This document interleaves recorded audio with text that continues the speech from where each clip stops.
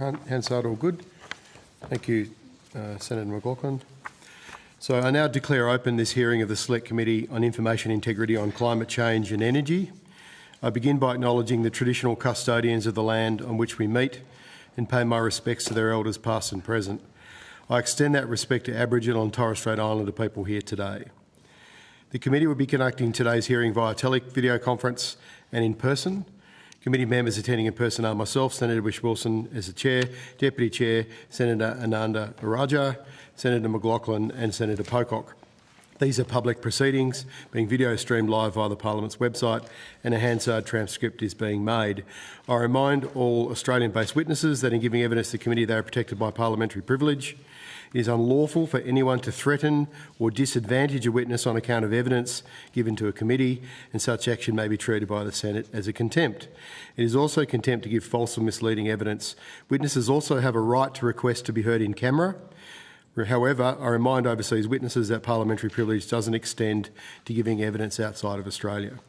I remind senators of their obligations under the Behavioural Code for Australian parliamentarians to treat witnesses with dignity, courtesy, fairness and respect. I also remind committee members and witnesses who are appearing via video conference and who are not speaking to mute their microphones. So it being 7:45am, I now call the Union of Concerned Scientists and Texas A&M University, and I now welcome via video conference Ms Kate Sell of the Union of Concerned Scientists and Professor Dessler of Texas A&M University. I understand that information on parliamentary privilege and the protection of witnesses giving evidence to Senate committees has been provided to you. In particular, that parliamentary privilege does not extend to giving evidence outside Australia. For the Hansard record, will you please state your full name and the capacity in which you appear today? And I might ask you to go first, please, Kate. Yes, good morning. My name is Kate Sell and I am the Senior Climate Campaign Manager for the Union of Concerned Scientists. Thank you. Andrew?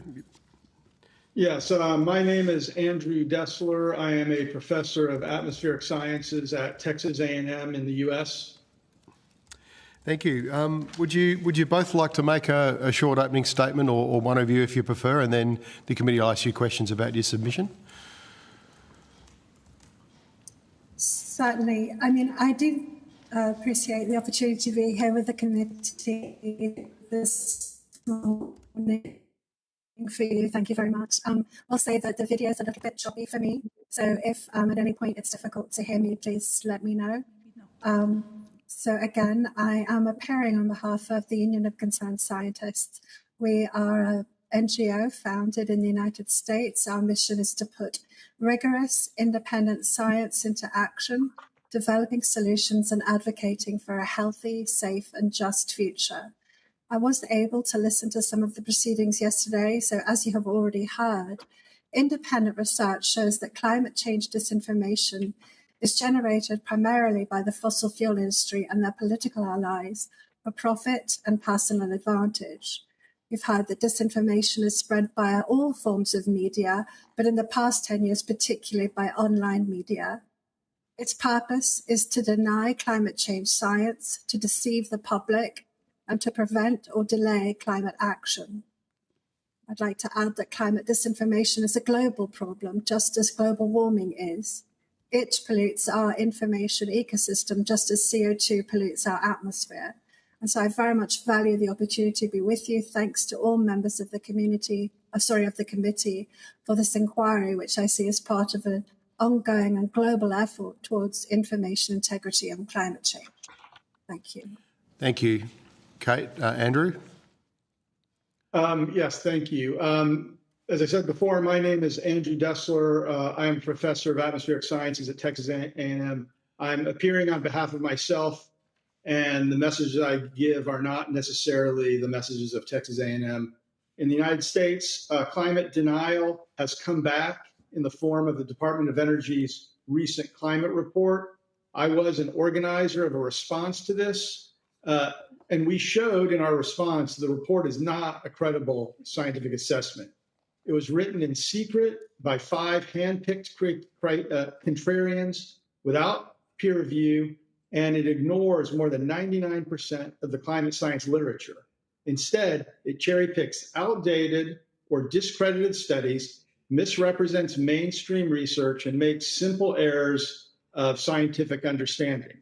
In my opinion, the goal of this report is to inject doubt in the public's mind about climate science. This is the same strategy once used by the tobacco industry to delay regulations.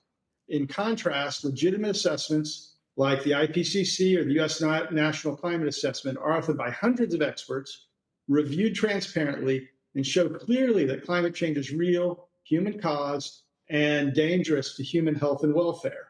Policymaking must rely on credible science, not manufactured doubt. Thank you. Thank you, Dr. Dessler. Look, I might open the questions. I'll just say with the 4 senators attending, we've got about 15 minutes each. So given the way we look at defining disinformation, Dr. Dessler, and obviously there's a number of definitions used by the United Nations through 2 different organisations, but essentially it's lies and deceit deliberately spread or knowingly spread. Would you classify the DOE report as, disinformation at the highest level? I hesitate to ever say what is in people's heads or in their hearts or in their minds. People are weird. And so I'm not going to speculate on what their intent was.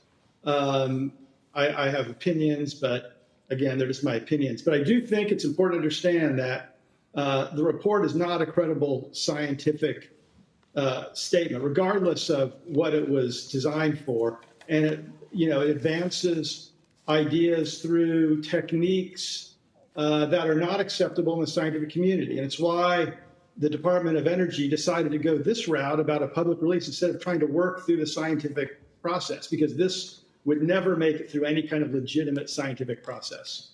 And on that point, I was told the other day, and I must admit I haven't checked whether it's accurate or not, that the DOE report was pulled. Is that correct? I believe that is not correct. So Right. What is correct is that the climate working group was disbanded. And I'm not a lawyer, but from what I've read in the news, they violated, that committee violated federal laws, in particular the Federal Advisory Committee Act. And so they disbanded it as a way, I think, to avoid, actually, I have no idea why they did, but it clearly violated several laws. They were going to get sued. It was going to be a mess. Now they're trying to get the lawsuit dismissed. But the report, I believe they still stand behind it. And I think if they did pull that report, it would cause them a lot of problems as far as trying to rescind the endangerment finding. Okay, thank you. But is your response, or the response of the Union of Concerned Scientists, who've rebutted that and made that rebuttal public, is it? I mean, it's not an official peer review process, but it is a kind of peer review process. Is that correct?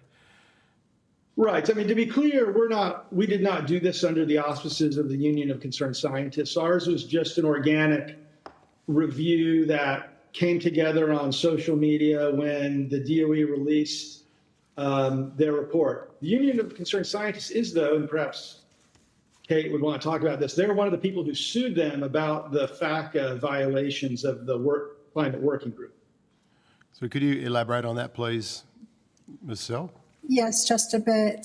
So yes, the Union of Concerned Scientists and the Environmental Defence Fund are parties to a suit in Massachusetts court, stating that the process by which this climate science, really it's a sham science report, was assembled, was in violation of FACA, which is the Federal Advisory Committees Act.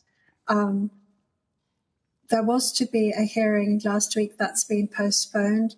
The one ruling that we have to date is that the judge has said that the Climate Working Group is not exempt from FACA. That's the only finding that we have in the case so far. Okay. Look, I couldn't bring myself to watch the President of the United States full speech to the United Nations, but I did. The media did report snippets of it over here in Australia. Saying climate change is the biggest con job in human history, and talking about the planet cooling. Was some of that information in the DOE report? And could I ask, could you answer that question first? Sorry. I presume you're asking me. The DOE report did not describe climate change as a hoax. In fact, they explicitly said that greenhouse gases are causing warming. Their main point is it's not a big deal. It's not making things worse. It's not a big deal. That's the argument they were making, which is wrong, but it's the argument they were making. So I think what the president said went far beyond what's in the DOE report. Okay. Could I just ask for you, how you felt as scientists who've dedicated your lives to science, and you obviously have formed this group, and you also do individual work, and you've, for example, been concerned enough to put out a response to the DOE report. How did you both feel personally, or your members feel personally, when the president made those comments to the world? Is this a difficult time for you? I'll answer this first, and then Kate can answer. I did not go into science to make money. I didn't go into science to promote my liberal communist agenda, which I don't have.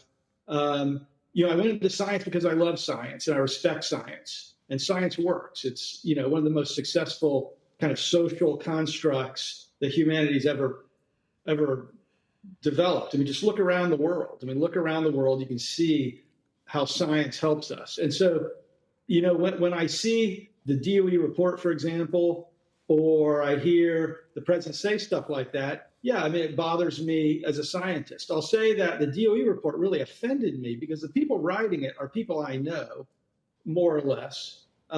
They're scientists. And yet, that document was a document that didn't respect science. It's not a scientific document.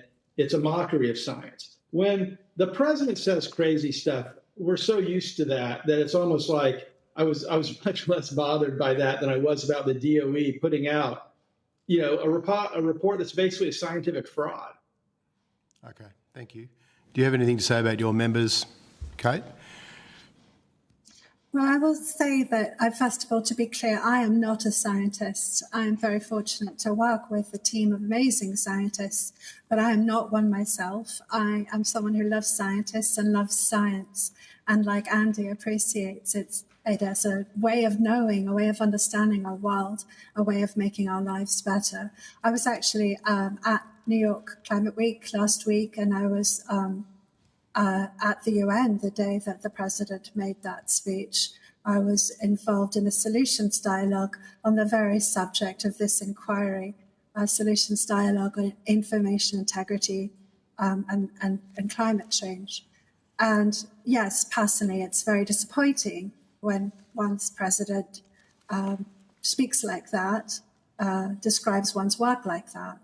I think it is the motivation, however, for the work that I do, and it just demonstrates the crucial importance of this committee's work right now, of this inquiry.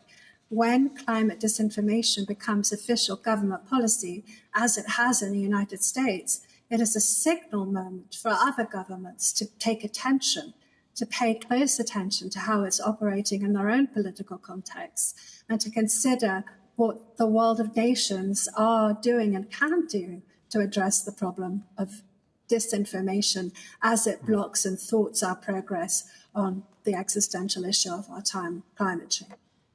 Yeah, I was to add that I think Kate brought up a really key point.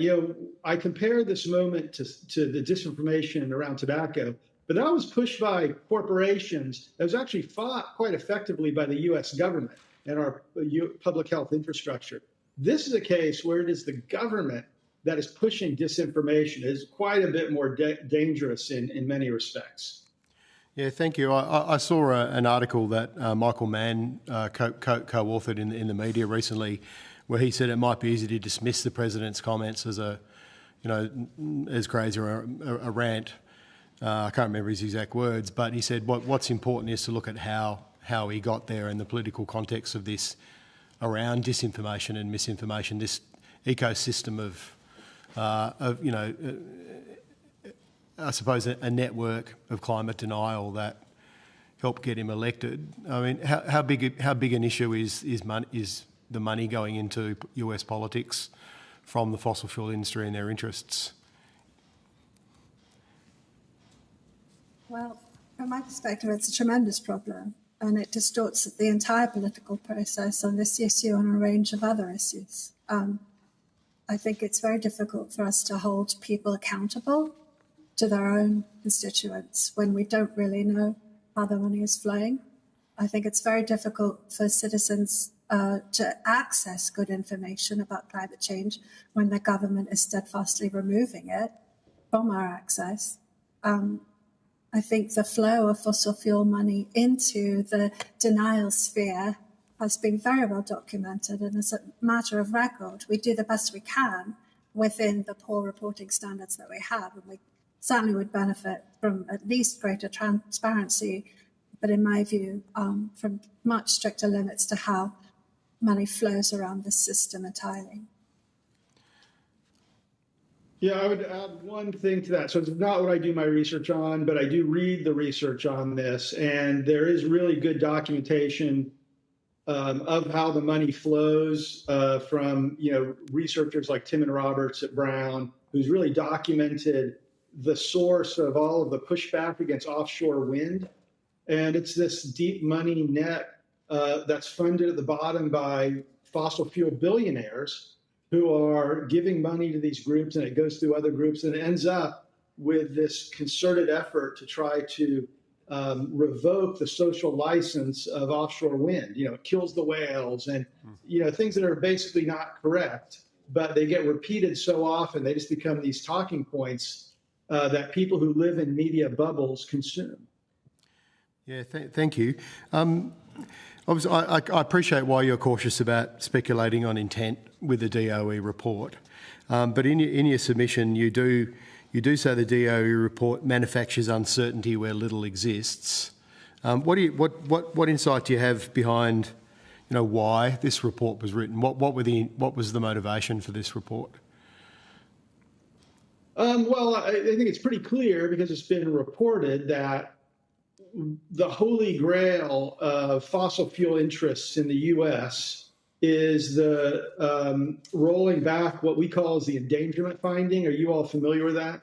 Yes, the endangerment. Perhaps if you could explain that very briefly to the senators. Sure. So the Clean Air Act, which is what runs a lot of environmental regulations in the U.S., is a 1970s to 1990s law. And in the law, it says the EPA has to regulate any gas or any effluent that poses a danger to human health and welfare. And so the EPA made the conclusion, after looking at all the science, that CO2 does indeed endanger human health and welfare. That was 2009. It's withstood many legal challenges since then, but a lot of U.S. climate policy rests on the endangerment finding. So if they could somehow reverse that and make the claim that we don't know if carbon dioxide is a threat to human health and welfare, that would be very good for fossil fuel interests. So everything that's happening needs to be seen in the light of trying to roll back the endangerment finding. So this DOE report is part of the series of events that the U.S. government is trying to do to overturn that. So the EPA, which is formally starting a process to roll it back, they widely quote the DOE report as part of their scientific justification. So that's really why why it exists. Thank you. Look, last question from me, but I obviously do have more depending on how the time goes with other senators. But I was just interested. I recently read, in fact, I just read it over the weekend, the new book Science Under Attack, and there was a couple of references to the politicisation of, efforts to combat disinformation, and in particular, it referenced the shutting down of a disinformation lab that had been Renée de Rester at Stanford Internet Observatory. She's a researcher that had studied disinformation and had set up a lab to try and put in place solutions, the kind of things I suppose this committee is looking at, would look at doing. Are you aware of that, and do you have any comments about how difficult it's been for researchers and scientists in the US to, be they social scientists or otherwise, to put in place solutions to this kind of disinformation and misinformation network? Do you want to answer that, Andy? Do you want me to? Why don't you answer that? So I am aware of that case. There have been other cases, and in fact, Timmons Roberts, who you just cited, experienced some pushback recently as well. This is a very fraught political atmosphere overall, and many issues which should be a question of debate and conversation are in fact rather issues of polarization. And I think the same is true of research into what exactly is happening to our information ecosystem. But when we look, we see that there's some 122 companies whose emissions are responsible for the vast majority of global warming since the 80s. There's a small number of people, similar amount, probably on the scale of 300 in the world, who spread most of the disinformation about climate change. We see a global problem, but with a relatively small number of actors that are driving both the disinformation about global warming and global warming itself. So it seems to me that this being really clear that we need to understand this, we need the transparency, and researchers need the access to understand the scale of the problem so that committees like yours can make recommendations to address it. Thank you. I'll go to the Deputy Chair. Thanks very much. I just want to zoom out a little bit. I'm interested in three areas. First, the network. Second, the tropes. And the third, the tactics that are used. This is all new for us here in Australia, this understanding that there is this coordinated network, but it's obviously very mature, it's very sophisticated in the United States, and it's been built up over decades. And now, I think, based on what we've heard over the last few days and the submissions we've acquired, it's now being exported out of the US into other places, Australia being one destination. So can you please talk us through those three aspects? Who are the players? Who are the actors? The second, what are the tropes that they use? And the third, what are the tactics? And you've sort of mentioned them a little bit, but if you could unpack all of that, that would be fantastic. Would you like me to start? Please, yeah. Yeah, go ahead, and I can add on anything else. Okay. The chief principal actors are the largest oil and gas companies. Their scientists predicted with great accuracy in the late 50s and early 60s exactly the kind of climate impacts that we might be seeing today. They knew what was going to happen from the intended use of their products. They could have listened at that time to their own scientists who warned them about the rise in temperature, about the rise in sea level. It was admirable, the science that they conducted at that time. And had they listened to their own scientists, as we plead for people to listen to scientists today, we might be in a very different place. But they made a different decision. They decided in the mid-90s that they were not going to do that. They were not going to bring their business models into line with a world that we can inhabit safely. They were not going to take their own scientists' warning into account, but instead we're going to conduct a concerted and coordinated effort to confuse the public about the science, to thwart progress, and to array a vast quantity of think tanks, front groups, centres, pseudoscientists, media outlets in support of this effort. And then I think when social media and search engines became widely available to people, the cost of spreading climate disinformation dropped, to almost nothing. And in fact, at this point, people are profiting from it. The platforms profit from it. It's important, and I'm sure you've been made aware by other speakers, sort of the economic model of disinformation. But the fossil fuel companies are making the most of the outrage economy. When you put something outrageous on social media, it garners attention. The longer you pay attention, the more ads you can be served up. The more ads you're served up, the more money people make. We are talking, an enormous business. I've heard that $800 billion in advertising goes online. It's online advertising at this point, and no one understands the supply chain. Really, it's completely not transparent. No one understands how algorithms are boosting this content for us, but this is the effect. And one can see that disinformation spikes at crucial moments. It spikes before every conference of the parties to the UNFCCC. It spikes around elections. It spikes around opportunities for action. And so those are sort of I want to make sure that Andy has the chance to speak, but the tropes we can get to as well, they're fairly predictable. Yep, thank you. Please go ahead, yeah.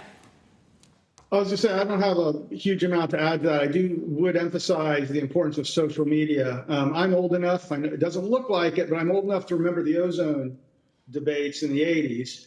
And, there wasn't social media then. And so I think that there wasn't the kind of coordinated pushback that is possible now with social media. And as Kate said, spreading disinformation is actually quite profitable. If you become a big talking head, you can monetize basically lying to people. It's a terrible business for society, but very profitable for the people that are pushing it. With regards to when you said, these things tend to spike when there are important announcements to be made or decisions to be made, it sort of suggests that there's a central hub, like an HQ that is, driving this. Is it like that, or do you think that these are now so mature that they are autonomous and working autonomously? How is it actually playing out now that this network is mature? I think if you look at the actors behind Project 2025, you will see the network and you will see 900 pages of strategy and messaging. The overlap is really significant. Is that a publicly available? Project 2020. Sorry, I'm not familiar with. Could you just tell us a bit more about Project? I beg your pardon. So this was a plan that came out from the Heritage Foundation, primarily written by the current OMB head, Russell Vogt. But there was a significant project to determine what a second Trump administration would look like. And it was released last summer. Oh, yeah, it was disavowed by the Trump campaign, but it lays out very clearly and in significant detail exactly what we're experiencing in the United States right now. And can you talk through... So the network I beg your pardon. Can you talk through the tropes? What are the stereotypes that are used? We've heard about scientists being attacked and discredited. We've heard a little bit about elitism, the 15-minute cities, all these sorts of things get co-opted in this. Could you just talk us through what the tropes are?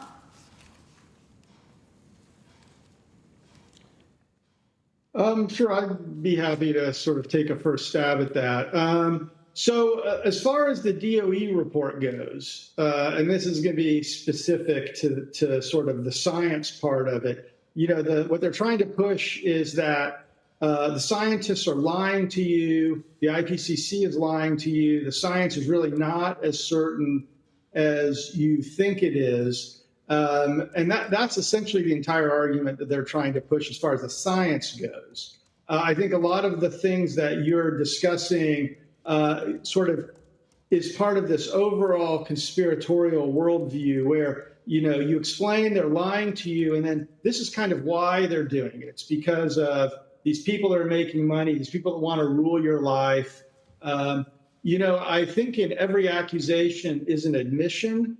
When they accuse people of doing stuff, it's because that's what they're doing themselves. So they accuse the scientific community of twisting the facts to push an agenda. It's because that's what they're doing. They talk about wanting to control our lives because that's what they want to do. They want to lock us into fossil fuels, which is a dirty, expensive fuel that's going to really turn the U.S., I'm quite worried, into a second-class economy by the end of the century, because we're handing China the economy of the 21st century, which is renewable energy. And all the things. Can I just ask you, how does this coordinated network, some scientists have called it a denial machine, how does it earn legitimacy in the eyes of the public? Well, I think that's the battle that's going on right now. That I think they're not winning. I think this DOE report was designed to try to make a case that this is a serious scientific critique of what you're not being told. I think it's failed to do that, but this is how they're doing it. Right now, the legitimacy is the biggest problem that this denial machine has, because there are very few scientists who are willing to support it. I commented several times that the 5 authors they got are the usual suspects. I mean, if you had asked me 6 months ago who they would get to write the report. Dr. Dessler, I'm more interested you're focused on the DOE report. I'm more interested in the general ecosystem, if I may. If you could please just give us some information about the ecosystem, because to be frank, the DOE report is not relevant to Australia. It's the ecosystem that I'm interested in. Sure. So I can take a step back and just speak more generally. So, the way they try to generate legitimacy is by making sciencey sounding arguments from people who appear to be scientists. So it's exactly what the tobacco companies did. Tobacco companies set up the Tobacco Institute, full of PhD scientists who are always photographed wearing their lab coats. And essentially that's what they're trying to do here. They want to advance arguments from scientists or from people who appear to be scientists that contradict what the scientific community actually says. It's nothing new. Dr. Kate? Yes. Do you have anything to add? Ms. Sam, not doctor, please. On the issue of legitimacy. Yes, I mean, they are. I think the Union of Concerned Scientists, my colleagues published a peer-reviewed paper from which we sort of created a public resource called the Disinformation Playbook. And this is the playbook that many industries run, but notably the fossil fuel industry is running. And it does involve manufacturing uncertainty and harassing scientists and creating these sort of false narratives.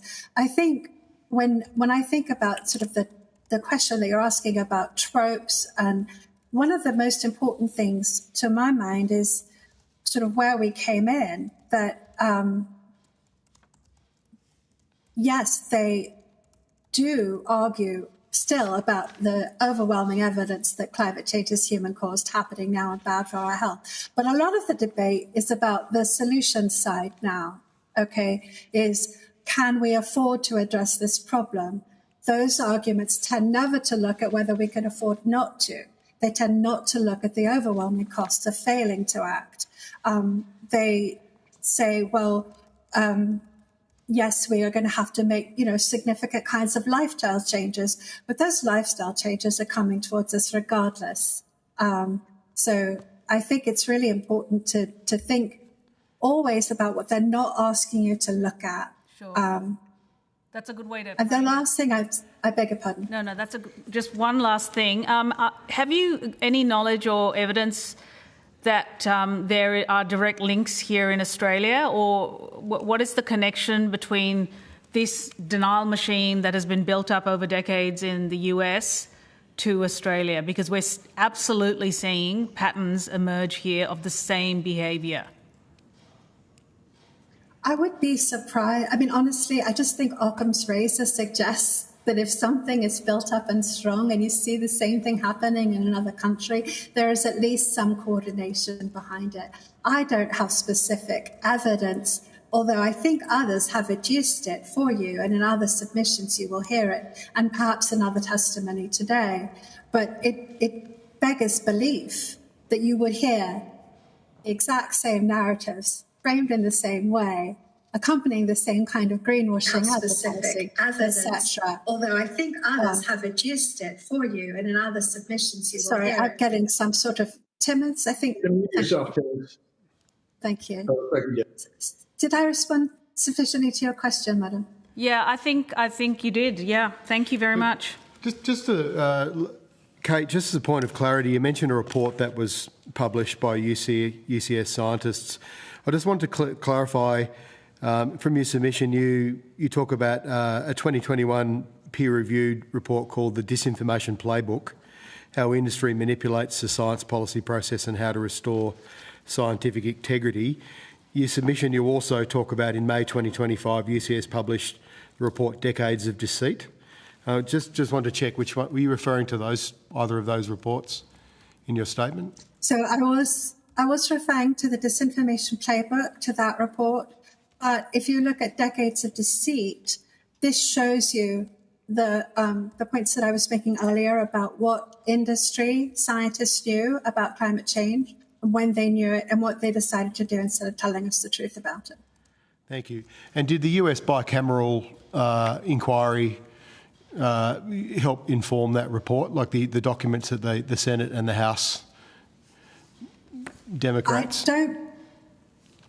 As far as I know, I could refer you to a colleague to be absolutely certain, but as far as I know, most of the documents that were produced in the UCS report, Decades of Deceit, came from discovery processes during litigation against fossil fuel companies. Okay, thank you. So I'll now go to Senator Canavan for 10 minutes and then to you, Senator Pocock, but I'll come to you first on the next witness. And then, sorry, Senator McLaughlin, you're good? Okay. Senator Canavan, are you ready to ask some questions? Yes, I am, Chair. Thank you. Thank you, Chair. Thanks for your evidence. So just on this DOE report, which I've read, it's a very good report in my view, so I encourage everyone to read it and also to read the IPCC stuff. You can make your own views or judgments. Just on the report, you mentioned this is a report written by climate scientists, and as you say, they don't deny there's a link between greenhouse gas emissions and a warming effect. But the fact they've got a different view, doesn't that show that there is not a consensus on the detail of climate change and how it impacts our environment?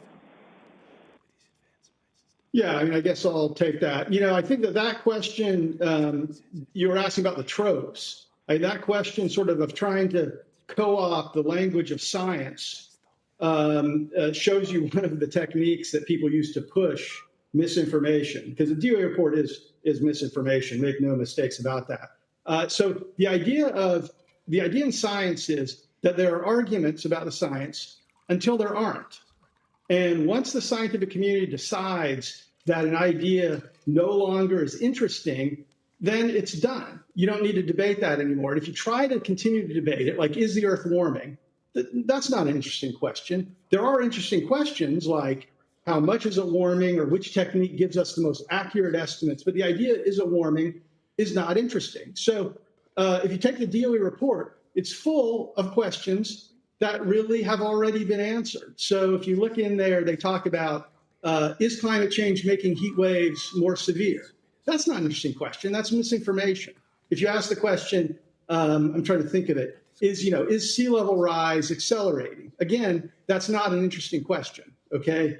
If you ask the question, what about, is carbon dioxide good for plants? These questions have been answered in the literature, and the DOE report makes its case by ignoring 99% of the literature that's out there, and they cherry pick, and they misquote, and they misinform. So I'm very sad to hear that you think it's a good report, because it is literally misinformation. Well, that's the view you've got. I've got a different view. That's a great thing about humanity. We've all got different views. I mean, the issue I've got is when I read the IPCC summary report for policymakers, it's overly dramatic and often not consistent with the technical reports. And so I've got, no, the technical reports of the IPCC reports are great. I read a lot of them. And the thing I like about the DO report, it's got extensive references. It doesn't use dramatic language. It admits there is a warming impact, but it's just sober. I mean, I suppose my point here is just go back to this idea of consensus. As you say, the consensus on this, that carbon dioxide warms the atmosphere. The issue for policymakers like me and how we deal with that is, well, is there still a question about how much warming occurs from a doubling of carbon dioxide? Is that still an open scientific question? Yeah, so, luckily, this is literally what I've spent the last 10 years researching. So I can answer questions about climate sensitivity in any level of detail you're interested in. It certainly is uncertainty, but the uncertainty is bounded. And this is this is a trope. Because there's uncertainty, the implication is we don't know anything about it. But there's lots of uncertainty in the world and in climate science where the uncertainty is limited. So if you look at the IPCC report, if you look at published assessments, credible published assessments, there is uncertainty in the climate sensitivity between 2.5 and 4 degrees Celsius for doubled carbon dioxide. And that is legitimate uncertainty. But the uncertainty doesn't go to zero. It's not like climate or go to 1 degree or something where it's like, well, the warming is going to be so minor, we don't need to worry about it. And I think the DOE report misrepresents the uncertainty in that number. Okay, so there is uncertainty about that. And the issue I've got then, are you familiar with William Nordhaus's DICE model? I'm not an economist, but I am familiar with it. Yeah.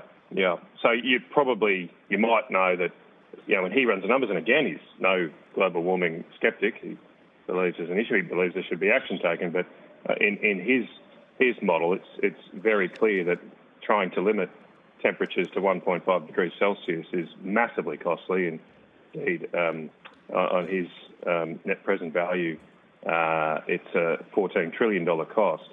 And it would be much more sensible and a positive net present value to simply limit in his optimal level to a carbon content of 560 parts per million. Now, of course, we can argue the toss of the assumptions in that model, but this is the issue I've got here. A lot of what is being categorised as misinformation to this inquiry is, to me, legitimate policy debate about to what extent we act on this issue, to what costs we take. Clearly, this particular economist, he's a Nobel Prize-winning economist, I should say, Professor William Nordhaus, he comes to the conclusion that we shouldn't adopt the Paris Agreement net zero model, that we should have a longer transition to a higher level of carbon content in the atmosphere to maximise human welfare. I mean, is it legitimate in your view, is it misinformation to suggest, as William Nordhaus does, that the Paris Agreement is too big a cost, at least how the Paris Agreement is currently being implemented, is too big a cost for human welfare? Yeah, so I can't speak to what Nordhaus thinks. I mean, I've seen his papers. I believe his last paper he published a year or two ago said that in his DICE model, the optimal of warming was 2.7 Celsius. If you go back a couple of years, it was 3.5 degrees Celsius. I think if your numbers are changing that much over a few years, I don't have a lot of confidence in any of your numbers. And I would add, if you talk to economists, which I do, they largely agree with that. None of them believe that those models. I think the models are interesting. They're academically fascinating about how you can change parameters, you get these different answers, but nobody believes that we should be betting the future of the planet on the DICE model. I mean, that is not something I think any legitimate economist would tell you. So I think what we need to do... Yeah, and just to be clear, I am an economist. I've used not the DICE model, but I've used models like this. I totally agree. I wouldn't be making major policy decisions based on economic models alone. They are not accurate enough. They're informative, but just like I wouldn't be making decisions based on simply the climate science alone. As I said yesterday, there's very complex trade-offs here between the need for poorer people to have access to electricity, the need to deal with other environmental issues, one that kills a lot more people than carbon emissions in terms of air pollution, particularly from the burning of biomass and biofuels in developing countries, kills something like 6 million people a year. So,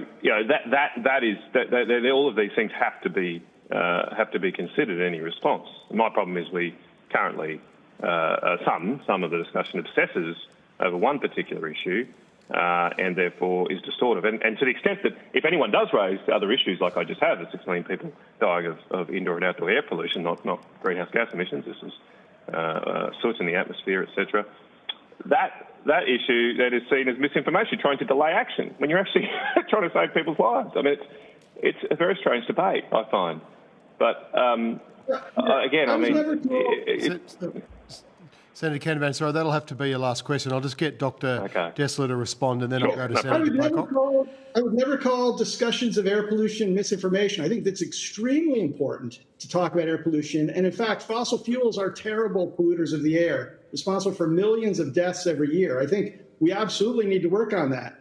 And I also agree with you that policy decisions aren't made just on science or economics.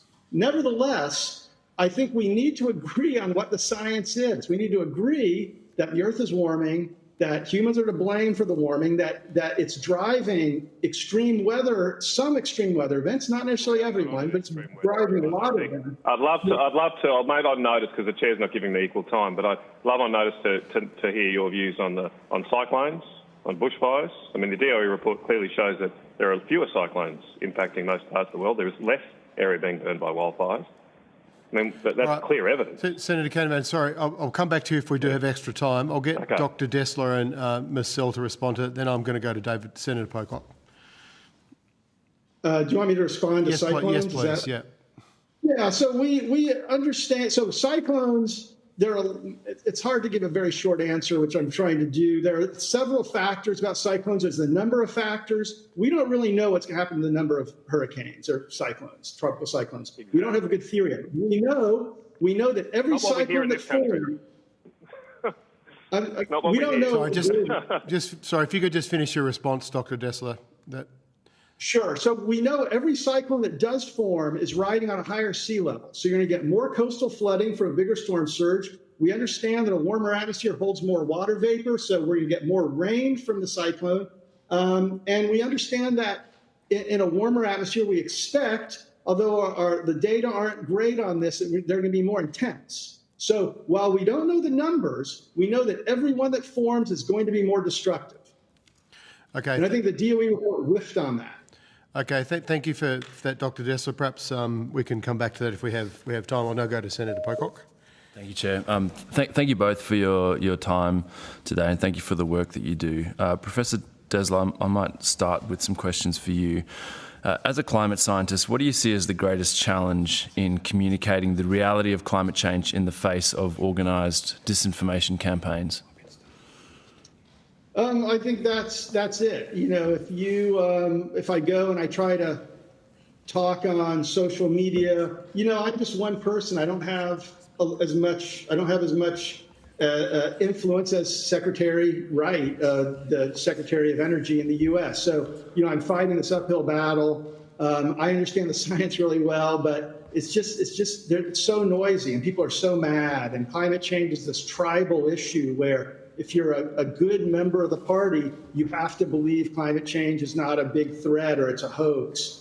You know, I didn't go to grad school and spend 30 years working on this to fight in this environment. You know, it's a very hostile environment for people that are trying to set the record straight. Mm-hmm. At the start, you reminded us that you're appearing in your sort of private capacity, but I'm interested what responsibilities you think universities and scientific institutions have in proactively addressing climate misinformation, and whether or not you think they're currently doing enough in this space.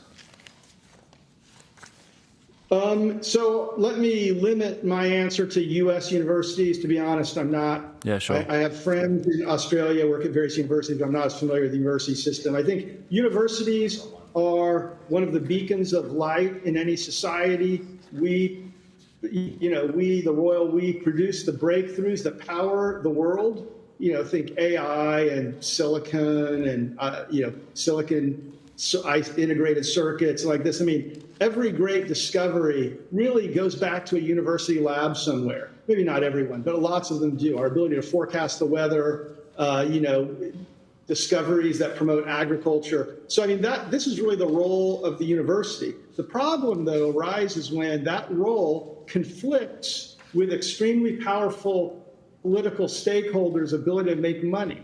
And that's really what we've run into in climate science. You know, we're generating the knowledge, but there are a lot of rich people who will not be as rich in a world with climate policy. Even though most people will be better off, a small number of very powerful people will not be.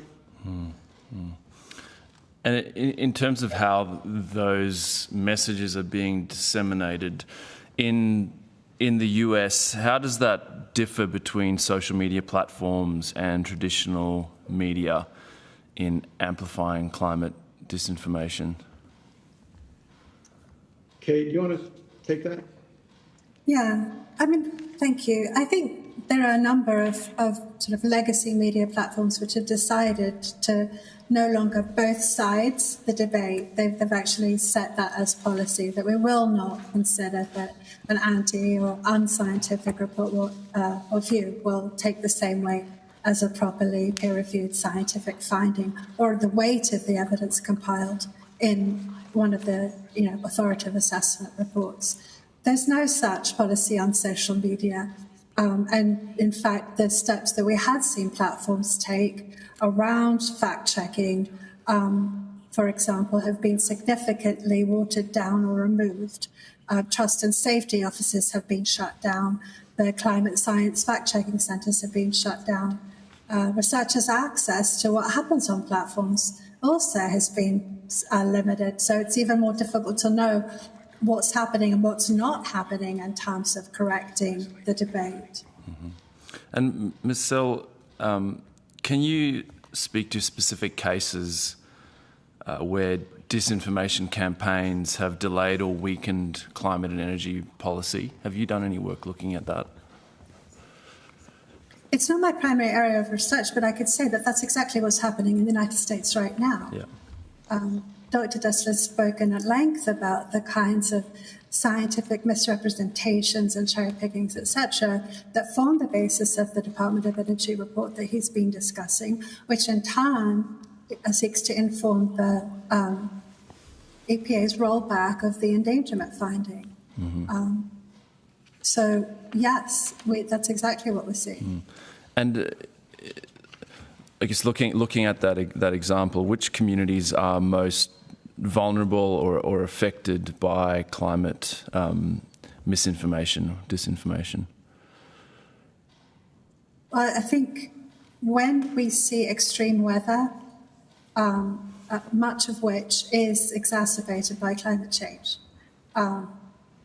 we see a lot of disinformation spike. We see it spike about the cause of the particular event. We see it spike about who is able to come and support recovery. And we see a lot of disinformation about who benefits from creating a disaster. And the fact is that there are people who are benefiting from exacerbating natural disasters, so-called natural disasters. We know who they are. We know they're the fossil fuel companies and their political allies, and they're scapegoating others. But we know, I'm constantly astonished by the prevalence of conspiratorial thinking in my country at the moment. But I have to tell you, if you're looking for a conspiracy, I've got one for you.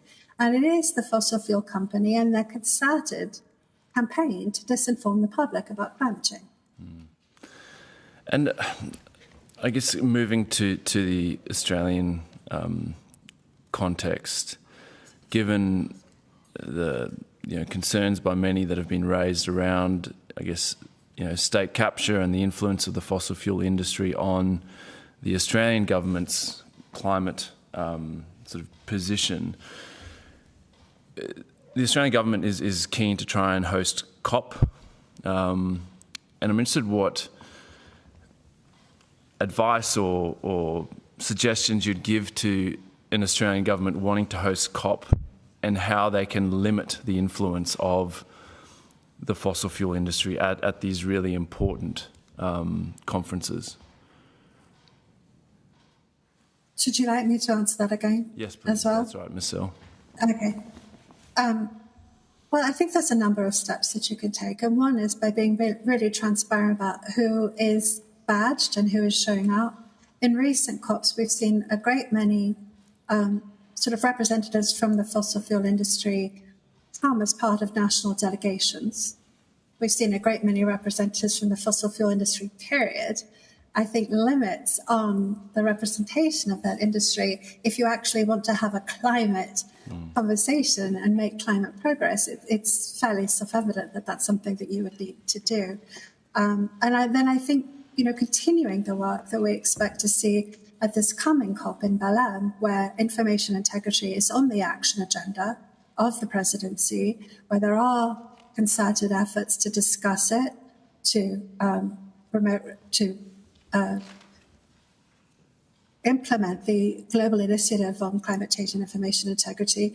I think continuing that work in Australia and Australia joining the global initiative, those would be tremendous steps for Australia to take.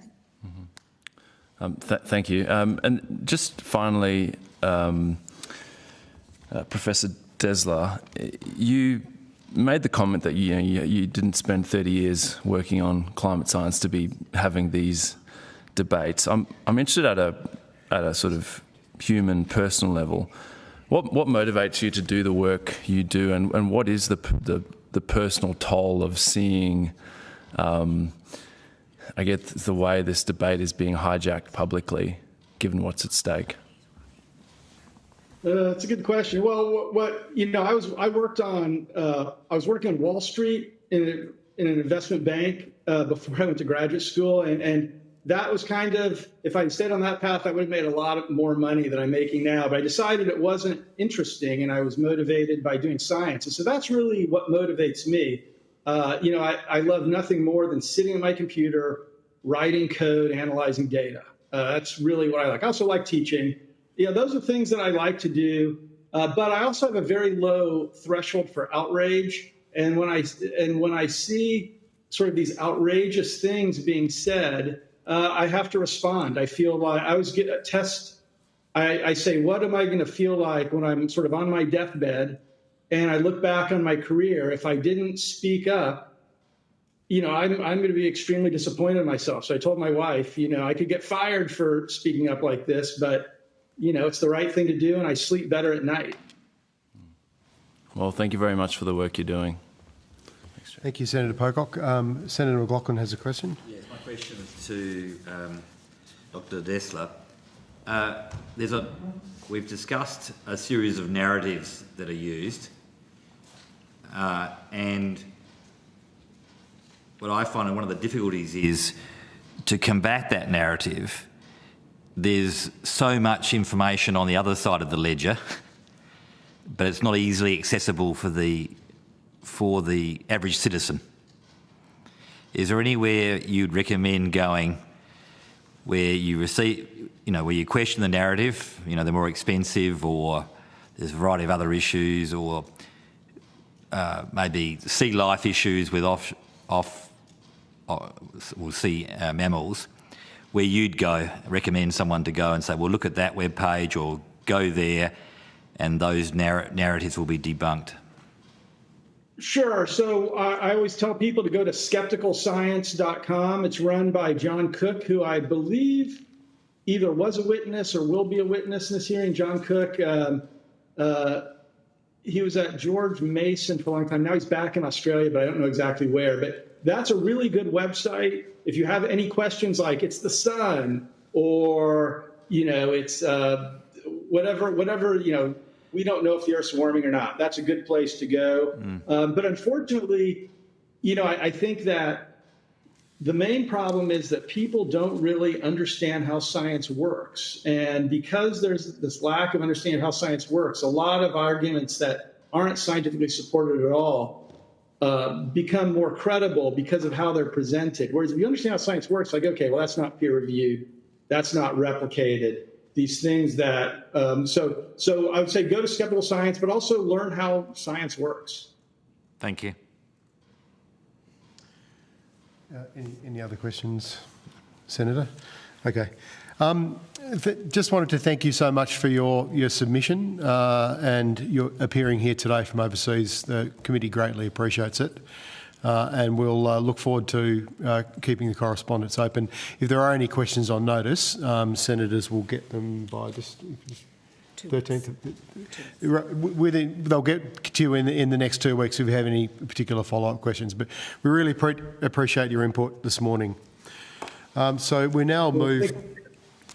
Thank you. We now move. Thank you, Kate. We now move to our next witness, which is the Climate and Development Lab, Brown University. And I see we have Professor Roberts online. I now welcome a video conference Professor Roberts of the Climate Development Lab, Brown University. I understand that information on parliamentary privilege and the protection of witnesses giving evidence to Senate committees has been provided to you. In particular, that parliamentary privilege does not extend to evidence given outside of Australia. For the Hansard record, would you please state your full name and the capacity in which you appear today? Sure. Good morning, Chair and Committee. My name's John Timmons Roberts. I use my middle name, Timmons Roberts. I'm at Brown University. I run something called the Climate and Development Lab, which is part of the Institute at Brown for Environment and Society. I'm also director of the Climate Social Science Network. You heard from Christian Downey at ANU yesterday talking about our testimony from CSSN, the Climate Social Science Network. Oh, I want to say I'm speaking for myself today. Oh, fantastic. And not for my university. Thank you, Professor Roberts. Would you like to make an opening statement? Yeah, I'm going to have a little brief one here, just summarizing what it put in our submission.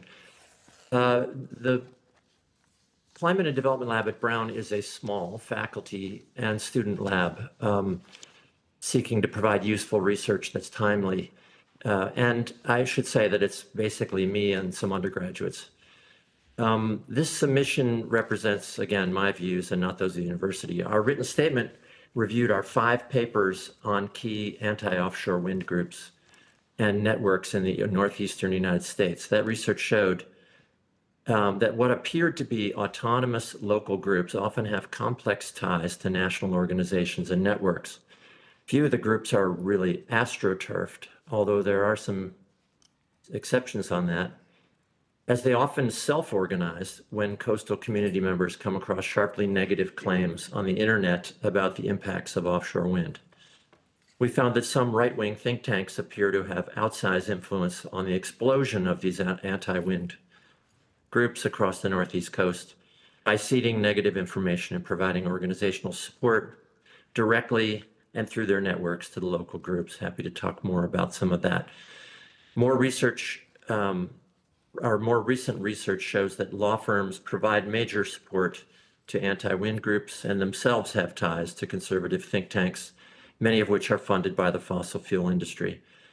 Categorizations of arguments against offshore wind using a couple of frameworks that I heard mentioned a little bit in your, the little bits of your testimony I could catch as I was falling asleep last night and then this morning. Like the discourses of climate delay and the FLIC framework of John Cook, and then the third one called CARDS 2.0. Happy to talk about those. Those frameworks can be useful for recognizing the discursive tactics that are being used for delaying implementation of renewable energy sources. Thank you. Thank you, Professor. I'll now go to the Deputy Chair. Thank you, Professor Roberts. Could you just outline for us the network that is built up around climate delay?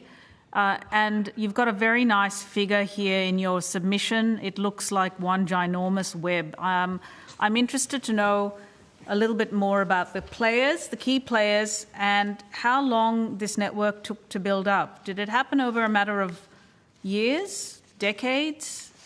Yeah, a little bit of context would be great. Right. There's a lot there in that question, and I appreciate it very much, Deputy Chair. We identified 3 main networks. On the right of the figure, and this is from our paper called Against the Wind, a map of the anti-offshore wind network in the eastern United States. That's available on our website, which is at climatedevlab.brown.edu for people who might be watching. This on the right is the State Policy Network, a network of think tanks, very conservative, libertarian, often think tanks in every state in the United States that have been funded by tens of millions of dollars from the Charles Koch network of donors. In the middle is the American Coalition for Ocean Protection, which was actually founded by one of those State Policy Network members from Delaware. And then, and that also includes some groups that appear to be local groups. Some of them are, and some of them are, one of them at least is AstroTurf Group. And then the third coalition we focus on is this one called Save Right Whales, which includes a lot of local groups up and down the coast. And then also includes some national actors who have, ties to these right-wing think tanks and have, worked to set up some of these groups and co-founded the network. So there's a lot to this diagram, I realize. It's quite complex. There's another network, of course, of fishing groups, so this Responsible Offshore Development Alliance. There's, some law firms in here. There's even a U.S. representative and some key individuals. So there's much to talk about. We also have some sub-diagrams in the paper showing parts of that network. And I will point you also to our latest paper, the one on law firms and the role they play, and that's called Legal Entanglements, Mapping Connections of Anti-Offshore Wind Groups and Their Lawyers in the Eastern U.S. Professor Roberts, can I interrupt? Sorry, it's very interesting to just to give us that high level. A couple of things I just want to draw your attention to. You mentioned the law firms, so obviously there's a cycle of lawfare which is very profitable for these firms. But yesterday we also heard about enablers like public relations firms who are basically tasked with focus group testing and identifying, building a political campaign, maybe for grassroots engagement.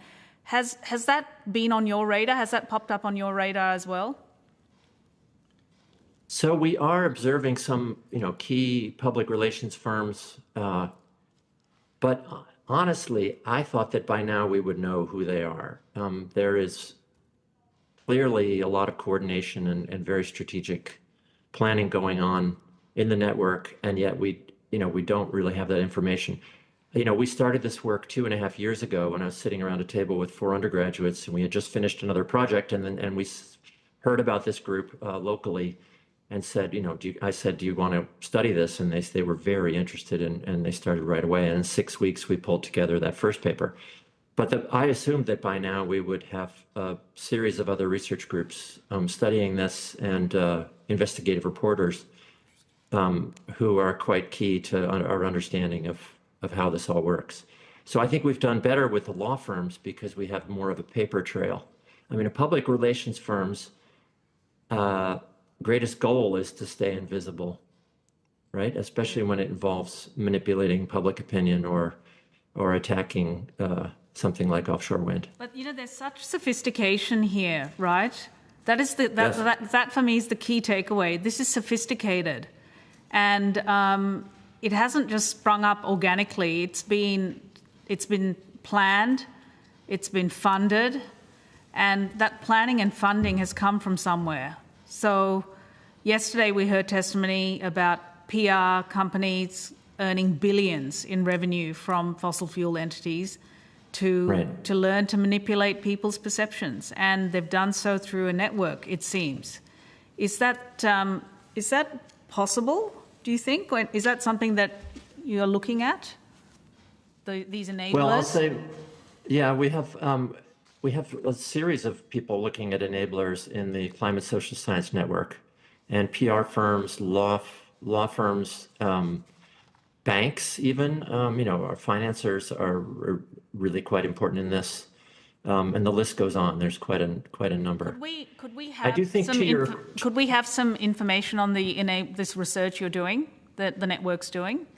Sure, we'd be happy to send over a list of some of the research. Yeah. Wonderful. We'd in general put up our research that we're funding on the website of the Climate Social Science Network. I wanted to mention, though, you asked about the origin, and in this Against the Wind paper, we have on page 6 a a story that I think may be the origin of all this, and that was a 2012 memo by a senior fellow of the American Tradition Institute and a PR lawyer. And they outlined in this memo a, quote, national professional PR campaign to cause, quote, subversion in message of wind industry so that it effectively becomes so bad that no one wants to admit in public that they're for it, much like wind has done to coal, by turning green to black and clean to dirty. And this campaign, quote, must appear as a groundswell among grassroots. So I think this, this was planned in 2012, and it's really come to be. But I would say in the United States, the surge of groups, at least in the case of offshore wind, has been over the last 3 years. That it really started in late 2022 with a couple of exceptions of groups. So it's quite recent. I don't know if the groups are continuing to grow, but they grew very quickly in 2023 and 2024. That's really interesting that it's so recent. Is it conceivable that their strategy and tactics is being seeded elsewhere, like in Australia? Because we're seeing very similar tropes and tactics, strategy by some groups here. I would say there's not much question that it's spread internationally. There's even networks that include international groups. So I think the model, yes, is being exported from the United States. I think it probably, there's some good research on opposition to onshore wind, including by Leah Stokes at University of California, Santa Barbara. That is quite interesting, and I think the onshore wind and solar opposition got started somewhat earlier, perhaps closer to this 2012 memo. Are you aware of any overt associations with Australia, either any actually, between the US offshore wind movement or network and here? I have not done the research to look at what's happening in Australia. It sounds like it's a research gap for us, perhaps. Can I just... Go on. Just a point of clarification on that, Professor Robertson. I think you did say in your submission that you're aware of research being done on that in Australia at the moment. Oh, no, I did not say in Australia. I was saying in general about enablers. Oh, I see. Okay, sorry. Yeah. Sorry, Chair. I'm glad you asked. Professor Roberts, could you please talk to us a little bit about what is happening in these communities? I guess what's going on with respect to the social dynamics. You touched upon it, the silencing of those voices that are perhaps in favour. If you could talk us through the social dynamics, and then also talk us through what happens in those communities when offshore wind is built. Do those voices disappear? Does all the resistance melt away? What is the afterburn like? Well, I can talk about a letter that was sent from the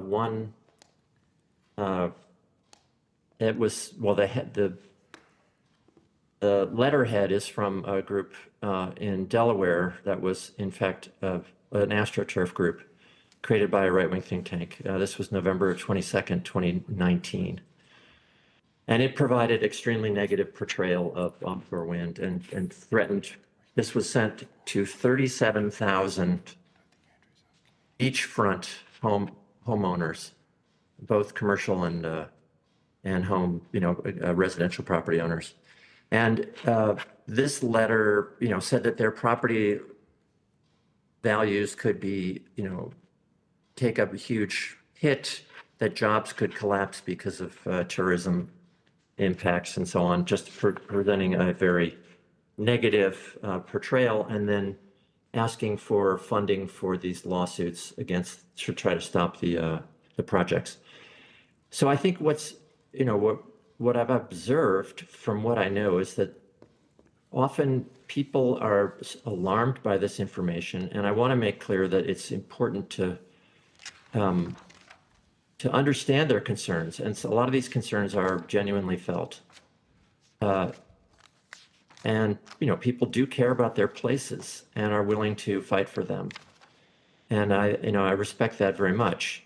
When those fears are whipped up by external interests that really have a self-interest, which is based on their commercial, attempts to, whatever it is. There's other outside interests that want to manipulate these communities that I think that's deeply problematic. But I do again want to say that it's really important to understand the local concerns and to address them as best as possible. But I think what's happening often is a real fracturing of the community. Some people are for the wind installation, many are against it, especially those right on the beachfront. And I think that there's the drumbeat of negative claims, I would call it, is just unending and deafening. And we've documented over 100 different claims about why offshore wind is terrible and is the end of the world. And we've done some work trying to rebut them. We put together a website with some of my colleagues here at Brown University and at the University of Rhode Island that's called realoffshorewind.org, realoffshorewind.org. So it was we laid out some questions that people might have, and we have some videos trying to talk through why some of the claims are really problematic. And I do think it's important to remember that the major environmental organizations, those who have taken up the task of protecting wildlife, both marine mammals and birds and so on, in the eastern United States, the Audubon Society, the Nature Conservancy, the National Wildlife Federation, the major marine biological labs, the aquaria, and so on, are in favor of offshore wind because they see it's a net benefit, even though it will have some negative impacts. This is energy infrastructure. It's going to have negative impacts, but on balance, the benefits far outweigh the costs, and the costs, of course, include ocean acidification from continued use of fossil fuels, and then the temperatures rising and the disrupting of the oceans that you all understand quite well over there. Professor Roberts, would it be possible to get a copy, the committee to get a copy of that? I think you said the 100 or so different discourses or misinformation or disinformation that you've picked up on. It'd be interesting to correlate that to what we're seeing here in Australia. Yeah, we can do that. Sure thing. Could you also just talk to us a little bit about astroturfing, as you see it in relation to offshore wind, the anti-turbine campaigns? And you've also said in your submission that you felt it was a little bit overstated and we need to be a bit careful. Right. Right. I want to acknowledge my now graduated co-author, Isaac Slevin, who led some of our writing on this and did his honors research on this last year. And the point is that often we say the groups are astroturfed, which technically means, really stood up by outside forces. But especially corporations or PR firms, I think, as you guys heard yesterday. But in fact, many of these groups are concerned citizens who may have received, this alarming news. For example, in this case of the 37,000 people receiving this one letter, alerting them to all the negative sides of the offshore wind, that often these groups, so they don't quite fit the definition of astroturfing. But neither are they entirely organic. That is, they're receiving, as we say, an information subsidy. That was the best term we could find. It's not perfect either. That is, the groups are receiving information about tactics, ideas about tactics and strategies. They're receiving talking points.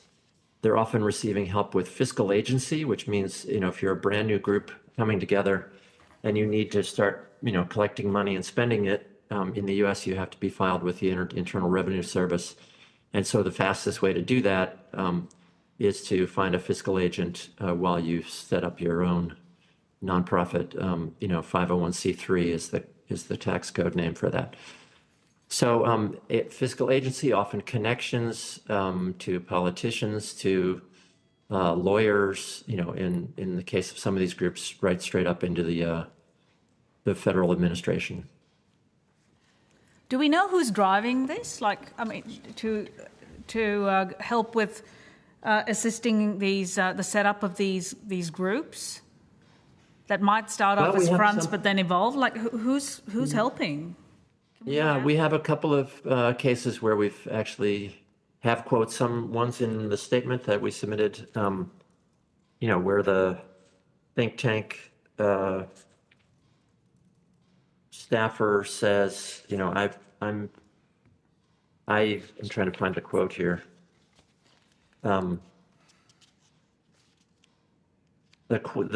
The staffer in the think tank said he'd, quote, I developed opposition programs. We know how to do a 501c3. We know how to reach out and use social media. So we basically did training for these organizations to help them grow. Wow. The reaction we got is that we're so glad to hear from you. We felt so alone. It's been a very common situation. And then that oftentimes larger groups are helping smaller groups with information, website content, and so on.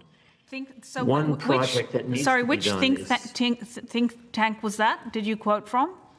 Yeah, it's on page 6 of our statement, and it's the Caesar Rodney Institute in Delaware. Is it conceivable that think tanks in Australia might be doing similar? Well, we believe it's the Caesar Rodney Institute, I should say. Sorry, it was from a doctoral dissertation. I believe it. It's very likely that's happening in Australia. Somebody needs to get out there and document it. The documentation is out there for researchers and investigative journalists, or parliamentary investigators to find out. I'm just about to change the call to Senator Canavan. Professor Roberts, could I just check, have you ever heard these things called boot camps by any chance? Well, I've heard of them for other NGOs, but not for anti-wind groups. Right. Okay. Yeah, just check it. I've got some questions for you later, but I'll go to Senator Canavan now. Are you ready, Senator Canavan? Yes, thanks, Chair. Shoot. Thank you, Chair. Look, I just wanted to go to your submission, which I thought was a very good submission, and particularly a quote on page 9. I'll try and summarise it a little bit or not read all of it. But you say there on the third paragraph on that page, however, we believe the impact of astroturfing is usually conceptualised as a wholly externally credited group in the American anti-turbine movement is sometimes overstated. As journalists, politicians and researchers are accustomed to the language of dark money and astroturfing, they sometimes incorrectly identify local anti-turbine configurations as astroturf organisations, but most groups have clear local foundations and there is often no evidence to suggest they have accepted dark money. I don't have a lot of experience with offshore wind in Australia. Most of the projects in my area, my constituents, are affected by onshore wind. I would just like to expand on that point because I think that's something that's a bit of an issue here with this inquiry, that there seems to be this conflating of what are genuine local concerns about development, and you get these sort of concerns with any kind of development, but these are very large developments, both onshore and offshore wind projects. But could you expand on that a bit, that how is that occurring? Some local opposition groups are being tagged as somehow nefarious or acting for malicious intent, and how does that affect the development of these projects in America? Well, I would say that indeed there is, people initially want to follow the money. I mean, I think in America it goes back to the movie All the President's Men, where this key character said, follow the money, and so I think it's quite an important thing to do. And even as social scientists, we seek to follow the money and see when there is evidence of actual flows of money. We did a little of that in this paper, the one on Against the Wind, and showed there are important money flows. But oftentimes, again, there's a series of other types of assistance that is provided for local groups as they start to form. As you say, these are big energy projects. They have impacts, and there will often be a group that would like to not see it happen, or would like to at least have it happen in a responsible way. And so I think, the external help can often drive the nature of that opposition. Will that opposition be, of the type that will seek to improve the project to make it have the, minimal impacts, or will it just say, no, and sort of the tactics that they'll use to fight against it? Okay, thanks for that. Look, and yes, and certainly in my experience, all of the local groups I've interacted with, any suggestion they're being funded or organised by outside groups is ridiculous. They just don't want to live next to a 280-metre tower, or many 280-metre towers. It's not hard to explain the opposition. On the next page, you go on to say that if renewable energy advocates are dismissing their opponents as funded by dark money or planted by the fossil fuel industry, these attitudes will likely manifest in advocates' interactions with opponents. The consequences may be the failure of renewable energy projects. Are you quoting any specific examples in the American context where that's happened, or is that just a concern you have? I think we're actually citing an article from Europe here, where often renewable energy developers will dismiss local opposition too simply. And it would be nice if the world was that simple. So we're basically calling for better community relations, better understanding of communities. And I will say, the part of the problem is this disinformation, or the amount of just problematic, exaggerated claims against the renewable technologies that I think often drives some of these responses by renewable firms or outside, by groups concerned about the rejection of the projects. Right? If the projects are being opposed for valid reasons, those need to be addressed as best they can be. I mean, there has to be also national or regional, state level energy policy. Of course there's projects that have to be built, but often they can be adjusted or built in ways that really help the community in many ways. Right? There's community compensation packages. There's relocating the actual turbines or solar farms, or adjusting the siting, or the putting in buffers or so on, vegetative buffers and so on. Look, well, thank you very much for that very sensible evidence. My message always to renewable energy investors and proponents in my area is you've got to get the local people on board. All politics is local, and if you dismiss local concerns as based on conspiracies or in the hock of well-funded dark money groups, I don't think you're going to get your project away. I just wanted to, my last question, some of your submission goes to offshore wind. As I say, I haven't had a lot of dealings with that in particular. I have followed the debate a little bit in the US. There does seem to be concerns, or there has been, I believe, an increase in beachings of whales. What's your view then on if you've got particular expertise in the status there, the science around why there has been an increase in whale beachings on the eastern shores of the United States?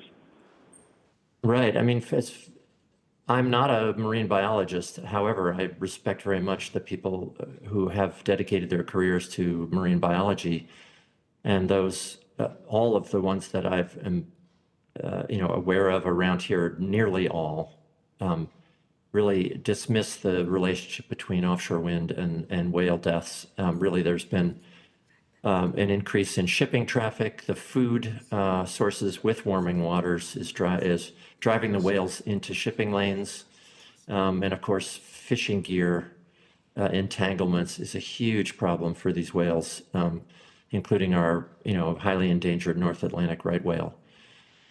So there's things like that. The beachings also are said to be caused by chemical contaminations, naval radar and so on. There are other things that are apparently driving these. The other thing is that all this extraordinary mortality event that's happening on the East Coast started long before any wind exploration. And so it's really it's remarkable that people are continuing to claim a relationship. And if you look on Facebook, you will see a washed up whale or other marine mammal almost every other day, and there will be claims that it was caused by the wind turbines. And it's really unfortunate because these projects have done a massive amount of work to avoid damaging whales, including not pounding in the foundations during their migration season, putting in sound curtains, having whale spotters out there all the time when they are doing setting up of the turbines. So it's really unfortunate that here's an industry that listened, and this was in fact a case of local users and those who know about and are concerned about a place and its ecosystem actually expressing their concerns to an industry. The industry listened and actually has done quite a lot to protect this species. And in fact, some of the leading environmental organizations up here in the Northeast signed agreements with some of these wind developers that they had to take care of the whales, by taking these measures that I just laid out there. Thank you, and thank you, Chair. Thank you, Professor. Thank you, Senator Canavan.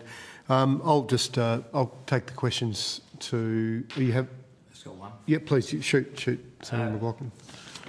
Can you direct us to any articles or information sources in how to combat these tactics? We've had evidence about education and a variety of other opportunities to inform the public. But from the perspective of someone who supported renewable energy, and you looked at the media and the community as a level playing field, how would you go about technically resisting these arguments and the tactics? You can take that on notice. Feel free. I'm not a communications expert. Yes. And I think there are some people who really have made a career of trying to do this better. Would you, if you'd like, I can try to do some digging for some sources on that. Yes, I'm coming from the perspective of a contest of ideas and a tactical response. Yeah, I guess one thing I wanted when we started looking at this was to help people understand how these groups are connected to larger networks, and that people need to understand when they hear a local person, and this is not all the time, I don't want to dismiss, again, local concerns, but some of the arguments that are really unfounded. It's almost a ventriloquism, really, of other actors that are putting those voices out there. So I think there is some value in understanding this network, and that's why I'm quite interested to see the results of your committee's inquiry. I would also say, there are, studies of how to address this kind of misinformation or disinformation or false claims, whatever you want to call them, with, quality information. I think clearly that social media is the place where this battle is being fought, and a lot of the groups, the developers, the NGOs, the politicians, whoever else, the federal, state, and local agencies really failed to get on the social media fast enough and respond. And I think there's debate about, do you respond to every false claim? You could really spend the rest of your life doing that, and there will always be another false claim. There's just a tremendous number of claims being generated all the time.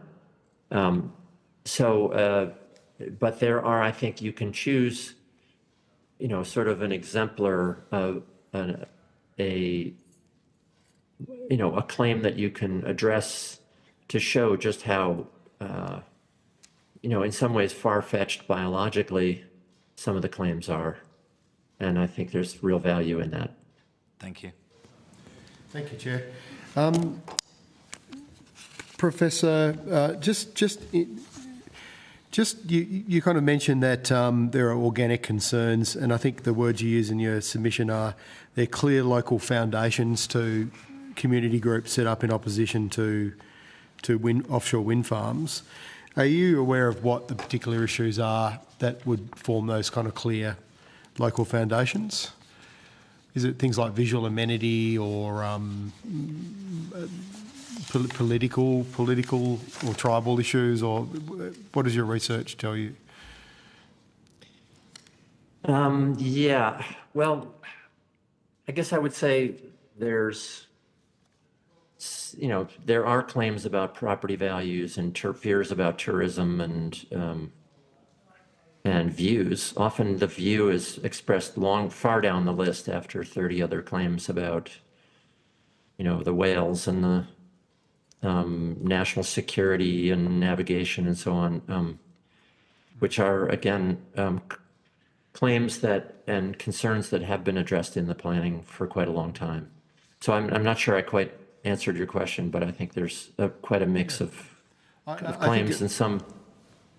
I've thought long and hard about this myself. Around I suppose it's a chicken and egg thing. You're getting groups that are popping up that are organic, that have, as you say, clear local foundations. They're not fossil fuel kind of funded groups, but their concerns around, for example, an offshore wind farm project. Is the disinformation, or at that stage the misinformation, still part of the reason that they're setting up these groups to oppose a project? Or well, I think it's a mixed, right? But there are exaggerated claims, as in the discourses of climate delay framework of LAMS that was mentioned, I think, in some other of your testimony, or statements. This emphasizing the downsides, and there's many other of these discourses, but I would say that's really problematic because, again, it's comparing renewable technology to nothing. That is, there are impacts that are more than nothing. That's correct. But if you compare them to continued burning of fossil fuels, and not just the burning, but the extraction, the processing, the transport, the combustion, and the the disposal of waste from oil and gas production, and let alone coal, strip mining, and so on, the difference is 40 or 45-fold times better in terms of climate change, for example. So anyway, I think the comparisons are often quite unfair, and a lot of the claims, therefore, as I said at the beginning, a lot of this is the alarms are being set off by people from outside, and then the people in the local place often form their own groups. Okay. And then they're assisted right away by these outside groups. And as you say, they may start organically, but then they kind of cease to operate organically on many levels. Are you, in terms of, you mentioned it earlier, and it's also been something I've thought about. Does your research give you any insights into whether community are prepared to kind of take, I suppose, information or debunking of misinformation at face value, and go into the frame of we can improve this project, or we can make it the best it can possibly be, or are they set in their opposition? I mean, obviously that's something you've raised and I've thought about as well. Is there any research on that particular issue at all, as to whether debunking misinformation will help these community groups? Yeah, I'm not quite aware of that research. There has been some, even going back into Europe when they were developing a lot of the, wind. There's 6,000 turbines off the shore of Europe, and there's been, decades of work trying to understand how to bring people along. There's issues of, local control and ownership that I think need to get discussed too. That is, oftentimes the community doesn't necessarily receive benefits. We had a cable run from an offshore wind array near here in Rhode Island through a community, and the developer did come in with a promise of funding over 10 years. I think it was $2.3 million a year for 10 years or something like that, so that they could have some community projects that they wanted to get developed, but otherwise were unable to. But that's not really addressing the disinformation. That's just making sure there's some benefits locally. Thank you. I think it's Senator Canavan said this, and I'd like to reiterate it. I think your submissions provided some really important evidence to the committee and a reminder that these groups do sometimes start organically, and they do have addressed that need to be concerned. And that the other key point was that there's no evidence, I think was the exact words, where there was no evidence of dark money acceptance, but there are other links between community groups and the traditional foes of climate action, as you also call it in your submission. With the dark money aspect, I understand the US Senator for the area of Rhode Island, Sheldon Whitehouse, is moving bills in the Congress to improve transparency around dark money because of his concerns that there may be links. I think the Donors Trust is a particular target for transparency. Can you tell us a little bit more about whether you do believe there's room for improved regulations on who's financing these kind of, whether they be astroturfing groups or PR firms or think tanks or PACs? Well, it certainly would help to have a lot more transparency, and the advent of what are called donor advised funds, like Donors Trust, where you can give money to a foundation essentially, and then they pass the money along, but there's never any way to find out where the money actually came from. That has made it much harder to understand this stuff. And in fact, in a lot of our research, that by Robert Brule, who's been mentioned a couple times yesterday, it looked very closely at flows of money, and it is getting a lot harder to trace because of this lack of transparency. So yes, reporting is critical. There needs to be more transparency. I don't know the nature of Senator Whitehouse's legislation, but I look forward to learning more. I wanted to say one thing back on your point about whether groups are organic or not, and that is that I think often groups really don't like to hear us saying that there is there are external influences on what they choose to do, and I can't blame them for that. On the other hand, oftentimes they don't really understand or know the nature of these connections. Correct. Or where the assistance is coming from, and they're choosing often to get in bed with characters that they don't know much about, and in fact, if they did, they might be quite shocked. So that's kind of and you make that point in your submission that for example, renewable energy proponents or environment movement or environment groups, it can be counterproductive. Those kind of narratives can be counterproductive in getting these community groups on side. Have you got any thoughts or insights into how this kind of information should be provided to them then? No. Well, obviously I'm not sure how. Right. Well, this is partly what this inquiry is about. I think the level of understanding of this kind of thing is close to zero in a place like Australia. Exactly. But how would that be? Has your research raised awareness in the US? How much has the dial shifted in terms of public awareness and understanding on the kind of this network of denial that we're talking about?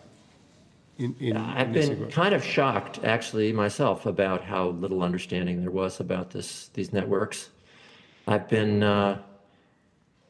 told by reporters, by industry people, by by academics how unique our research is. I mean, again, it's me and a handful of undergraduates doing this research, and I keep waiting for the other research groups and reporters and congressional or parliamentary investigators to come in. So I welcome them. I hope that there'll be much more research in this area.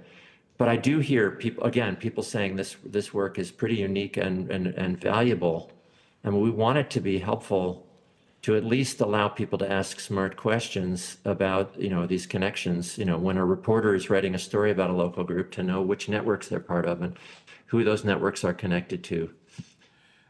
So then we can start to understand this better. Given the unique nature of your research, and we certainly thank you for it and your submission here today and for dialing in all the way from the other side of the planet, have you received any, has there been any kind of intimidation or any kind of bullying of you and your team because of the research you've produced? Yes. Could you tell us a little bit about that? We've received 3 or 4 threatening letters from law firms representing some of the groups in the network diagrams, objecting to our characterizing them as part of a fossil-funded network.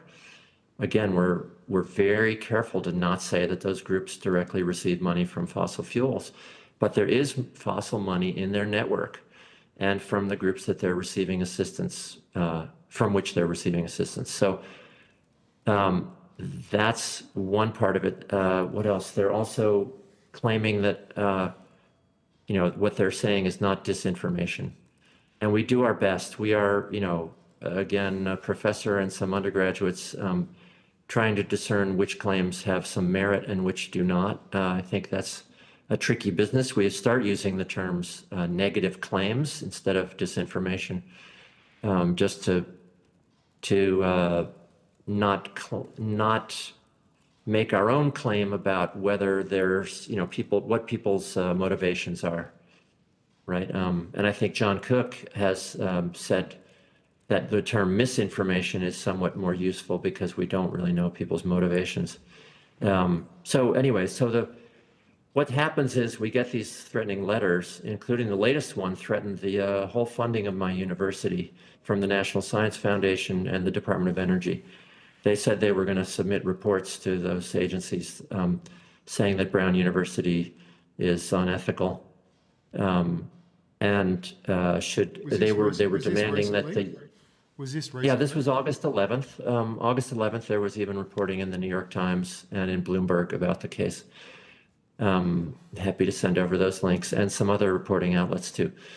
And the demands were that Brown take down our research from the website because they believe that it's given the imprimatur of official Brown policy, even though it's covered with disclaimers saying this represents the views of this undergraduate and faculty research lab and not those of the university. And so they want it taken down. They want an investigation. They want an apology, and so on. And I will give great credit to my university that Brown has, in all cases, our general counsel's office has responded that this is a matter of academic freedom, and that, as they say, we do not tell our professors what to research or what to say. Thank you, Professor. Yeah, I'm sorry. I'm really sorry to hear about that kind of pressure that you're working under. Just as a matter of interest, and I have to close the session now. Just as my last question, are you aware of the similar kind of pressure brought to bear on Stanford University? They had the Stanford Internet Observatory, the GOP Studies researchers, the Grand Old Party Studies researchers, and they had a disinformation lab that was recently closed because of multiple lawsuits and political intimidation. Are you aware of that situation? I'm just barely aware of that, so I don't know the details, but I think it's quite an important and quite worrisome case. I think it sent sort of a chill through a lot of the important work that you would be hearing from today and yesterday if they were still online and some other groups have gone pretty quiet with fears of that kind of an attack. Right, well, all strength to you in your academic freedom, and keep long may that reign. And thank you so much for your submission and dialling in today. And if senators have any questions, we'd appreciate any kind of response you can give us by the 14th of October. We'll let you know shortly if that's Sure the thing. case. Right, thank you so much. So, committee Thank you, and good luck with this. Thank you. The committee will now have a break. Because we're running a bit over time, with the committee's indulgence, could we break till 10 to 10? So.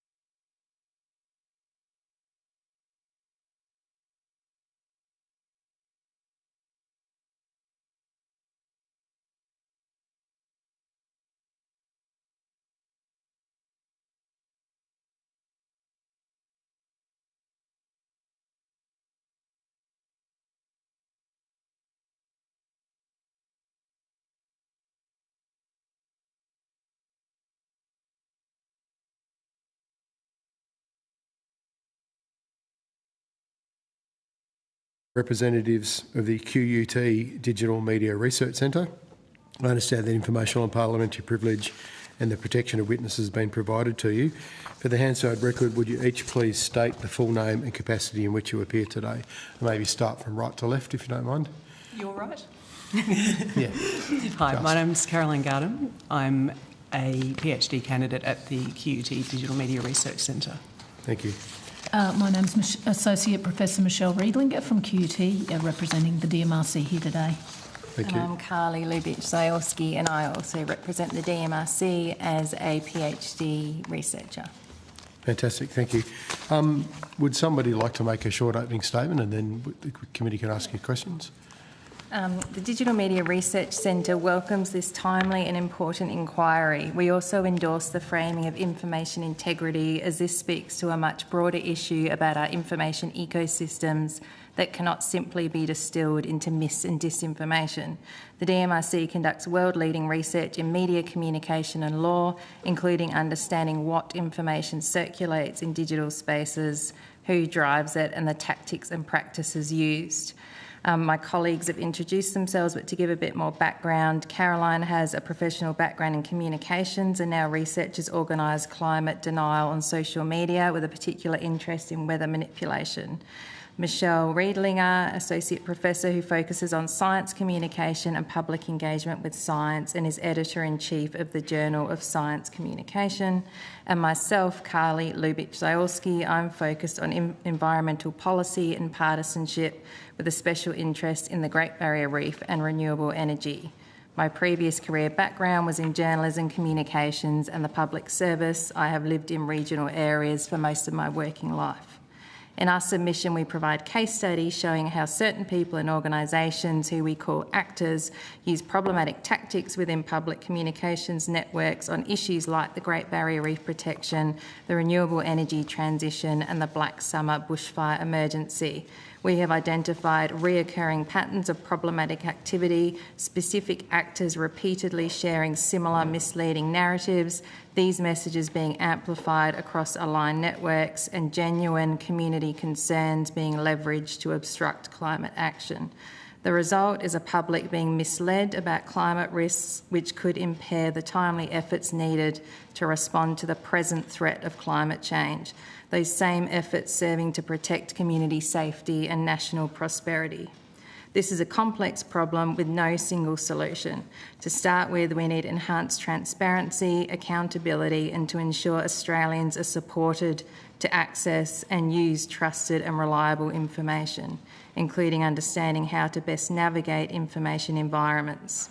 We have 4 key recommendations in our submission around appropriate visibility, regulation, media literacy and communications and engagement, particularly with respect to more vulnerable communities. We welcome the opportunity to discuss these ideas, our findings and answer your questions. Thank you.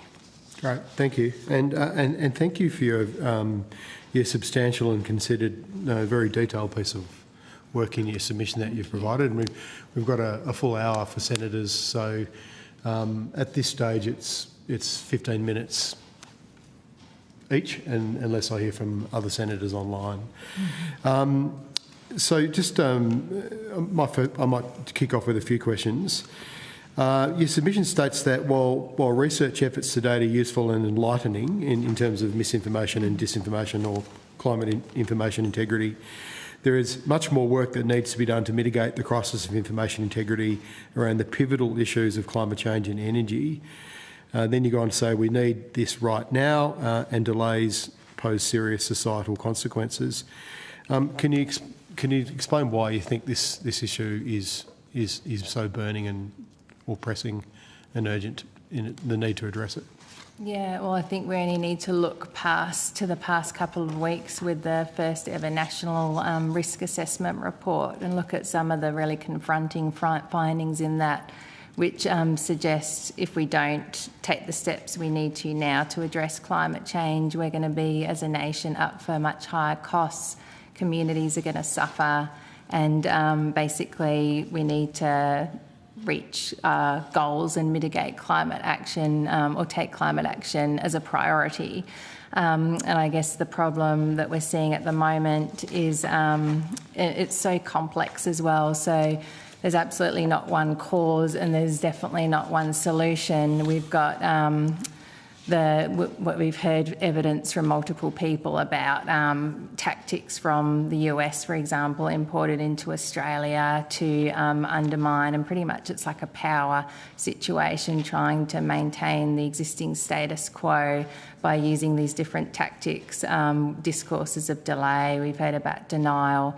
And then we've got the very real concerns of communities in regional areas, which are like these are, we say multiple times in our submission, very legitimate, and I think it is problematic to dismiss them because people are on the front line and they're dealing with this, and every community is different as well. So what might be an issue for one community isn't for another, and I think work that Community Power Agency and Realliance have done going and talking to these communities, and there's also been a book that was written about the renewable energy transition with some really great ideas on how to get in there and talk to these communities. So there's genuine concerns and there's other issues at play. Then to compound that, we've got our communications environments, which, and my colleagues can best talk to that, around lack of transparency, regulation. For us, I think transparency is probably a really key issue because in the submission you'll see I did some network analysis which was able to track how information's being shared. I can't do the research I did then now. So that's concerning because we don't know who's sharing what content on these platforms.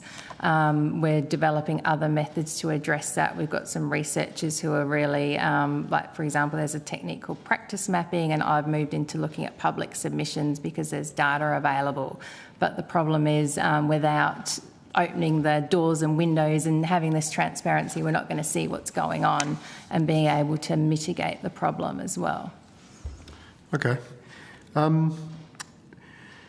Obviously, you're not political in any sense, but you do mention this. Unless this is tackled globally, the result is a decline in public trust, diminished policy coordination, and a feedback loop between scientific denialism and political inaction. And obviously, we're politicians here, and politics is considered a contest of ideas, and may the best political party win or candidate win.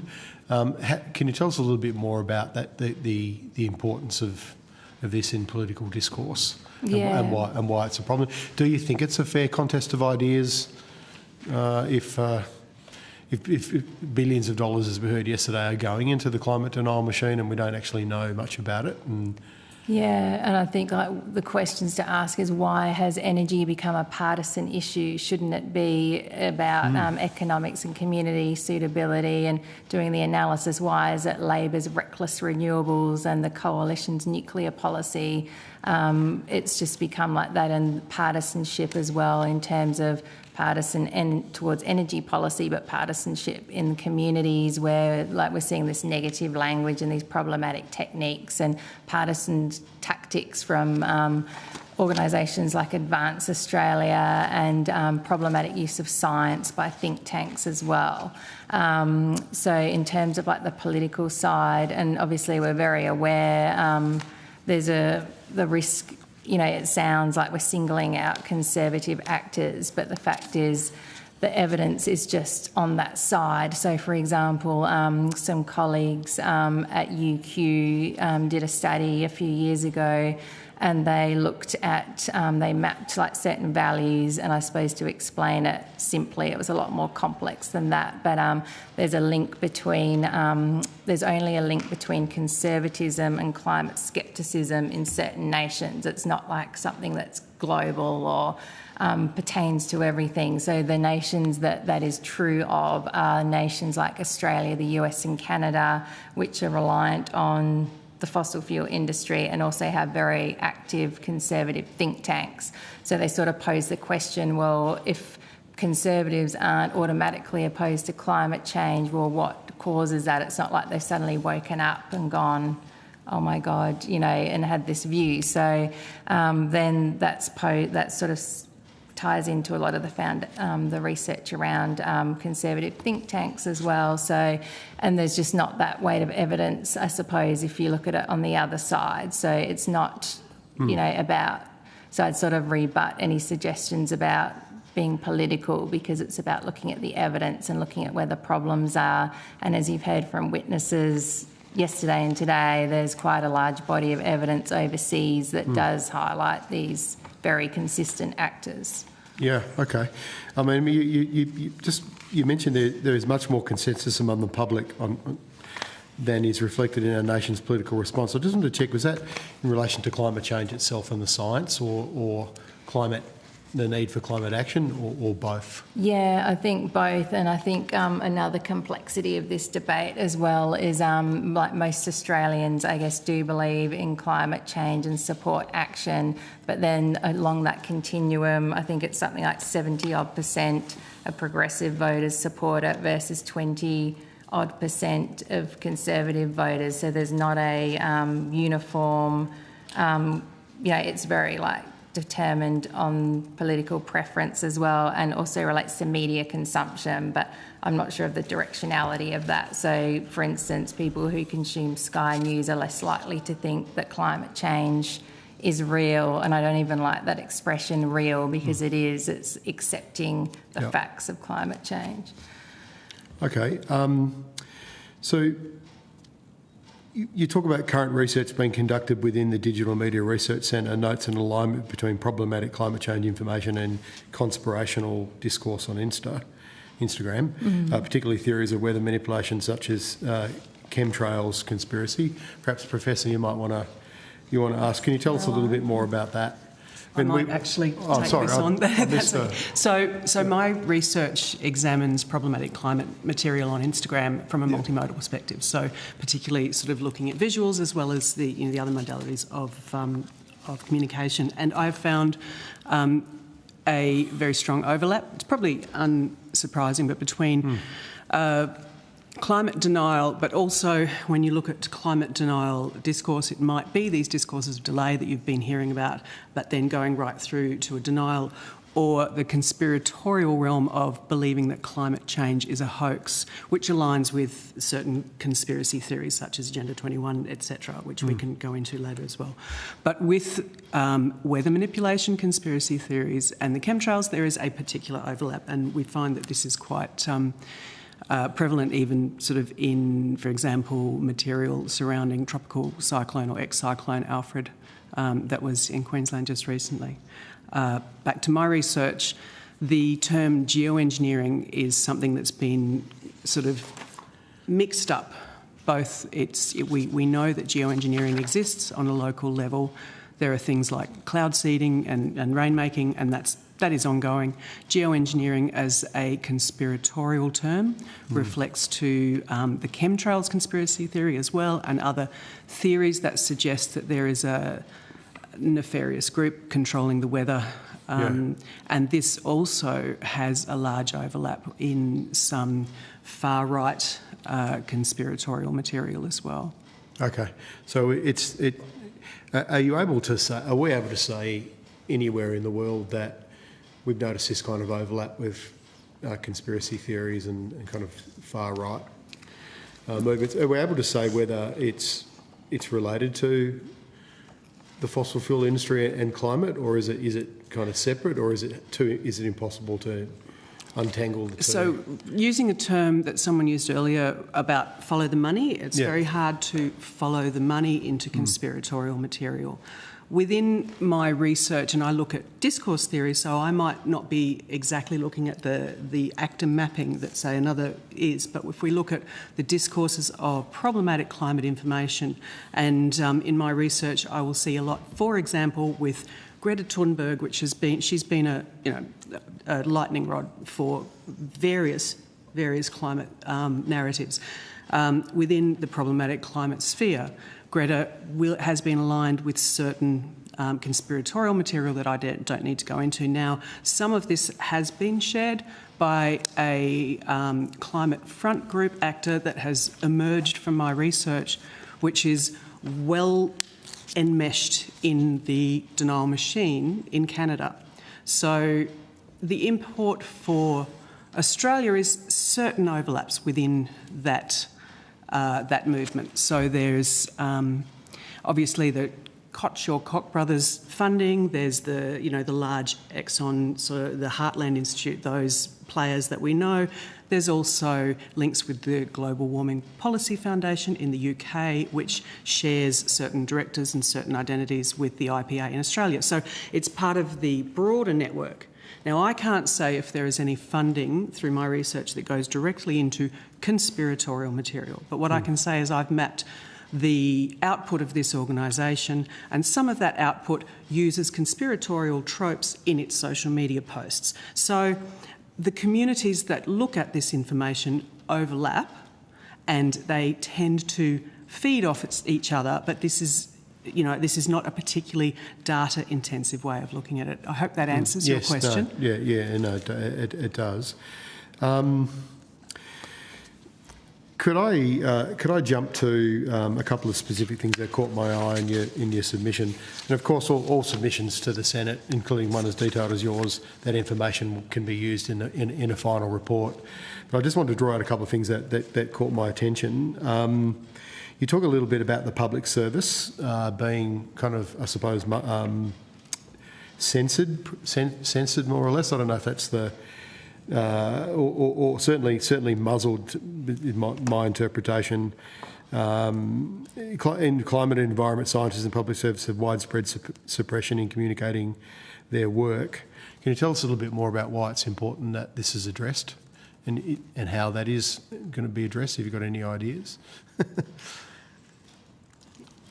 I'll start and then you go. This has been an ongoing issue. We've known that the muzzling of climate scientists has happened in Australia for quite some time. CSIRO in the past. I think a lot of it can be government of the day. We can see what's happening in the US to see how much change a government can make within nearly a year. I think it's important that climate scientists don't alarm people, and I think there's been a lot of work in the science communication community around positive messages that can make change. So I think there's a onus on the scientific community to make sure that when scientists are communicating, they're communicating in ways that are productive. But I think there is that risk, and perhaps, Carly can talk a little bit about that in terms of the public service, because I haven't worked in the public service. But I've had roles. I worked at DQ on a break from my PhD, and I wanted to publish some research, but because obviously in my research it's the politics, it's environmental politics. It's not suitable to publish as a public servant, basically. So you can either take your name off, not publish it, or in my case, I resign and continue to do my PhD. So as a public servant, you cannot discuss the policy of the day, which when I think of a trust in science perspective as well, it's like you can't really have public servants necessarily, because I guess you have to be part of this broader messaging, but it does sort of raise issues as well. And to be honest with you, I don't know what the solution is. I can sort of see it. Yeah. Well, it's an interesting case study with the climate risk assessment report. I gave quite a passionate speech in the Senate about the need to release that because it helps with tackling disinformation and misinformation, because that kind of information's, that vacuum is going to be filled by others if we don't have scientific and expert analysis that we can talk to. So maybe it's our job to make sure that the advice, and certainly not, obviously advice can't be sought, but those kind of joint publications where a lot of effort goes into them are released in a timely manner. Yeah, and I think, in framing, I guess, around that report, framing that lens of risk, I think, is really useful as well, especially when we're talking to government stakeholders, because that's something that I think governments can understand, that risk lens, and we should maybe try and use that with community as well, because at the end of the day, maybe it's not about thinking about what's right or wrong, it's the level of risk and whether we're comfortable with that risk or not. Okay. Just in terms of scientists speaking out too, you mentioned in your submission that scientists at CSIRO and university professors have been professionally attacked by anti-wind farm activists during a campaign in Illawarra where mis and disinformation were said to be used as political tactics. Can you tell us a bit more about that? Do you have any specifics you could provide to the committee? Did you add that? We might have to take that one on notice. Yeah. So there is a news article that I'm aware of, but I can't pull it out of my head at the moment. I do know that refers to a process that academics have described as seepage, which is where... As what, sorry? Seepage, where scientists are beginning to self-censor, and I understand that certain sort of weather professionals are feeling the same. Because of the fear of intimidation and bullying and being publicly attacked, okay. I think we can send you some information on please, for those freedom to speak issues. And apologies if you do have a footnote to it, I probably missed it. Could you tell us about the Australian Ad Observatory analysis on astroturfing? Was a central advertising strategy, and in particular, it did come up in a submission yesterday around Energy for Australians, which is considered to be an astroturfing group, versus Energy for Australia, which was a grassroots pro-nuclear movement. The part of that submission in ours was sort of taken from, because the ADMS is aligned to our DMRC and we as well. had them in the other day, you spoke to Daniel Angus, Professor Angus, yesterday, so he covered off on all of that, so I don't think we could add anything further to that one. Okay, we don't tend to look at the advertising area as much. It's obviously important thinking about the social media ecosystem, but we look a lot more at the organic content. Okay, but do you think there's enough transparency there with, obviously that advertising revenue is useful to at least getting that case study, but what more could we do in terms of advertising transparency?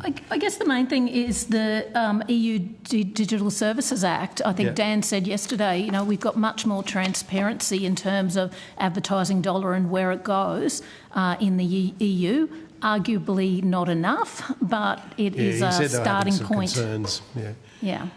Okay, well, we'll have a closer look at that. Sorry if I'm going through these fairly quickly because I've got a lot of questions and I know the senators do too. This will be my last one and then I'll pass over. But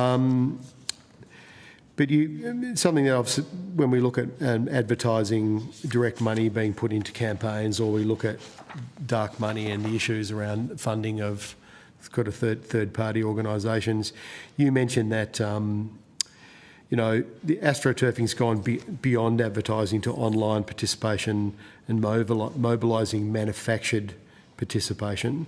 Co-opting community groups. We've heard cases today in the US around legal cases being funded. Can you tell us more about the Beetaloo Basin example that you had in your submission?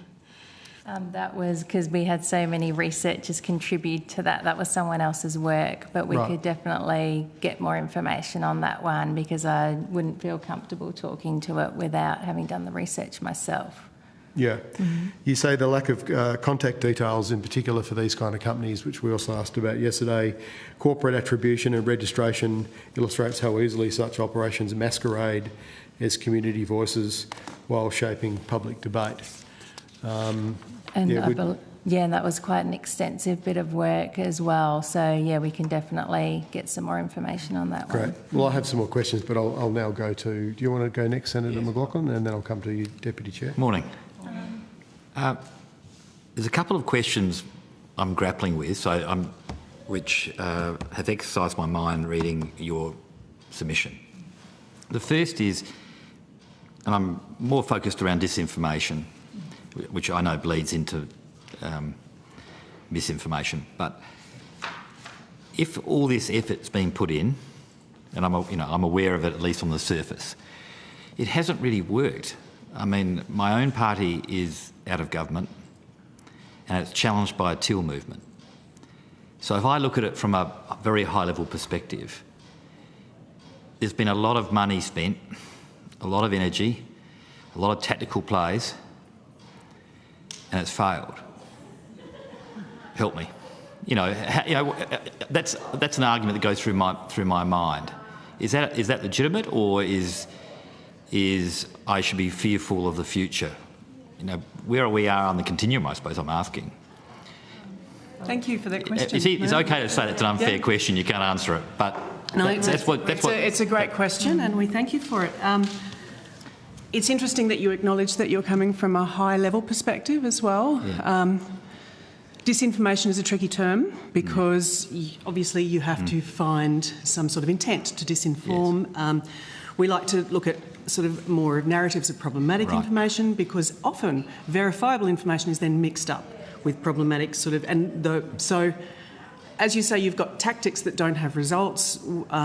I fear that they do have results. They're perhaps not immediately measurable, but we know that problematic information has slowed down the adaptation of strategies to prevent climate change. It confuses people, and it does make people more inclined to personally act less to reduce their own sort of actions towards climate change. And also problematic information, whether it be deliberate disinformation or misinformation, has been shown for people to have less support for solutions to address climate change. Yes, I accept that in a particular community, I'm not trying to go there because that's quite dissimilar. I'm thinking very high level in the body politic. Mm-hmm. We've obviously heard evidence, and including your own papers, that it could be problematic in a particular project in a particular place. So I don't. If you're going to talk about a particular project or a place, no, I'm just saying. I'm not looking to go that low in the strata. You're asking to look at how to measure an impact. Yes. On a broad level, but you're not going to go to the example. No, I'm not pushing. That was the point. I was just leaving it out of my question because I see them as, in my own mind, as distinct problems. Sorry, I could be wrong. I'm not sure. I just meant my question was at a high level in the body politic. I appreciate that it's a distinct problem and a different problem in a particular community with a particular development where disinformation and misinformation can have a dramatic effect on a community. I think we could still talk to the high level within that example. Problematic information that circulates around that community also has an ongoing effect, not just in those climate impacts I discussed before, but in a general distrust of science, and that can seed further into a distrust of institutions as well. The other question I'm grappling with is there always going to be a section of the community that don't accept whatever proposition the body politic puts or whatever consensus. So what is the percentage that you accept that you can't convert? We live in a democracy. Well, we live in a democracy, and that's what I'm grappling with, right? So I think science and democracy are they're the best systems we've got, but we're always looking at ways to make them better. And I think that percentage is very issue specific. And I guess from us, our perspective, we just want to shine a light on what is a very opaque system of who was saying what where to what effect. And some of the research that we've done in this submission, we can't do today because a lot of that access to platform data has been taken away. So I think for us, it's not so much about whether people agree or not. It's about are we seeing an erosion of our systems of knowing and decision making because of particular issues? Because I think those kinds of particular issues can have wider effects, as Carolyn said. And in your research, did you come across any fight back? I find it interesting that the renewable industry hasn't sought to respond to those tactics, and it comes up in the ecosystem that you're looking at, or is it all just one way? What are you? I'm not coming from any particular knowledge. I'm just interested that. Yeah, I think it's when mapping those areas. Is that what you're saying? Yeah, when if you're mapping those areas, influences, are there any counter influences? Outside of the government, maybe academic institutions, the industry that's seeking to develop renewable industry. Are you seeing any evidence that they're responding? In what way? In kind. Yeah, okay. With similar counter tactics. Well, in terms of the mapping of it, I suppose that's what I'm doing. Part of that's what I'm doing for my PhD. So as far as I've got now is looking at submissions to the nuclear inquiry last year and looking at stances, those stances towards nuclear, renewables, climate, support for climate policy and support for fossil fuels. So the next part will be looking at the sorts of claims people are making and then the evidence that they're using. So when I get to the evidence part, we'll have that knowledge hopefully to say, okay, certain people who have this stance are more likely to use this evidence, and then do they use partisan tactics in that evidence? So that might be dismissing and discrediting information, or it might be like erasing complexity. And I guess, not to get like too academic, but a project that I'm involved in is looking at this idea of destructive polarisation. So basically you can have polarisation which is divisive, but if it results in people talking about an issue and they're divided, like over human rights issues or any issues actually in politics and having a discussion, but when does it become destructive? Destructive to like the betterment of progressing something that's going to help other people, or addressing climate change, or progressing what's good for a community. And then one of those things is these very dismissive tactics and sort of dividing. And I think the biggest thing is really these are really complex problems, and when you erase them to like, this is right, this is wrong, and that sort of thing. So I suppose the short answer is no, but that's just because we haven't got that far in looking at it yet. But that's all right. Yeah. No, thank you for your answer. Yeah. No further questions. I'll just ask a clarification question before I go to the Deputy Chair. You mentioned you can't access the platform data that you used to be able to access. I'm particularly interested in that.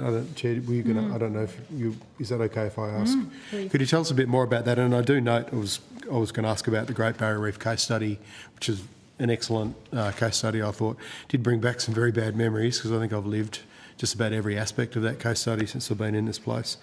But tell us about how access to data is becoming more difficult and how that's hampering your research. Well, I can just talk about the platform data and what we get. I mean, there's good reasons why we don't have the platform data that we had in the past, and part of it is there was, the risk of commercial exploitation. So I think the days of free access to real-time social media data may be over, but there's good models out there. So essentially now there are some ways in which, say for meta platforms, Facebook and Instagram, you can go in and apply to get some data in a clean room. We don't have a lot of access in Australia. I think the EU, as I said, the Digital Services Act, I think is a good model to look at, and I think we've said in our submission, thinking about reforming the Misinformation 2023 Act, to focus on that transparency and accessibility to data, rather than focusing on censorship in terms of individual pieces of information. We're not interested in fact-checking particular posts. We're interested in how are these networks forming and what's going on at the back end, and what can we do about it. So in times of crises, in terms of bushfires, cyclones, flooding, community projects with renewables, we know that these are focusing events where people are seeking information and reliable information, and they're going to weigh up scientific evidence with other kinds of evidence. But how can we map these? How can we be aware of it so we can get ahead of the game and do some of that community work, some pre-bunking beforehand? At the moment, we don't have access to that data. So the Twitter API has shut down. The Meta API, it's only available through a particular program. And as I said, it's a clean room, so you need to go in. You need to be essentially a computer scientist. No Australian data. Then there's no Australian data at the moment. Yeah, Interesting. And it's only large players as well. Yeah, so I think we're seeing big changes in the US around platform governance as well, and I think that means that we need more oversight than we've got less data than ever, and we've got more need for oversight than we've ever had. And as a matter of interest, are the UN, is this the kind of thing the UN initiative is going to be looking at in terms of the UN climate initiative that they want countries to sign on to or states to sign on to? Oh, yeah. I don't know. Oh, Okay. sorry. No. No, sorry about that. Thanks. Sorry, Deputy Chair. Thank you. You're one of the few submissions that actually has a bit of a deep dive into the Australian context, notwithstanding that there are obvious limitations with regards to identifying who the main actors are. But you've had a crack at this, and I just wanted to ask you to describe the current landscape as far as you go, and also the methodology that you used as well to establish that, given the fact that we don't have financial flow information and we don't have social media access right now. Yeah, okay. Yeah, so that the study that you're referring to is about the Great Barrier Reef, and so this was conducted in 2021 during, I suppose, what we call a mediatised environmental conflict event, which is basically when something happens and it generates a lot of media attention, and that's in the mainstream media and online. So in this case, it was the recommendation to put the reef on the endanger list, which happened by UNESCO and the IUCN. So basically in that context, that was when we had more access to data, so we had the full Twitter academic fire hose. So I collected data for a 6-week period on that using the term Great Barrier Reef. Did the same for Facebook. At that stage we had something called CrowdTangle. It wasn't perfect, but it was definitely a lot better than what we've got now, and I was able to collect posts on Facebook from public pages and groups, so we don't collect data from people's personal profiles or closed groups. It's all public things, and then YouTube as well. So, and then basically took that data and created social network maps. So the idea of that is you're looking at, I guess, patterns of who's sharing what, who are the key people or actors in the network, and what is the key information they're sharing, and importantly, really importantly, in collaboration with whom. So, because this is where the power comes from. It's like, what are the narratives and how are they being circulated? So in this case, in the submission, I included the Facebook example because I thought that showed some of the key actors that also relate to the renewable energy debate. I didn't include the one from Twitter, but that was another fascinating look at how a scientific report from the Australian Institute of Marine Science was co-opted and continues to be co-opted to argue that the Great Barrier Reef has recovered and therefore climate change doesn't exist. Could you include that perhaps on notice? Yes, that's all right, yeah, definitely. And could you just talk us through, just high level, the categories, these groups on this mapping exercise? Just keep it high level, please. Yeah, okay. So we had partisan right-wing media. So Sky News Australia is a key node, and The Spectator as well. The Australian, which is also owned by News Corp. And then we've got blogs like Denial Blog. So What's Up With That is a famous denial blog, which also has previously been funded by the Heartland Institute, which has come up already in discussions. Then we have contrarian scientist Peter Ridd. So Dr. Ridd has been is aligned with the Institute of Public Affairs and has been so for many years, and has been very vocal against Great Barrier Reef science and science assurance, and regularly speaks on Sky News Australia and has a column in The Australian.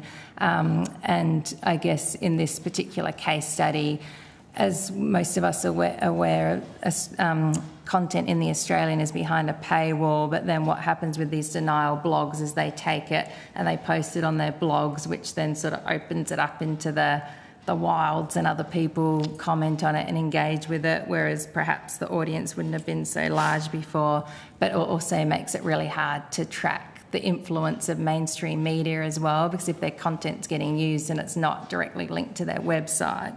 And then we had, I guess, opponents of regulation, like the Green Shirts movement, and pages like Wake Up Aussies and Stay Safe, which was anti-COVID, so very anti-regulation type actors, which aligned to values of free market think tanks.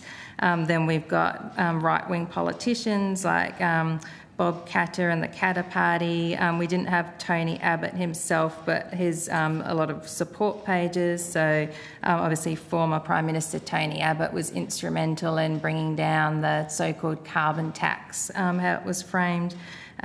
We had Advance Australia, which that was 2021, and they've become a lot more prominent in the public debate since then, and used some problematic narratives that were very divisive then as well. I think that gives That's a really, really nice overview. I've got a few questions to follow from that.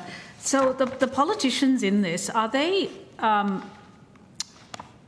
guess, what's their role in this? Are they simply reflecting back community sentiment and then amplifying it, or are they actually creating that negative sentiment? Well, I guess you can't, I don't know their motivations and whether they're amplifying it because they think it reflects public sentiment and they want to represent their constituents. I guess that's not for me to say, but I guess what is obvious is the content that they're amplifying is very divisive in terms of, even if it's not around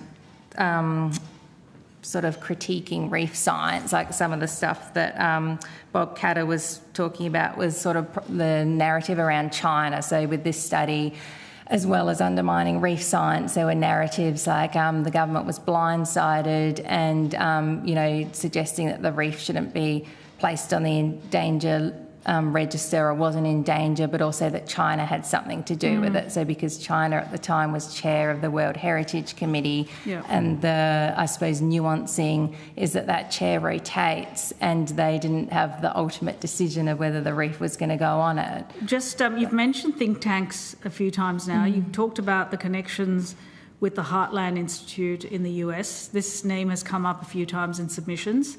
There are others, of course. There's Atlas, there's Caesar. These are all new to me. And IPA has come up a lot in the submissions.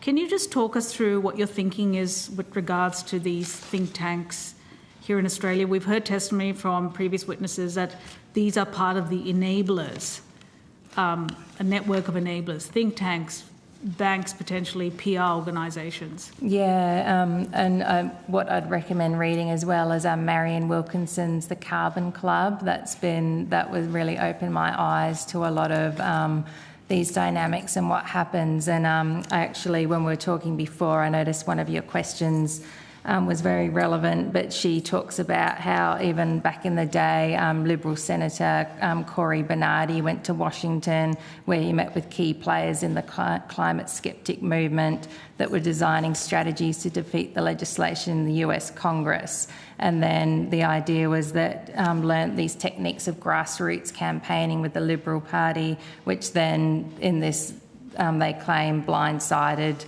Australian politicians at the time, and ultimately resulted in rescinding climate policy. So that book talks a lot about how, these ideas and people were trained, I guess, or had access to this information. And in terms of the IPA in particular, there's a lot of crossover. I mean, news reports through court hearings have shown how Gina Rinehart has been a significant funder to them, which obviously we wouldn't know that if it hadn't been for the court proceedings because they don't disclose their funders.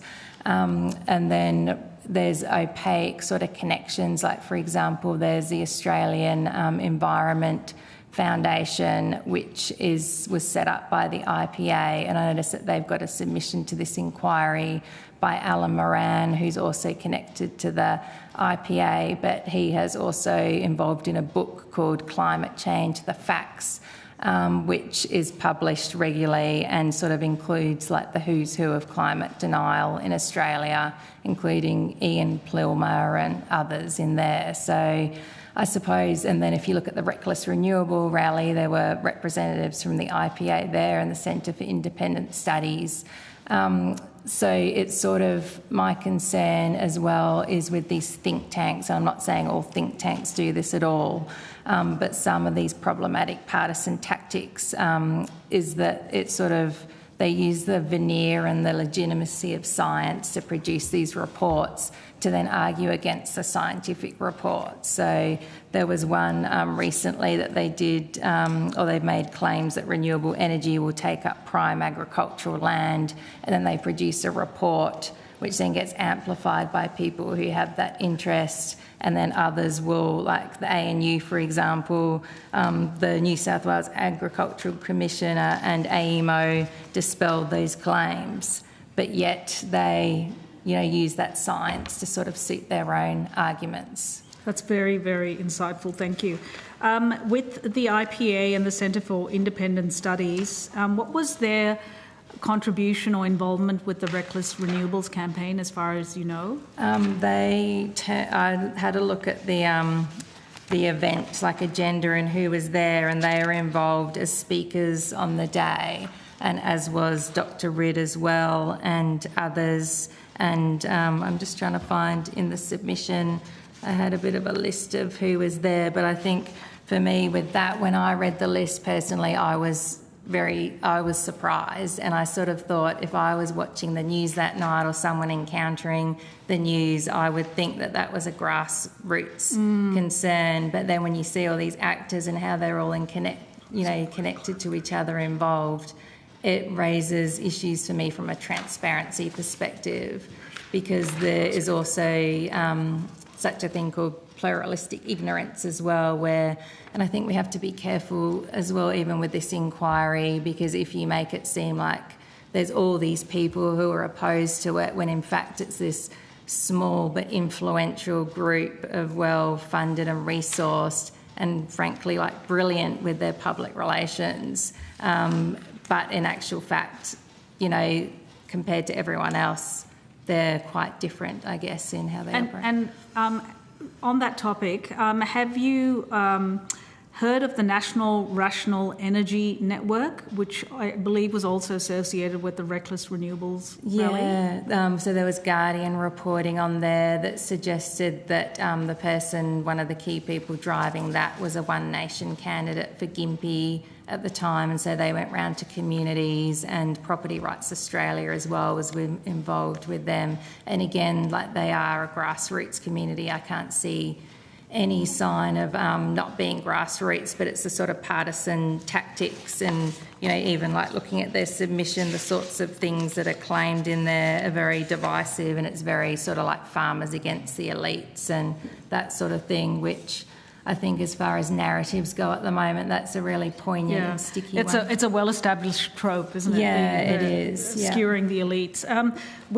Just want to go back to the right-wing politicians. Can you talk to me a little bit about what their affiliation is, or what you understand their connection is with these think tanks, the IPA and the Centre for Independent Studies?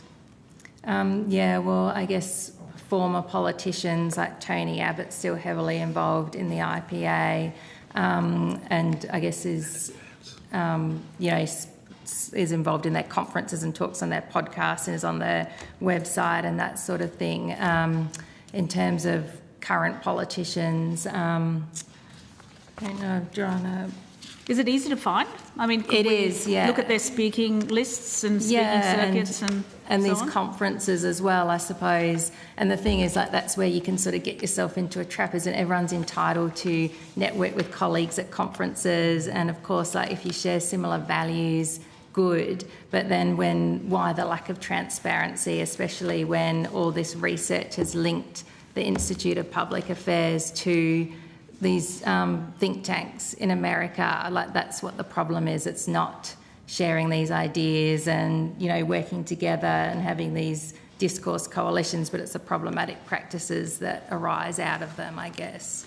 Are there any public relations firms in Australia that may be affiliated with these think tanks that I've just mentioned, IPA, Centre for Independent Studies? Well, I know during in the lead up to the election, there was Get Clear on Nuclear. There was a website and it looked very well designed and specky. And then you go to the privacy page and the Minerals Council of Australia is listed. And again, journalistic reporting suggested it was the LNP's PR firm that put together the website. So I think they're Topham. Do you know which firm that is? Topham Gearam. Topham. Oh, yep. They're quite well known. So, and again, there's nothing, people put up websites all the time, but it's under this veneer of get clear about nuclear and get the facts. But then it's being promoted by people who are trying to prompt a policy and it's not explicitly. So I just want to be clear. So Topham Gearam, which is a well-known LNP affiliated or aligned public relations firm, was involved with establishing a group, astroturfing group, do you think, or is it a legitimate group? Well, I don't think it's a group, it's just a website. A website, okay, let's call it astroturfing then.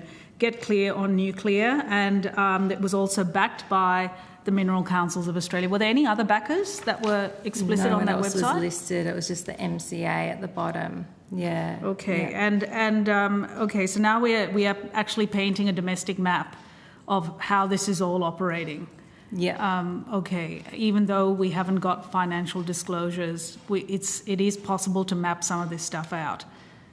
That's exactly right. And do you have any sense of the funders behind these local groups? And you mentioned Gina Reinhardt with the IPA mentioned, although I don't want to verbal you. Maybe I didn't say that correctly.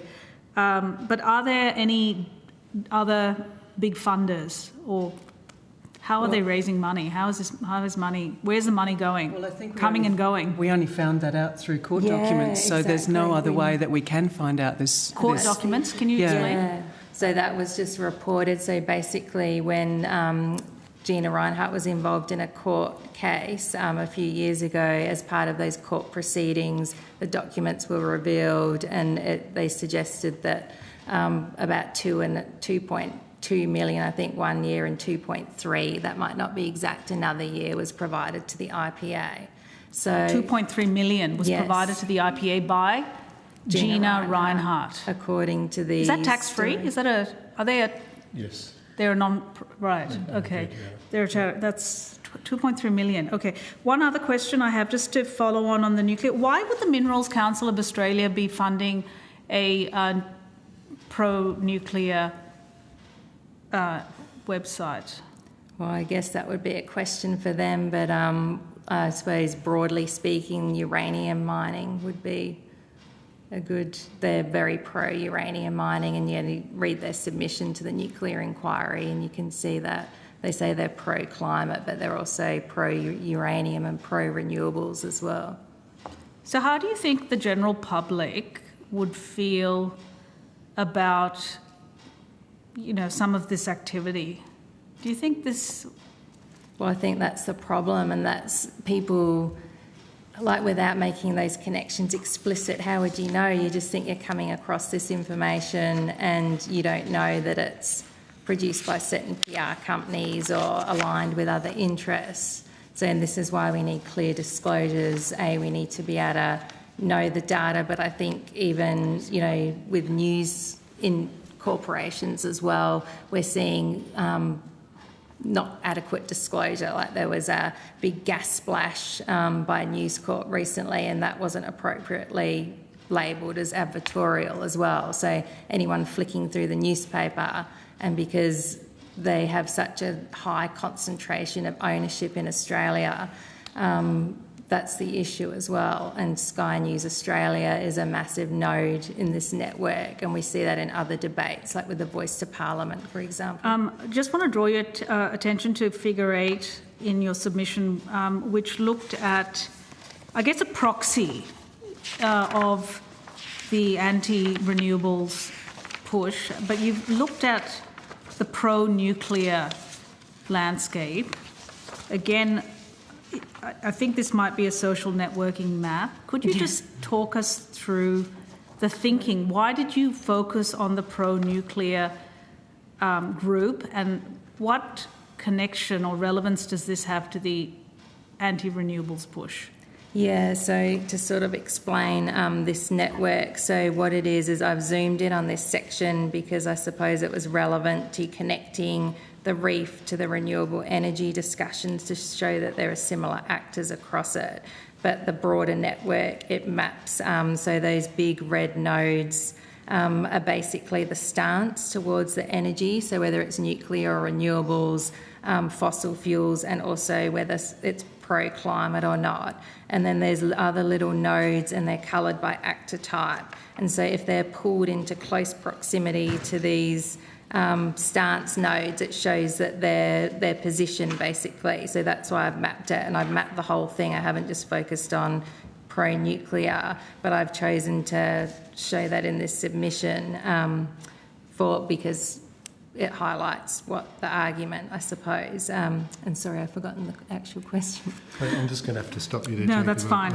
Thank you. I've just got a couple of quick ones. We might just run a little bit over time. So just in the Deputy Chair's line of questioning, where does the Atlas network fit into this? I mean, is it a real thing? And is there any evidence of transfer of money, or is it mostly just sharing of information and knowledge and training and that kind of thing? Yeah, well, I suppose as communications researchers, we can only map. We can map what the messages are and the alignments. But as Michelle mentioned before, we can't do that anymore. Like I can't do that mapping, and we just don't know how the funding works. We don't have those laws or data. Just two questions. No, not in Australia. To finish up then, sorry to be in such a rush about bots and trolls on social media and AI. You mentioned sovereign citizens a couple of times. You state that the confounding of climate disinformation and denial and the conspirational community on social media has immediate consequences for civic safety alongside the short and long-term consequences of climate change. And you sort of talk about proliferation of movements such as sovereign citizens. And how serious an issue is this now for us?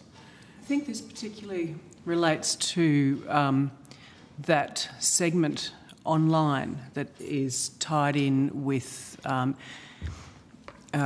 extreme movements. There's there's a lot of climate denial, but there's a lot of sort of aggressive rhetoric within those spheres, and some of them are we will not consent. It's sort of that general conspiratorial milieu is what's is described as that, and that poses a threat to society in the fact that is where that sort of there is conversations around anti-government, anti-authority and anti-science themes. Particularly, this is within a very small tail of what we see online.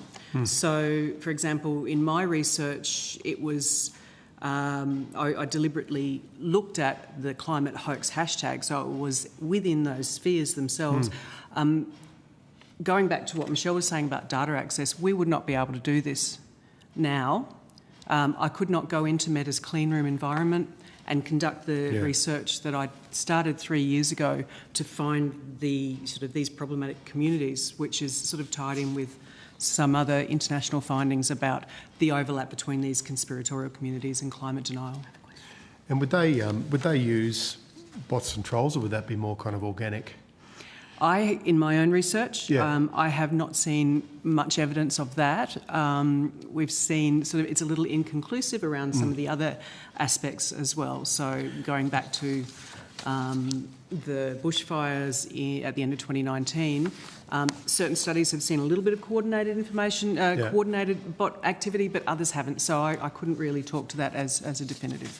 I'd say there's a low level of these kinds of discussions, and then when you have these focusing events, things like natural disasters, elections, local projects, these things have the tendency to rise up. So okay, and some of that could be state actors, as we've seen in case studies from overseas, like Europe and clog up the conversation. Okay. Just in terms of bots and trolls and political overloads, in your submission you note a study, in 2024 study by Graham Fitzgerald on previous MP Craig Kelly, and that study found inauthentic activity on his social media pages. It said he and his followers were connected with bot-like networks and disinformation campaigns. Could that have been, that kind of detection, without being an expert, could that have been his followers that were, like, was he a victim of bots and trolls, or did that study kind of suggest that a politician was able to use bots and trolls or a service that? There's a bit of conjecture around there that I'm not sure that we could speak to. Yeah, I think that'd be a question for Tim, and we can take that on notice. If you could take that on notice, because I think it's probably important to sort of clarify that. But I think some of that coordinated behaviour can be somebody sitting there. It's so quick. Yeah. Somebody could be sitting there liking on different accounts, but it may not I can tell you, if you come to my Facebook page, you're definitely going to see activities of bots and trolls, especially right now. But yeah, I've seen it around the algal bloom. I've seen it within an hour, within an hour of posting about coral bleaching off. To clarify, are you describing a bot as an automated mechanism and a troll as a human? Yes. I know they can work in tandem. Like, I can see their activities. I think it's clear activity on my page, and I've tested, responding to some of these, and they don't respond, or they make spelling errors, the kind of things you look for. But I'm just wondering, this kind of, at least in your submission, it suggests that maybe Craig Kelly was using bots and trolls in his campaigns. I'd just be interested to see whether that was the case or whether it was just happened to be on his social media. Yes, Chair, would you like to? Can I just draw you back to the clean room, Meta's clean room?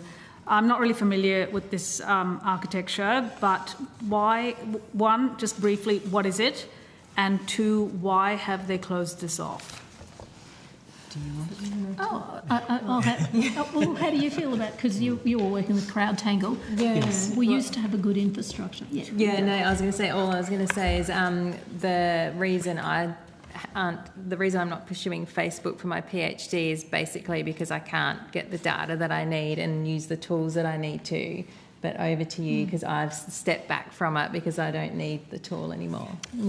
So until recently, we had a tool, CrowdTangle, which was available to researchers, but also journalists, media outlets, advertisers, anybody in society who was interested in getting a sense of what was online. That tool was... support was withdrawn from that tool, so there was a bit of a demise over time, and it was finally shut down, I think, sometime last year. Who withdrew the support? Meta. So Meta owned this tool? Meta took it over, so they bought it from a company. When did they buy it? I couldn't tell you. It's okay, we'll find out. We'll find out. So they bought it and then they shut it down. That's a nice play. Well, it was over a longer period of time. So again, it's very hard to assess motivation, but they replaced CrowdTangle with a tool called the Meta Content Library, and researchers are vetted. So you apply to have access to the Meta Content Library through Berkeley, I think it is, and you explain why you want the data, how you're going to use the data, and then you are given access to a clean room, which is essentially you do not download. It's a sandbox sort of thing. Exactly, that's right, yeah. And the EU in there, that's how researchers are getting content in the EU now. But it's in Australia, we don't get the data that the EU get through the Meta Content Library. It's slowly, I think, improving. You don't get it? We don't get it, why? We don't get it. You mean we're not getting any of it? We get some of it. I think public accounts over 100,000 followers we have available to us. So there's a few hurdles. Some indication of what is going on. So Meta are profiteering from Australia. They make billions here, and they're not giving us access to their back end. Not appropriate access. Easily. Yeah, I mean, I think it comes down to pressure. So who has pressured them? Why did they make it so hard now for researchers? Who is behind that pressure? Is it? I have to ask because this has come up a lot. You know, social media platforms are profiteering. They are making huge money from this ecosystem. They're being paid for by fossil fuel companies, by other players. Politicians are making, giving up. We all are on Meta. Yep. So they're making huge profits, but they're now denying Australian researchers access to the back end. Well, I wouldn't say that. Denying. Yeah. Well, there is some access. So we are getting some access and we are working with Meta to improve. I think in our research centre, we're doing some work to improve. And I think the EU access, they've got a different system under the Digital Services Act. Can I ask you, why do you think they've made it more difficult to access the data? I mean... Have you had any conversations with them? Meta is a big organisation, and I mean the people that we talk to genuinely care about working with researchers and getting data, but I think the decisions are made above their level. I think we need some clarification, don't we? Yeah, I think it's the clunkiness as well. So the colleagues that I've worked with, the data scientists, they find it really difficult to use. And one of our senior scholars, he's given feedback directly to Meta, and the result of that, and I think a lot of researchers over the world providing similar feedback, we were given an option to shift to another better version of it, but my understanding is that's still very limited and a far cry from what we had from CrowdTangle. So we can't really speak to their motivations, but we just know that our work's a lot harder and there's much less transparency now. And I think that's our main recommendation is we'd like to see more accessibility to data. Absolutely, yeah. It sounds crazy. And certainly the EU, we heard last night evidence that it's still difficult in the EU. Even though they have this new legislation, there's still struggles there. Yep. Well, thank you so much for your submission and coming to Canberra and giving evidence. If any questions on notice are submitted by senators, we'd appreciate a response by October the 14th. And we'll look forward to keeping in touch with you. So apologies to the next submitters that we're running a little bit late. Thank you. But I now welcome via video conference representatives of the Climate Capital Forum. I understand that information on parliamentary privilege and the protection of witnesses giving evidence to Senate committees has been provided to you. For the Hansard record, would you please state your full name and the capacity in which you appear today? Perhaps if we could start with you first, Blair, because you were first on the TV. Thank you. Blair Palese, the founder of the Climate Capital Forum and head of philanthropy at Ethinvest, of ethical and impact investment financial services company. Thank you. Naomi. Perhaps Naomi next, yep. Hello, Naomi Campbell. I'm a member of the Climate Capital Forum. I've worked in the energy sector for 25 years, 16 years in offshore wind, 7 in Australia, and I'm also a specialist advisor for the World Bank working on energy transition in the Philippines. Thank you. And my name is Satya Tanna, and I'm a member of the Climate Capital Forum. I'm appearing in my capacity as an energy security and energy project delivery professional, having worked in oil and gas, renewable energy and defence. My views are my own. Yeah, great, thank you. We just had a little bit of feedback then, so just remind witnesses to just be muted when you're not speaking. Would one of you like to make a short opening statement, and then senators can ask some questions? Sure, I'll do that. So we've seen how organised disinformation campaigns have seriously undermined public confidence in offshore wind projects across the Hunter, Illawarra, Bunbury and Southern Ocean regions. These campaigns spread false claims like offshore wind killing whales, using emotive imagery, billboards, social media and fake reports. Despite media investigations and expert testimony confirming these claims are baseless, they continue to shape local debates. This disinformation has had three major impacts. First, it's created fear and distrust in communities, especially amongst those in fishing and tourism, fueling opposition and eroding trust in government and industry.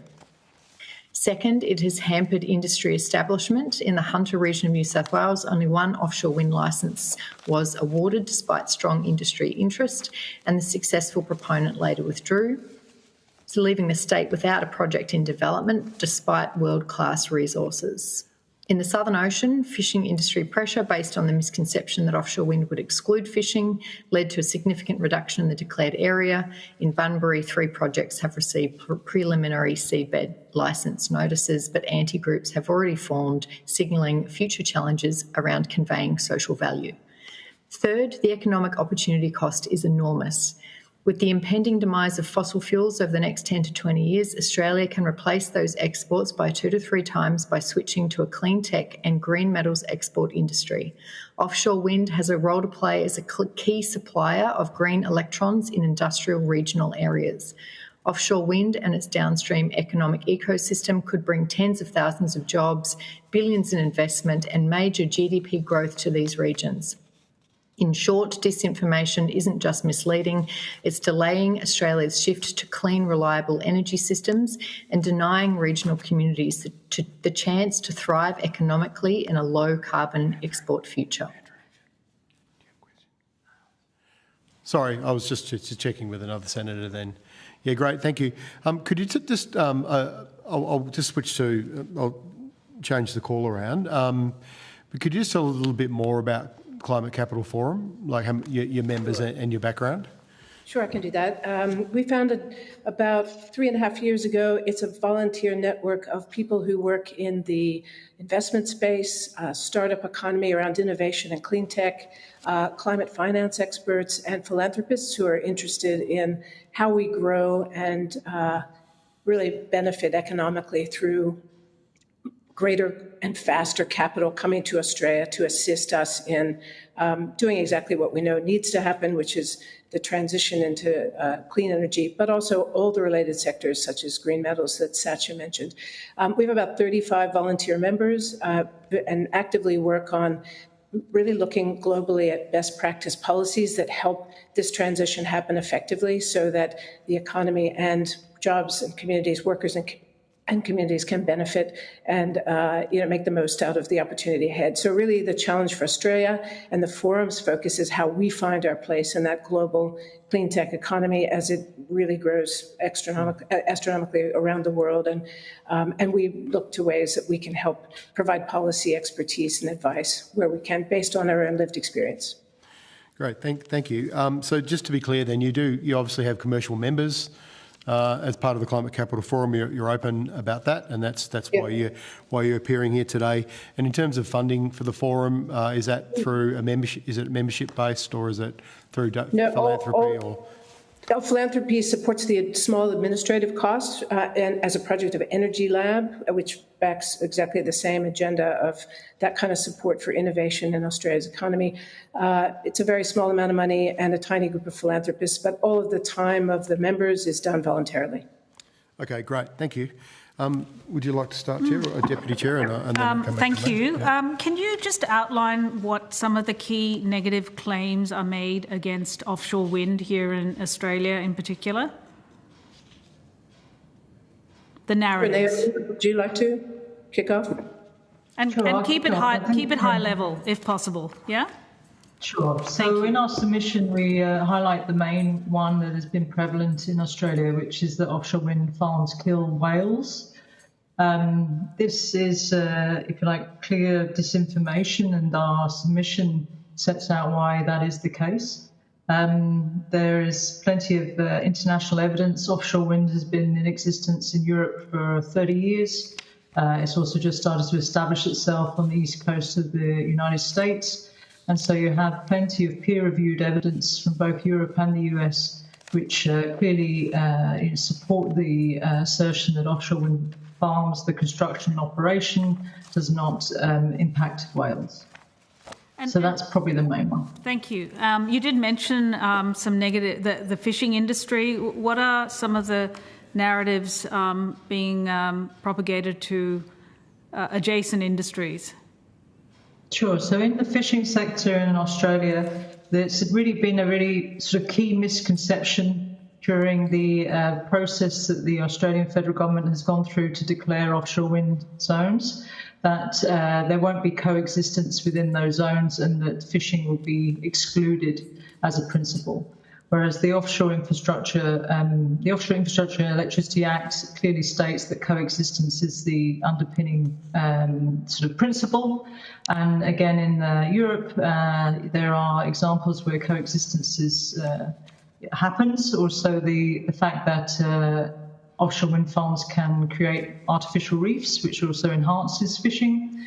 There is also evidence that there is displacement, but it's very much localised and it's dealt with through, sort of interactions between the fishing industry and the respective proponents. So the misconception here was that it was excluded as a principle when it was not. And how are these narratives being propagated in Australia? So in Australia, there's been sort of campaigns around disinformation in terms of what you've seen in especially New South Wales, which has been in the form of billboards and other sort of organised groups who have presented especially sort of emotive imagery, where you see whales with a background of a wind farm, and those whales are shown as either beached and dying or in some cases burning, jumping out of the water, that sort of stuff. And these organised groups have also then started to create a lot of fear within the community, propagating a lot of disinformation. I know, Satya, maybe you have some more to add on that. How are they, does anyone know how they're propagating that disinformation within the community? Is it through leafleting, or is it through social media or forums, community forums? What can you tell us about the how? I might just add a little bit here, having spoken to a member of the community who believed very strongly, this is in the Hunter region, who believed very strongly in the misinformation. That was through Facebook campaigns and, I guess, local networks. That was, I'm just trying to think if there's anything else that they mentioned. I have also seen myself Facebook groups where misinformation was being promulgated. That's the main sources that I know of. Have you seen any of the mass leafleting of suburbs as was described by one of our earlier witnesses? I personally haven't, because I don't live in New South Wales. That's fine. And who is behind this sort of funding? Billboards don't come cheap. I doubt a community group could raise the money for a billboard. So neither do Facebook campaigns either. So what can you tell us about the players behind these sorts of activities? What I know from the work of Dr. Jeremy Walker is that it's linked back to the Atlas Network, and he's written papers on that, and I believe he's possibly put in a submission to this inquiry as well. Right. How so? Atlas Network in the US? I don't know the details of it. I guess we're sort of taking a bit of an industry lens, if that makes sense. So it's more we feel the impacts of it. So what kind of burden does this place on industry when you have to go into communities, and firstly, I guess, what are the social dynamics? What do you see in terms of the community's social dynamics? And second, what is the burden on industry in terms of time and resources? So I might talk a bit to the community side of it, and then Naomi can speak more to the industry and perhaps government side of it. So from a community side of it, having spoke in length at one of the people in the community who, as I said, was a big believer in the misinformation, she told me that the local fishermen and tourism operators were quite beside themselves, to the point of crying over the thought of offshore wind, because they believed it was going to ruin their livelihoods, when actually clearly we see from overseas that that's not the case. And she herself was very emotionally worked up over the issue. Even though we built some rapport in our conversation, she was she had so much belief in that misinformation that even when I said, oh, but that's not how it works overseas, I just couldn't reach her with that kind of, with the facts even, if that makes sense. What else have you witnessed in terms of social dynamics? Let me just think a moment outside of that particular example. I know, in terms of what I've witnessed myself, or heard from, from the community. What has come to you as a So, for example, we know that when the government went in to do community consultation in some of the areas, they were met with really strong angry resistance based on misunderstanding of what was going on. And that's a lot of what I was encountering when I was talking to this particular person. People are angry, so it's like they've been stirred up. And actually a lot of what they've got very valid concerns, but a lot of their concerns actually have solutions to them. And so the issue is it's like we don't get a chance to even express it because they're already too emotional about it before we even start. Understood. What about those people who are actually in favour of or curious and want to find out more but aren't against offshore wind, for example?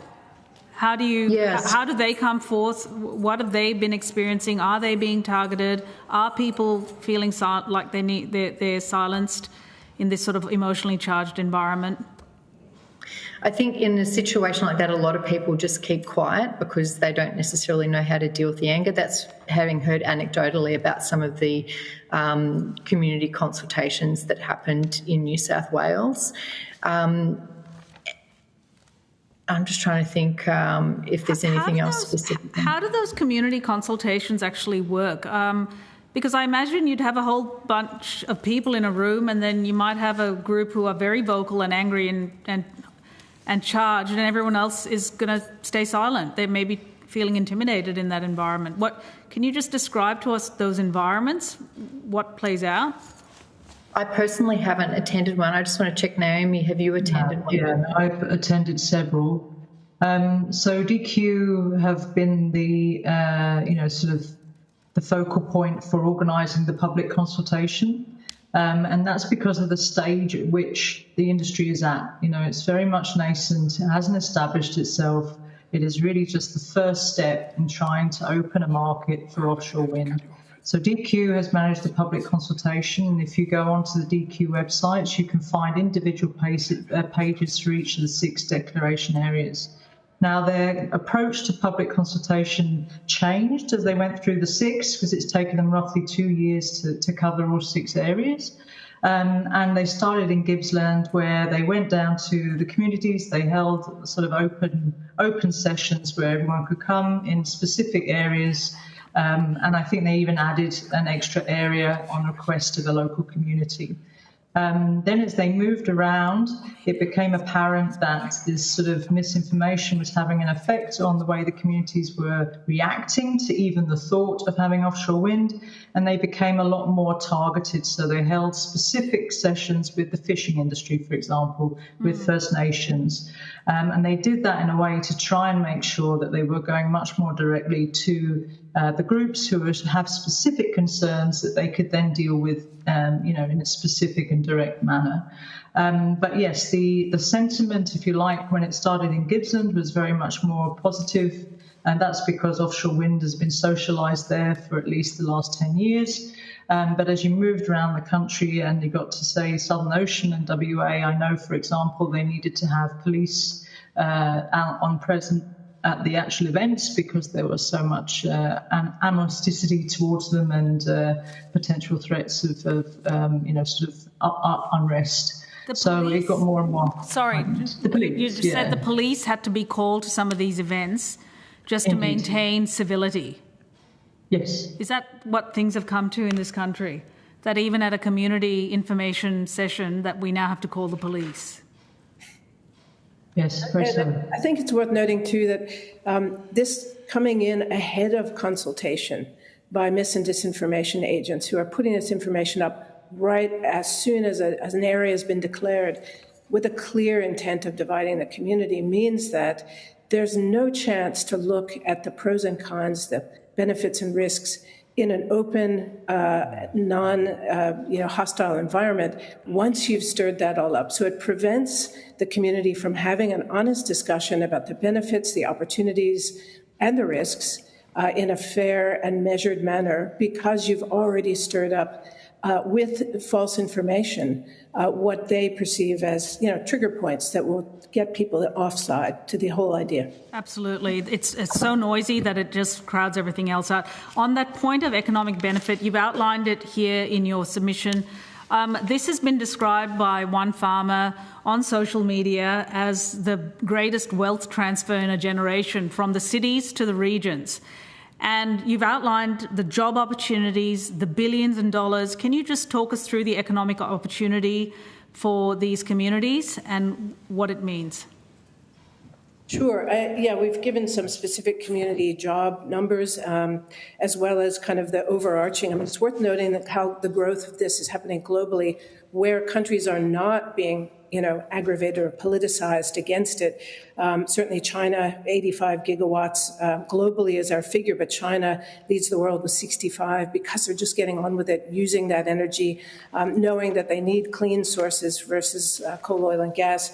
And then, interestingly, to my point of view, Germany, the Netherlands, Taiwan, Denmark, Belgium, France, Vietnam, Japan, and Naomi specifically works in a vastly, rapidly growing market of offshore wind and wind generally in the Philippines. So countries that see it as an economic boost both for jobs and the urgent need to move to non-fossil fuel polluting energy sources, who are not allowing that kind of divisive, or at least preventing it from stopping it from moving forward, are just going, rapidly, and it's becoming part of their energy mix, part of their job mix, and certainly part of their economic mix.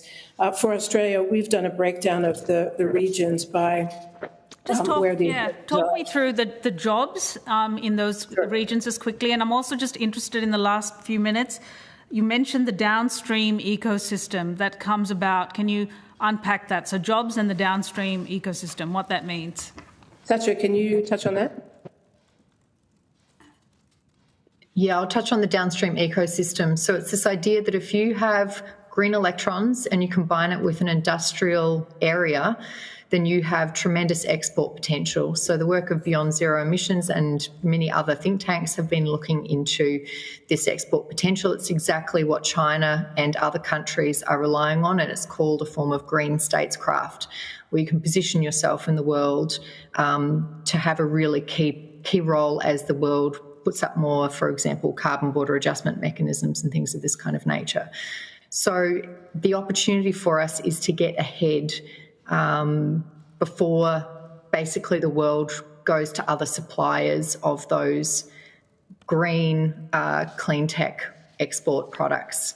What are those products? Are you talking about manufacturing steel or metals, or is it data centers? What are they? So, for example, it can be all of the above. So, green metals. So, for example, green aluminium, green steel will be in higher demand in the future in a decarbonised world. It's about it's one of the few things you'd actually be able to export.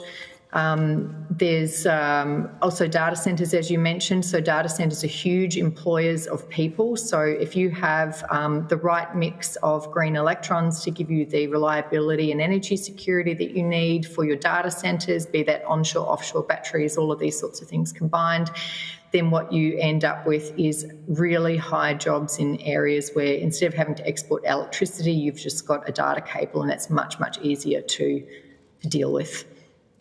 Thank you. Thanks. I've just got a few questions. I'm going to go to Senator Canavan, who's got some questions. In your submission, you talk about organised disinformation campaigns. And Satya, I think you just mentioned agents of disinformation. What is your industry, your members, what do they think are the motivations or the agendas behind these organised disinformation campaigns? And who's behind them? I mean, you've openly said you're here to represent commercial interests who are going to make profits out of renewable energy. What does the industry think about this? Have you had discussions at a high... I think agents, I'd refer back to Jeremy Walker's looking at the direct money spent by whom. It's not our area of expertise. But yes, our interest is not to bring projects to communities who don't want them. It's to bring them to communities who do want them and want the job and the economic benefits that we're seeing happen all over the world. We would love to see a better systemic, open process for making these decisions where communities are consulted and industry comes with data that we have and what we know. And then, government involved in helping the communities make those decisions, where they're best suited, who will benefit the most. I think that's the purpose of the forum, is to really identify what those opportunities are, and in this inquiry, really ask questions about how much damage we're doing to being able to have an open process to make the decisions on legitimate data and information, the best practices we're seeing all over the world. I mean, we have seen offshore wind, for instance, 30 years in the making in Europe. This is not brand new. We have other examples to look to see where the benefits can be. And that's what we would like to see, a decent process where facts are broad. We're not spending money on advertising ideas about bringing renewable energy to communities. We are suggesting, as investors, as companies, as startups, Australian startups with their own technology, we'd like to see these things succeed where they make the most sense. And the process to make those decisions should be valid and based on real facts and real information. Yeah, indeed. Just in terms of, a simple narrative might be that, fossil fuel money's behind these disinformation campaigns, but we've learnt just in the last 24 hours that obviously the disinformation networks or misinformation networks are a lot more complex. There's a number of conspiracy theorists, there's political agendas, as well as and ideological agendas, as well as commercial agendas. Do you have any members who are fossil fuel companies, for example, who are diversifying into renewables? Well, I think both Naomi and Satya have both worked in oil and gas, so they're the perfect examples of people who have worked across the energy sector, the broad energy sector. No direct gas companies per se, members or as you would assume. Those that are pure play fossil fuels are not part of our network. There are many who have worked previously in coal, oil and gas who have come via starting up, seeing the economic opportunities of the transformation to clean energy and clean tech, who are now working on that, who are members. Okay. We had some really interesting evidence today from overseas. Professor Timmins at Brown University, who basically said the evidence from his research, or his lab's research in the US, was that some of these community groups tend to start organically, but then they don't operate organically. They get co-opted and kind of move into a bigger ecosphere. Does Climate Capital, do your members accept there are some genuine concerns around the impacts of renewable energy? And is that what you're seeing, that, as you mentioned, it's very hard to even have those conversations about how to mitigate those concerns when people turned up fully charged and totally opposed? Completely. Satya mentioned, with experience of 30 years of the challenges of working with communities on wind farms and offshore wind in Europe, that process was often held openly. Concerns were brought, exploring avenues for solutions that we haven't mentioned it, one of the most successful ways of involving community is community ownership in these projects.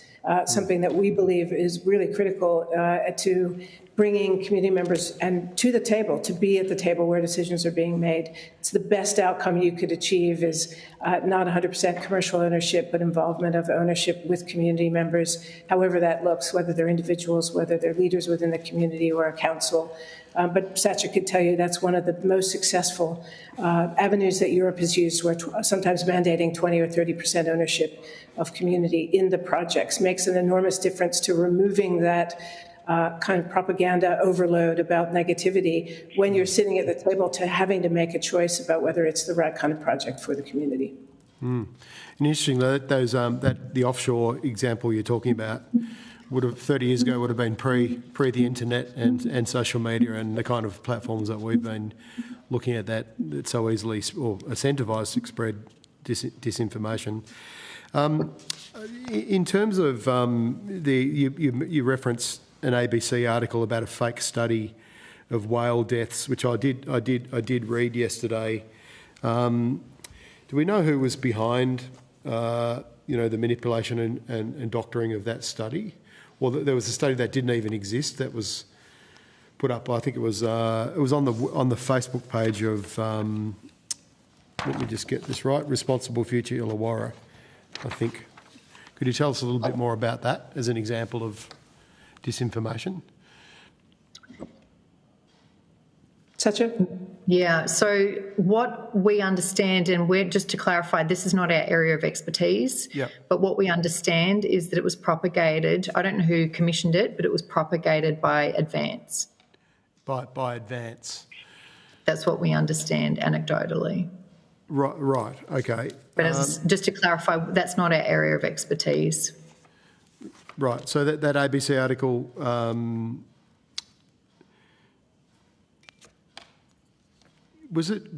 did it even exist though? So Advance was propagating that there was this study, but then when there was a fact-checking process or your stakeholders wanted to seek more information about that study so you could talk to people about it, it just didn't exist.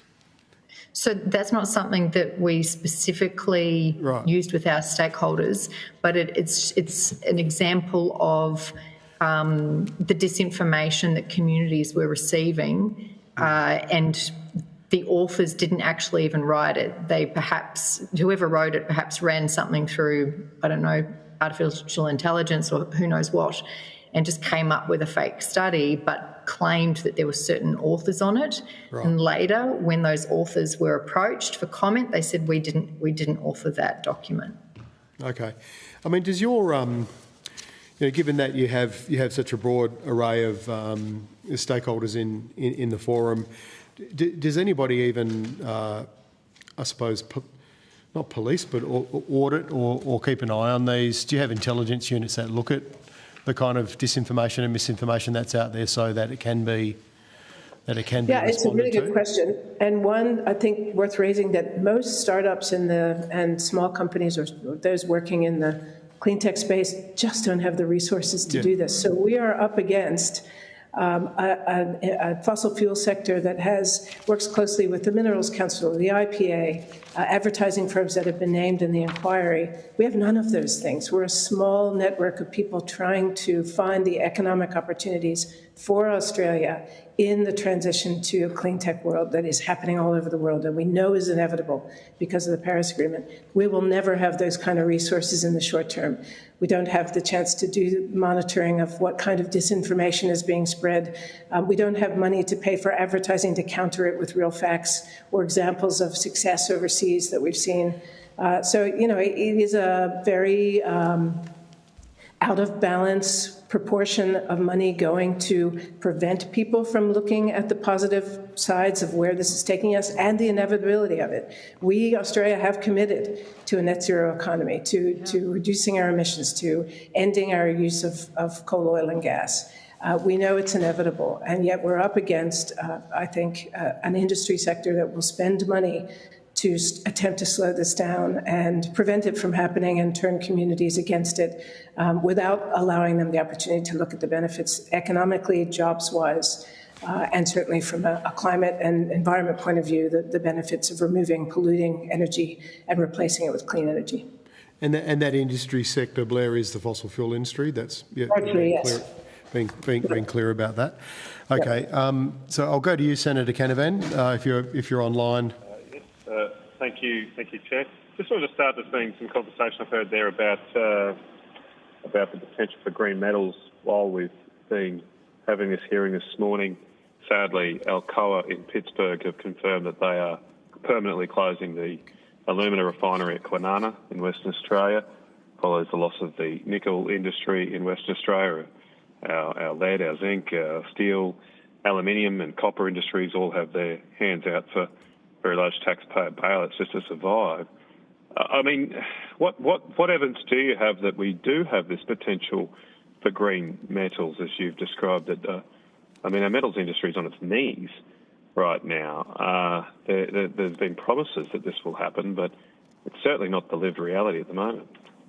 It's a highly competitive market, Senator, and for Australia to continue to excel and to export metals. We need to stay actively involved in the global market of how this switch will and can happen. It's still an unknown as to who's going to benefit, how it will happen, but the writing seems very much to be on the wall that the only way for particularly countries like China, Japan, Korea to meet their reduction of emission targets will be to use green metals and to pay extra and to buy that overseas in countries like Australia.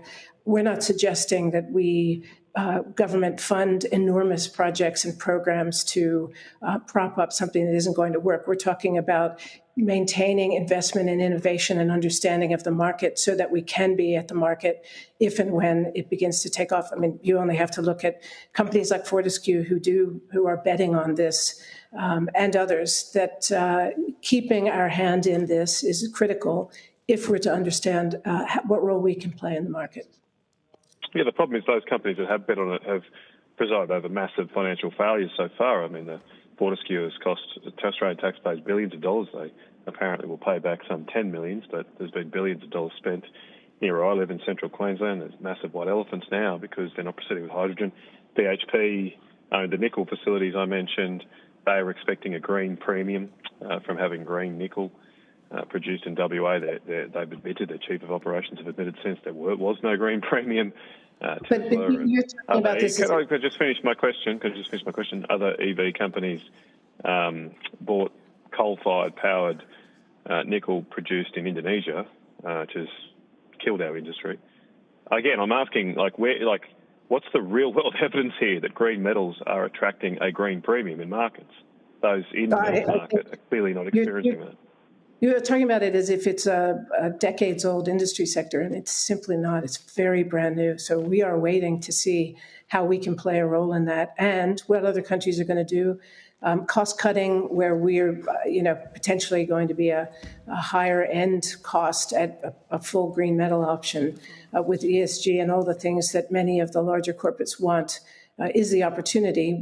How we will contend, as we always have, with lower cost markets is a challenge for us. But it's very early days, so we can't say that it's cost billions or that companies have failed all over the place. It's too early to say that. It's a great unknown challenge. There's a $1 billion water pipeline that's sitting from Rockhampton to Gladstone that's just being wasted right now because we back these Fortescue promises that haven't been real. Fortescue pulled out completely. I think if you want to talk about the details of that, bringing Fortescue in to answer these questions is really critical, really critical to understand our economy side of this or our economic opportunities in it. Well, it just hasn't worked to date. I don't believe that. Prefer to back things that work. It's too soon to say that. Most of your submission focuses on offshore wind. Can offshore wind be built in Australia without government subsidies? Satya and Naomi could answer that very well. Very little energy anywhere in the world gets built without some type of subsidy.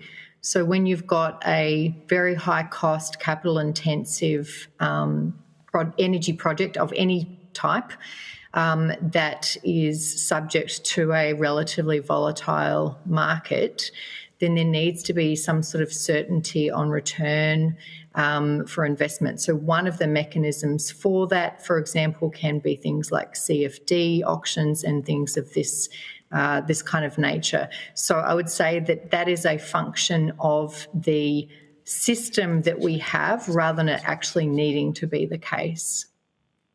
And maybe just bringing it back to misinformation. Sorry, Senator Canavan, it's only because you're not here and you can't see it, but Ms. Campbell wanted to add to that evidence. I apologise.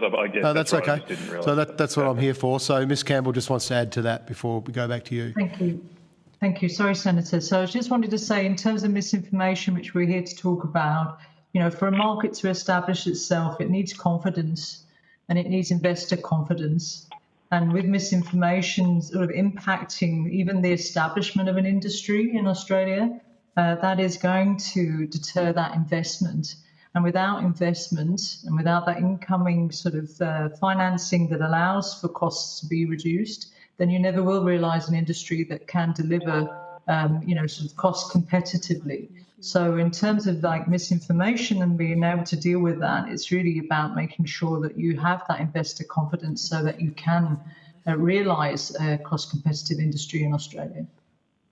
But when we were talking about the metals industry, I thought I heard that you say that you didn't support large government bailouts to prop up, I think the words you used were prop up an industry.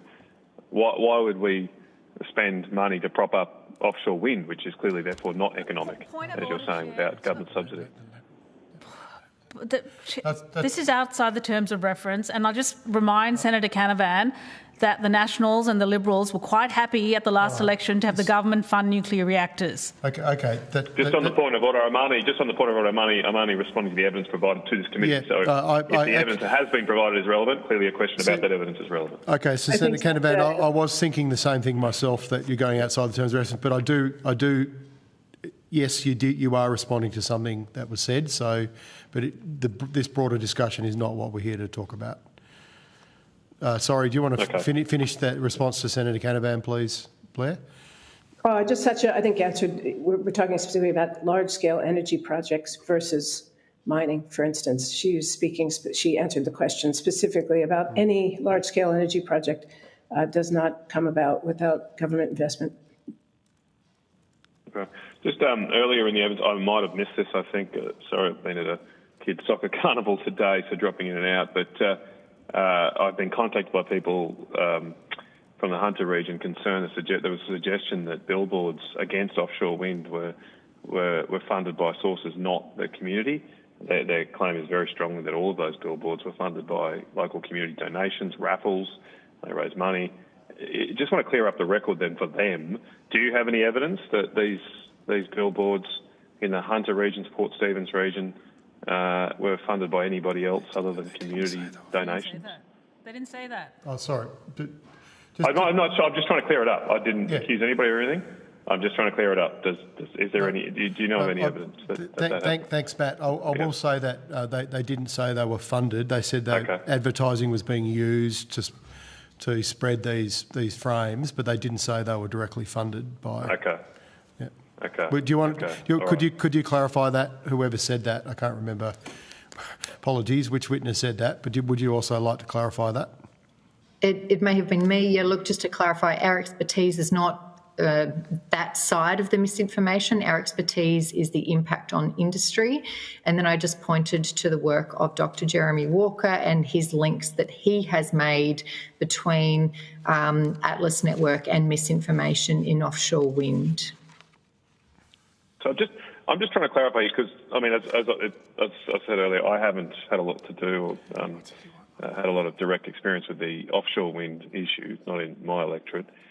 But I'm just trying to clarify here: are you calling for some kind of protections for industry, like against, like evidence or campaigns, whether you want to call it misinformation or otherwise? You want a protection for industry, like investors in the renewable energy industry, from community organisations having their say? Is that what you're calling for? No, absolutely not. Right? Of course. I'm just trying to, If maybe, Senator, you missed our very long earlier discussion about the need for community consultation, how important that is, but removing agents that are spreading disinformation before that conversation is allowed to happen, to consider the benefits. So who are these agents? Who are these agents?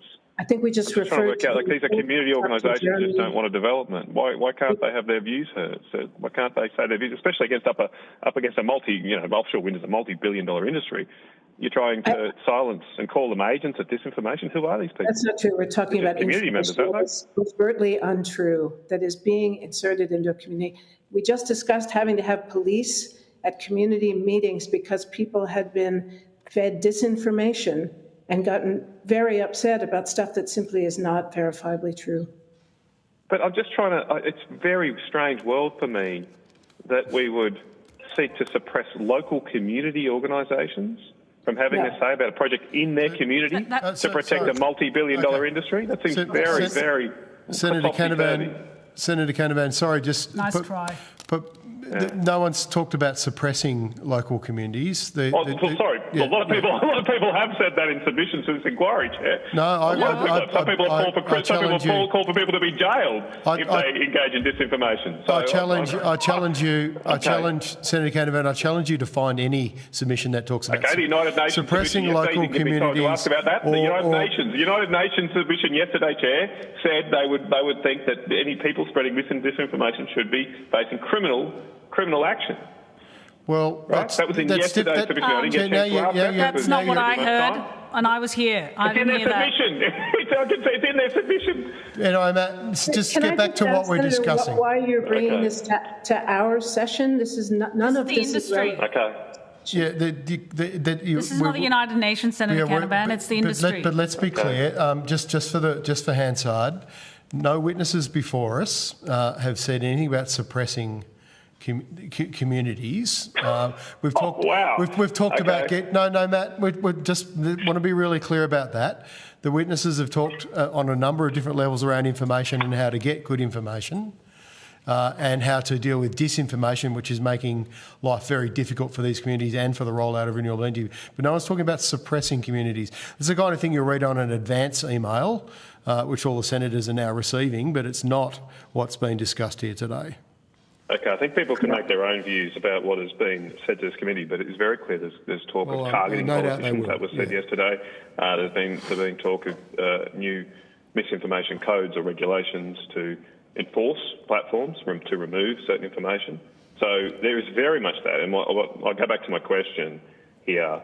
It seems very strange that we would be considering laws or regulations or any government mandates to seek to silence the views of local communities just simply against their development, to protect large multinational billion-dollar industries. I'll just let Blair respond, and then we're already 15 minutes over time. Deputy Chair's got one last question, then we're going to have to go to the next witness.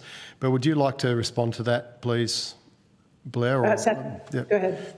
Yeah, sorry. So I just wanted to mention, I lived in Denmark for 7 years, and so I've seen how it's been done well. And one of the challenges, so to your point, Senator Canavan, I understand your point is that sometimes the big boys, shall we say, come in and they roll over communities. And that's a huge problem when that happens. And that can happen with any energy proponent, renewables or not. That's just big companies have a tendency to do those things if they don't know how to do it well. How they did it well in countries such as Denmark, which is where I lived for a period of time, but also other countries did this as well, is that they ensured that, first of all, projects were locally rooted. So if you're only paying the farmer money but not the neighbour, then you end up creating division in communities, and it's a huge issue. Secondly, projects need to have financial participation opportunities by the community so that the wealth is not just going to the owners of the project, it also gets distributed on the ownership side, not just the job side, but the ownership side back to the community. And then the final point is that you also need planning participation, and this is perhaps one of the most important pieces. Communities have things that they would like to protect, and it's important that companies, when they go in and they try to get these sorts of projects off the ground, that they find out what it is that communities want to protect so that they can plan around that or find ways to work together towards a common solution. Great. Thank you. Thank you, Chair. Thank you. Deputy Chair's got a final question, then I've got a final one, and then we better go straight to the next witness. Look, thank you. I just wanted to just follow on certain things that Senator Canavan did bring up, which was the fact that, the jobs are disappearing in some of these communities related to some of these legacy fossil fuel type industries. This, however, provides an opportunity for communities to transition. Can you just talk us through what that looks like? Yeah, we've done some numbers on the jobs, and Illawarra, 10,000 to 15,000 jobs across direct, indirect, and induced categories over a coming decade. 2.5 to 3 billion one-off construction spend, 300 million per year in ongoing operations money spent. That's just the Illawarra. The Hunter, potential for 34,000 new ongoing jobs by 2032. $28 billion in new capital investment, $11 billion per year in revenue. Bunbury, similar kind of, smaller numbers, smaller project, but 7,000 construction jobs, 3,500 ongoing jobs, and 11.4 gigawatts of capacity. The goal of this is to try and find alternative solutions for communities in the growing and expanding renewable energy sector and clean tech generally, all the related downstream effects that Satya mentioned earlier. And of course, doing it with community consultation. It would never happen without it. There's no way any of these projects will get off the ground without community being involved in them. And no one would suggest that that would ever work. So, the dis and misinformation part of it goes in early before open discussions about benefits and risks can happen. That's what we are concerned about. We want each community to make the best decision based on what's in it for them and in the long term, what are the benefits that they may see out of it. So, it's just not appropriate to suggest that we're trying to cut off community say in these things. Completely the opposite. It will not happen without community say. That's one of the things that this group, the Climate Capital Forum, is attempting to bring to the discussion and to suggest that we need to do it well, we need to involve people. Community ownership is just a great idea in terms of giving people skin in the game, being at the table to discuss what the project is and how it will work. That's a big part of what we want to see happen across Australia. Thank you. So final question for me. I mean, this kind of, I suppose, frame that's being used by some right-wing groups at the moment, like Advance, that this inquiry is trying to silence communities, or that Capital Forum might be trying to silence communities. I mean, do you think it would be different in these communities when, for example, at the consultation process or otherwise, if we did have transparency around who is funding some of this mis and disinformation? Do you think the community would feel comfortable if they knew they were getting in bed with fossil fuel interests who really want to keep warming the planet? Yeah, I think transparency is critical. Who's funding some of these campaigns? Where is this money coming from? And what is the vested interest involved in trying to divide a community over considering a potential economic opportunity? Okay, thank you. Look, I would love to keep going, but unfortunately we're running way over time. It's been a very interesting morning. We thank you very much for your submission and for appearing here today. And just a reminder that any questions on notice you may receive from senators, we'd appreciate a response by October the 14th. Thank you. Thank you very much. Thank you. Thank you. Thank you. So I'll now get our next witness online. So I now welcome Dr. Rebecca Huntley of 89 Degrees East. I'll just wait till we get Rebecca up so we can...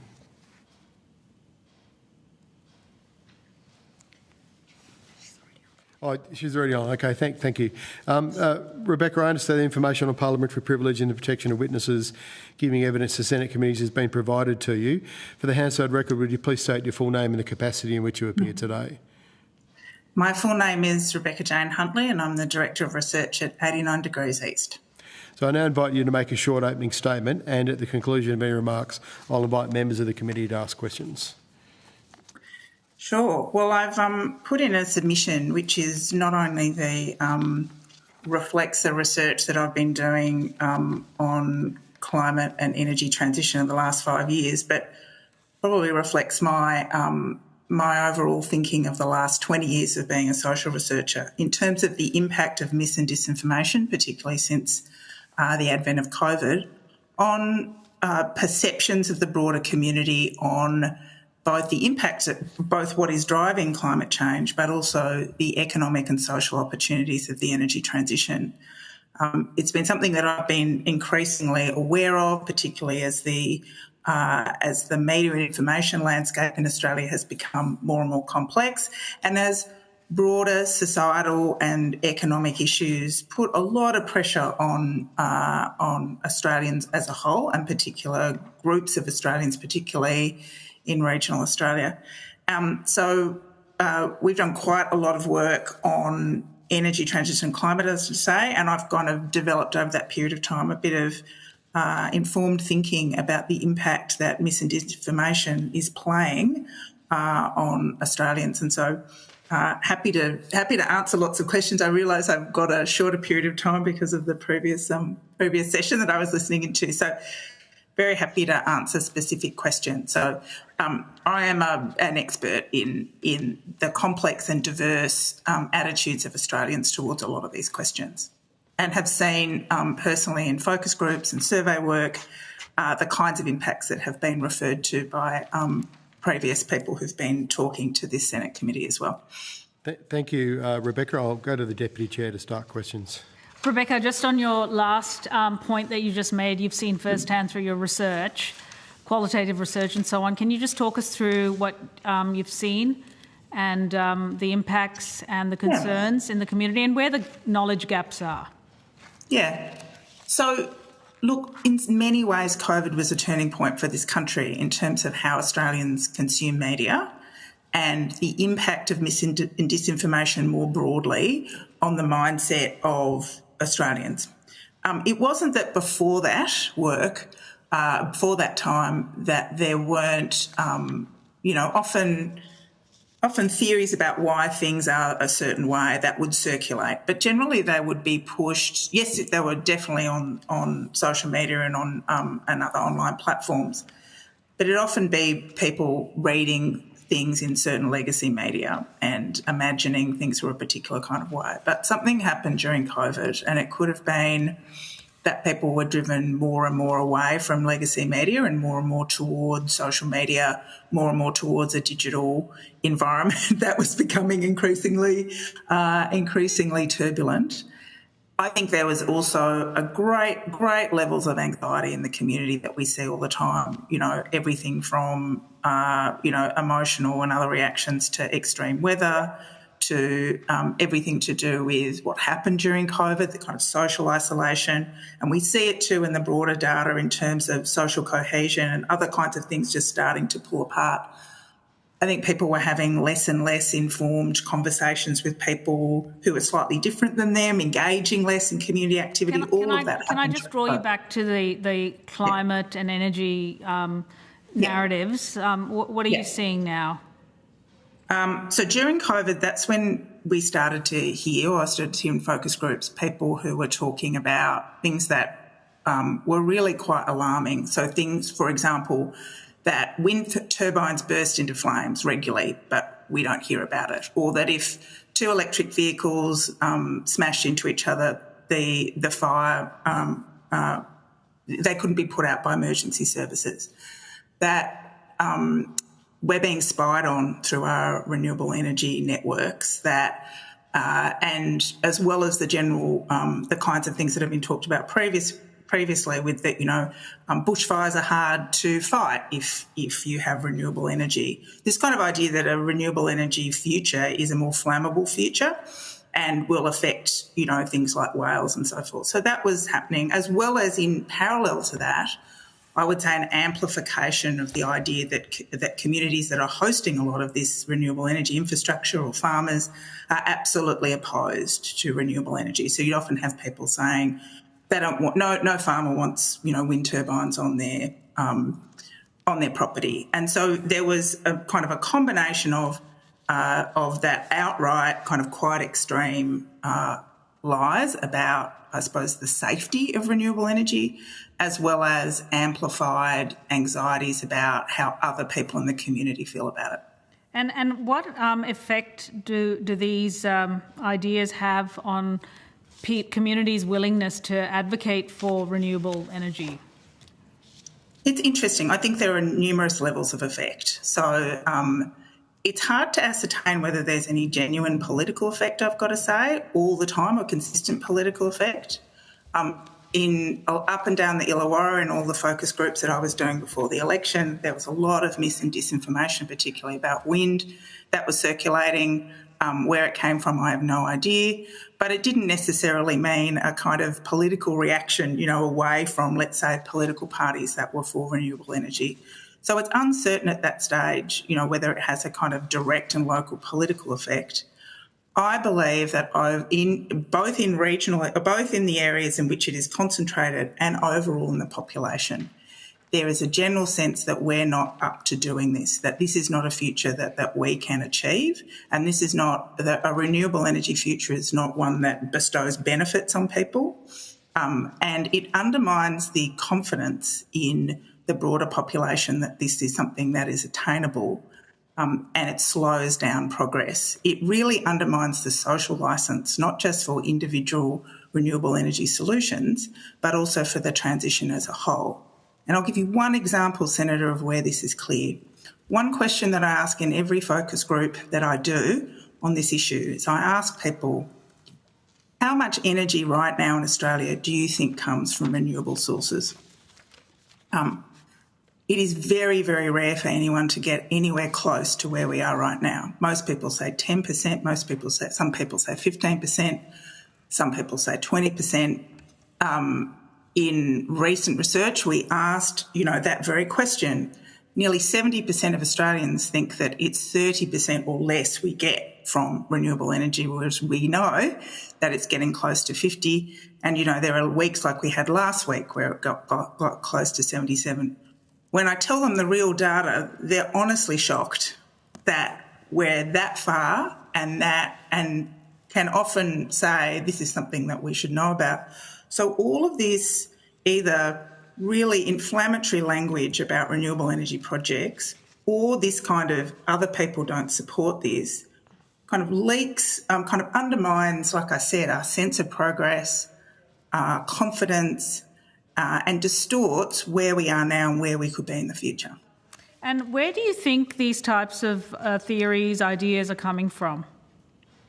I often ask people, look, where did you hear that?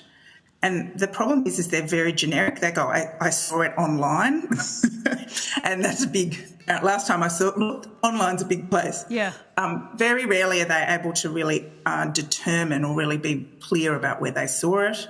They often say, I might have seen a video on TikTok, or occasionally when we do see people who are very much in focus groups, talking very directly to some of this mis and disinformation as if they believe it, it's clear that they're getting it from local Facebook groups. Oh, yeah. But I often ask, how big is that Facebook group? Are you an active member? And again, they're kind of vague. So one of the challenges with this is that, like I said in my submission, charting where this comes from and who is behind it is sometimes a bit like whack-a-mole. Like every focus group, there's a new theory developing. And so for me, that means that we need quite a sophisticated approach to addressing something which is coming from all different directions and can often be hard to identify where it's coming from. Just on that, do you have any sense of where it might be coming from?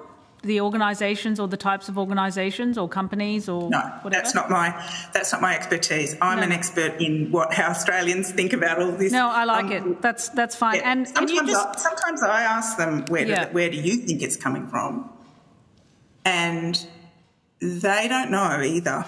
But sometimes it is kind of interesting. I'll reflect on a conversation that was in a focus group I did just 3 weeks ago, where a woman said, I quite like wind turbines, but I saw something online the other day. A man was standing in front of them saying, they're terrible for the environment and farmers don't want them. And he seemed legitimate and he seemed local and he seemed really passionate. And I said, well, what's the effect of that video on you? And she goes, well, it makes me feel like I'm surrounded by people who don't agree with me. Now, of course, if you think that you're surrounded by people who don't agree with me, then you're going to be less supportive, more uncertain. You're probably not going to turn up to, if there's a local, information night about a local renewable energy project, you're probably a bit scared to turn up and ask questions because there might be other people who are pretty angry.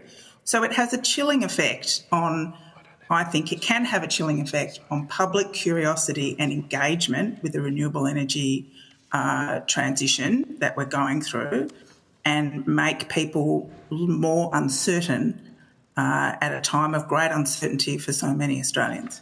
And of course, we know that the algorithms on these social media platforms are designed to inflame, to basically they monetize outrage. Well, it would be clear that is that if you wander across some of these videos, then you're going to be fed more of them, like with anything. Yes. Yeah.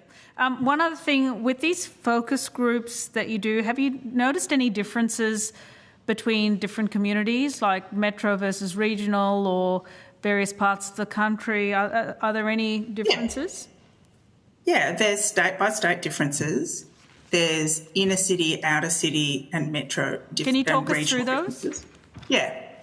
So I would say that in many ways, and the Clean Energy Solutions Index that we do shows this, that states where renewable energy is far more progressed will generally find some solutions largely uncontroversial. So South Australia is a pretty good example. Tasmania in different ways, the very different conversations around some solutions or around whether we need to rely on coal and gas and how much longer. Obviously, if you're in different parts of Queensland, New South Wales, Victoria that have traditionally relied very heavily on fossil fuels for jobs, there'll be different views. But I also have to say in those communities that they really understand what's happening in the industry. So if you do work in Gladstone, it's very hard to do a focus group where people haven't had some connection to coal there, but they also realise that things are changing. And they've also got solar panels. So it can be quite different. And in fact, I think one of the things, I wouldn't say it's mis or disinformation at all, but I think it adds to the general atmosphere of uncertainty, is that the conversation at the community level is far more sophisticated than people think. Can you talk us... Sorry, keep going. There's a recognition, particularly in relation to coal, that coal-fired stations in Australia are nearing the end of their lives and we have to think about alternatives. And so there is, I think, a less oppositional and much more kind of curious, where do we go now, conversation that's been had across Australia regardless of where people live. And then it's also clear that for every focus group I do in a regional area where they're like, we don't want these transmission lines, or where the community consultation has been terrible, you'll do another one where they go, actually, as long as we have the community consultation and real local benefit, this solar and wind is keeping the farm going, or the transmission lines have actually been good and, they're going to fix up the roads afterwards. So it's a far more nuanced, complex conversation at the community level than the public, I suppose, the media conversation or some of the political conversation would have us believe. Okay, that's useful. So you can start off with resistance, but then over time that might actually change to acceptance or an understanding that there is a shared benefit. Look, I really need to make it clear, and we can quantify the level of resistance. In every survey that I've ever done on any particular piece of renewable energy infrastructure or renewable energy overall, we often ask people a question, when you think about this issue, how does it make you feel emotionally? We get people to choose a range of emotions. Only about between 5 to 10% of people say they're angry about whether it be transmission lines or offshore wind. The vast majority of people feel confused, uncertain, powerless. That's how they feel. Between 30 to 40% of any survey we do, people say they're optimistic, hopeful and confident. So I would say that broadly our bigger problem is not anger, our bigger problem is uncertainty or concern. And what mis and disinformation does is it makes that uncertain, powerless group of Australians feel more uncertain and more powerless. And that is the problem. We need evidence-based information that makes Australians feel confident wherever they are in Australia, that this is something that we are doing and can do. And who should be the messengers of that information? It's a very good point. They have to be hyper-local messengers. Some of the best messengers around the benefits of renewable energy are, farmers, local mayors, custodians of the land, First Nations custodians of the land. They have to be local, and the only way that they can be effective messengers is if they've been engaged from the very beginning in the right kind of public consultation about the lasting local benefit of renewable energy projects. Can you talk about your work in Queensland? Yeah, so it's very important, as somebody whose family comes from northern Queensland, you can't really talk about Queensland. You have to talk about the three parts of Queensland. So, any survey that doesn't boost for Northern Queensland, Central Queensland and Southwest Queensland, and over indexes for Brisbane is not an appropriate, I would say not an appropriate and the right kind of lens on any issue, by the way, not just renewable energy. So I would say that Queensland largely quite clearly divides up in that way. There's much more support for action on climate and renewable energy from Southwest Queensland and increasingly throughout Brisbane. Central Queensland and Northern Queensland have their own challenges because their economies have been, really reliant on fossil fuels for a long time, and they are communities in transition. And the conversations in those communities are always so interesting because they, compared to, for example, people who live in the cities who probably have very little lived experience about, how our energy system works and how our economy works in terms of energy, they're very informed conversations, which is like, what is the future of this city that I live in or this region I live in if we're going to move away from coal and move to something else? I would also say that for many years, Queensland has been, the home of rooftop solar and batteries. Yeah. So there's what people do in their own homes and what people think about the economy. So it's far more complicated than people think. In the Clean Energy Solutions Index, which is a piece of work that we do that measures deep support for renewable energy across every state, it is the state with the lowest score, but WA is the one with the highest score. Can you explain what that means? What does that mean? So, we do this survey that measures deep support for 11 renewable energy solutions, including green metals, and energy transition overall. Deep support, as defined by the index, means that people think that the renewable energy solution is good for them, good for the country. They believe people in their local community support it and they're happy to talk about it. So deep support is what we need for the energy transition as well as all these solutions in order for us to continue to do transition well. We've started to do that work. Now Queensland is the state with the lowest deep support score, but it's only 4 or 5 points behind WA, which has the highest. So most of the states are in and around, the same area when it comes to deep support. And the reason why that deep support is the case is that for Northern and Central Queensland, their economy and their society is still, dealing with the turbulence of what it is to move away from fossil fuels towards renewable energy and what that means for their economy and their workforce. So, that's really interesting. Could we have that data that you've got? Yes, we can provide them. That is segmented as within Queensland and WA and maybe throughout the rest of the country. I think that would be, because I think, we're hearing this narrative that there is hardened sentiment is hardening against the transition in regional communities. We hear this over and over again, but you're actually telling us that with your data, it's not the case. There is that small segment, 10% who are angry, but then there are other people who are receptive.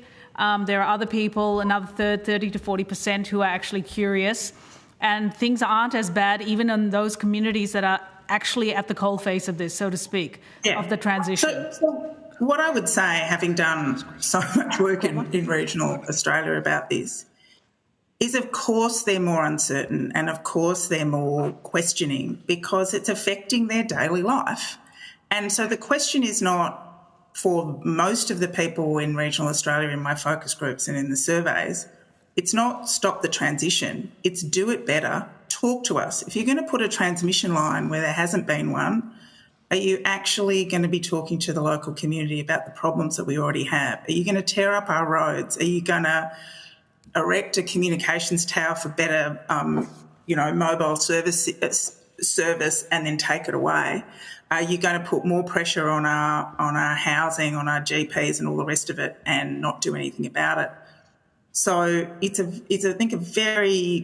very simple-minded equation, which is that because there is more negative noise about these solutions in regional Australia, we do it better. And that's a challenge both for industry and for government for the bar to be quite high in relation to social licence and in relation to what does local benefit look like. It's not enough to just sling $5,000 to the local footy club. That's just not enough. And these communities are being asked to do a lot for the nation, and we should be giving a lot in response. Thank you very much. Thanks, Dr. Huntley. I've only got one question because unfortunately we're running way behind time. I'm just interested with offshore wind, whether you've done any work around that versus other kinds of renewable projects like windmills on, in regional areas or infrastructure, because it strikes me as maybe apart from the fishing industry, I know have been vocal in southwest WA and in parts of the East Coast, that it doesn't kind of directly impact the lives of other people. The visual amenity is, the Clean Energy Council said that's generally the key reason people oppose or have concerns in the first place. But some of these projects were sited offshore so that they couldn't be seen. And I've looked at this data myself. So what is different about offshore wind? Is it primarily concern about whales, or is there other issues? Yeah. We're very lucky with the index to be able to measure all of these solutions and compare like with like, which is not always the case with data. So it's true that offshore wind has a slightly lower deep support score for onshore wind. And the main difference is the main resistance to offshore wind, other than what you're about to say, this idea that it will have impact on not just whales but marine life generally, is that it's more expensive, that the government will have to pay more. It won't get as much bang for its buck in offshore wind than it will in onshore wind. But I would also say, having been somebody who's done a lot of research over the years on emerging renewable energy projects, whether it be green hydrogen or green metals, is that a lot of it's familiarity. We fear the unknown, and so people are far more likely to support solar farms and onshore wind because it's more tangible and they've seen it work and they live with it. And so I think it's that unfamiliarity as well as a perception of higher expense of offshore wind is the problem. Right. Okay. So even these community groups like in the Illawarra or around Newcastle or Bunbury are concerned that their power prices are going to go up because there'll be wind farms offshore. No. They actually don't. They just think, when we say to them, what might make you oppose offshore wind, they just say, oh, the taxpayer might have to pay a bit more. They don't necessarily think their energy prices will go up. They just think the government will need to invest more in an offshore, because offshore wind is more expensive than onshore wind. That's their perception.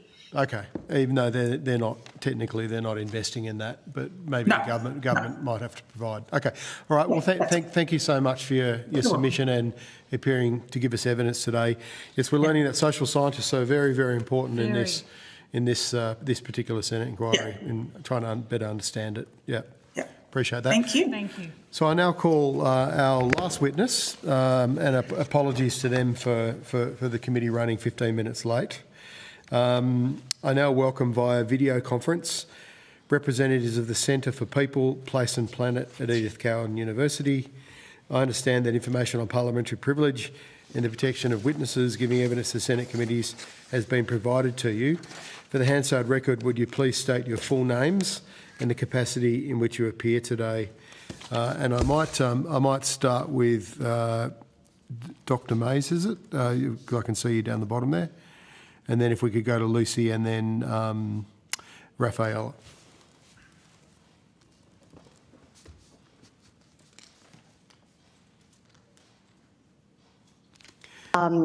We are a group and we're representing the broader group, and we have collaborated with academics from diverse Australian universities and diverse disciplines to produce this submission and this combined submission. And so those attending with the hearing with me are representing ourselves, and we would like to contribute to this inquiry with insights from our work, observations and findings. We want to acknowledge the traditional custodians of the land. Sorry, Doctor. Sorry, just for now, if you could just state your name and the capacity in which you appear today. And if you could all three of you do that, and then I'll come to your short opening statement. Yeah, sure. Sorry. Thank you, and I'll pass it to Raf for that. Yes, I am Dr. Eve Mays. I'm a Senior Research Fellow and Senior Lecturer in Pedagogy and Curriculum at Deakin University. I'm a Sociologist of Education and Youth, and my background is as a secondary school English and English as an additional language teacher. My current Australian Research Council funded project concerns young people's experiences of climate change education in and beyond mainstream schooling, and I've also collaborated recently with Dr. Emma Rowe from Deakin on her ARC, or from her ARC funded research on the role of philanthropy in public education. Thank you. Hello, my name is Dr. Lucy Hopkins. I am from the Centre for People, Place and Planet at Edith Cowan University, and my research looks at the impact of fossil fuel reach into schools and the impact of climate change on young people's wellbeing. Thank you. Hello. So my name is Rafaela Raber. I have a background in social work, education and sustainable development. I'm working at Edith Cowan University across a diverse range of projects. My focus area at the moment is climate justice, in which I work with people with lived experiences, an Aboriginal steering group, an academic team and community service organizations. I'm also supporting research on youth-led digital initiatives to increase accessibility and engagement with politics, and I am an affiliate member of the Centre for People, Place and Planet. And do you see me? Because my camera doesn't really... We can hear you very clearly, yeah, and see you very clearly. That's good. I just wanted to quickly rectify. It's not like we're not representing the Centre for People, Place and Planet. We put in a collaborated submission with diverse with other academics, and we put that in together. So everyone here is kind of representing themselves and their research and our observations and findings. So I think I start with our opening statement. Yes, please, yeah. Yeah. So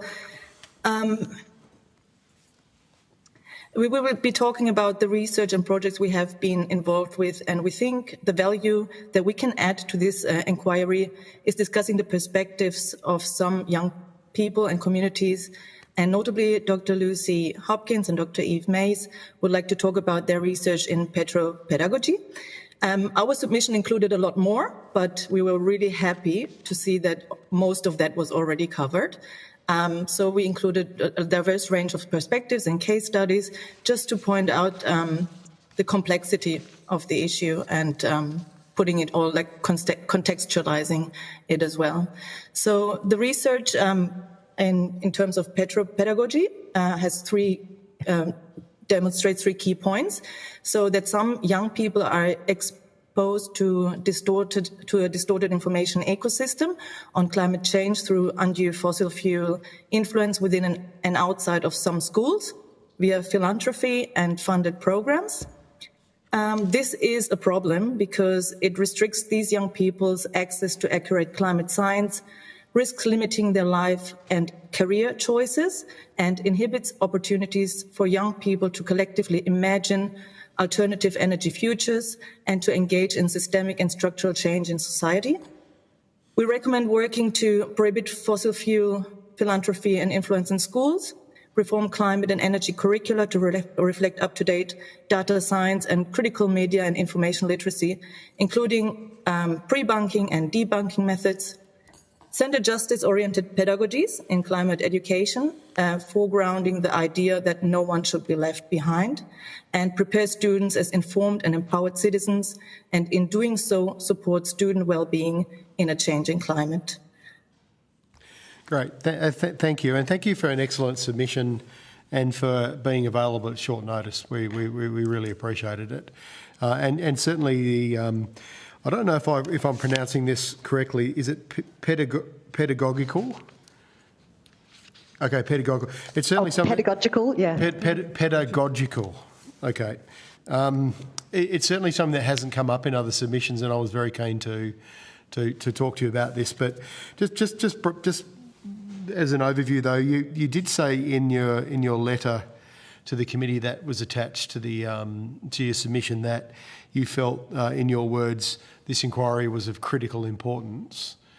Could you briefly explain why?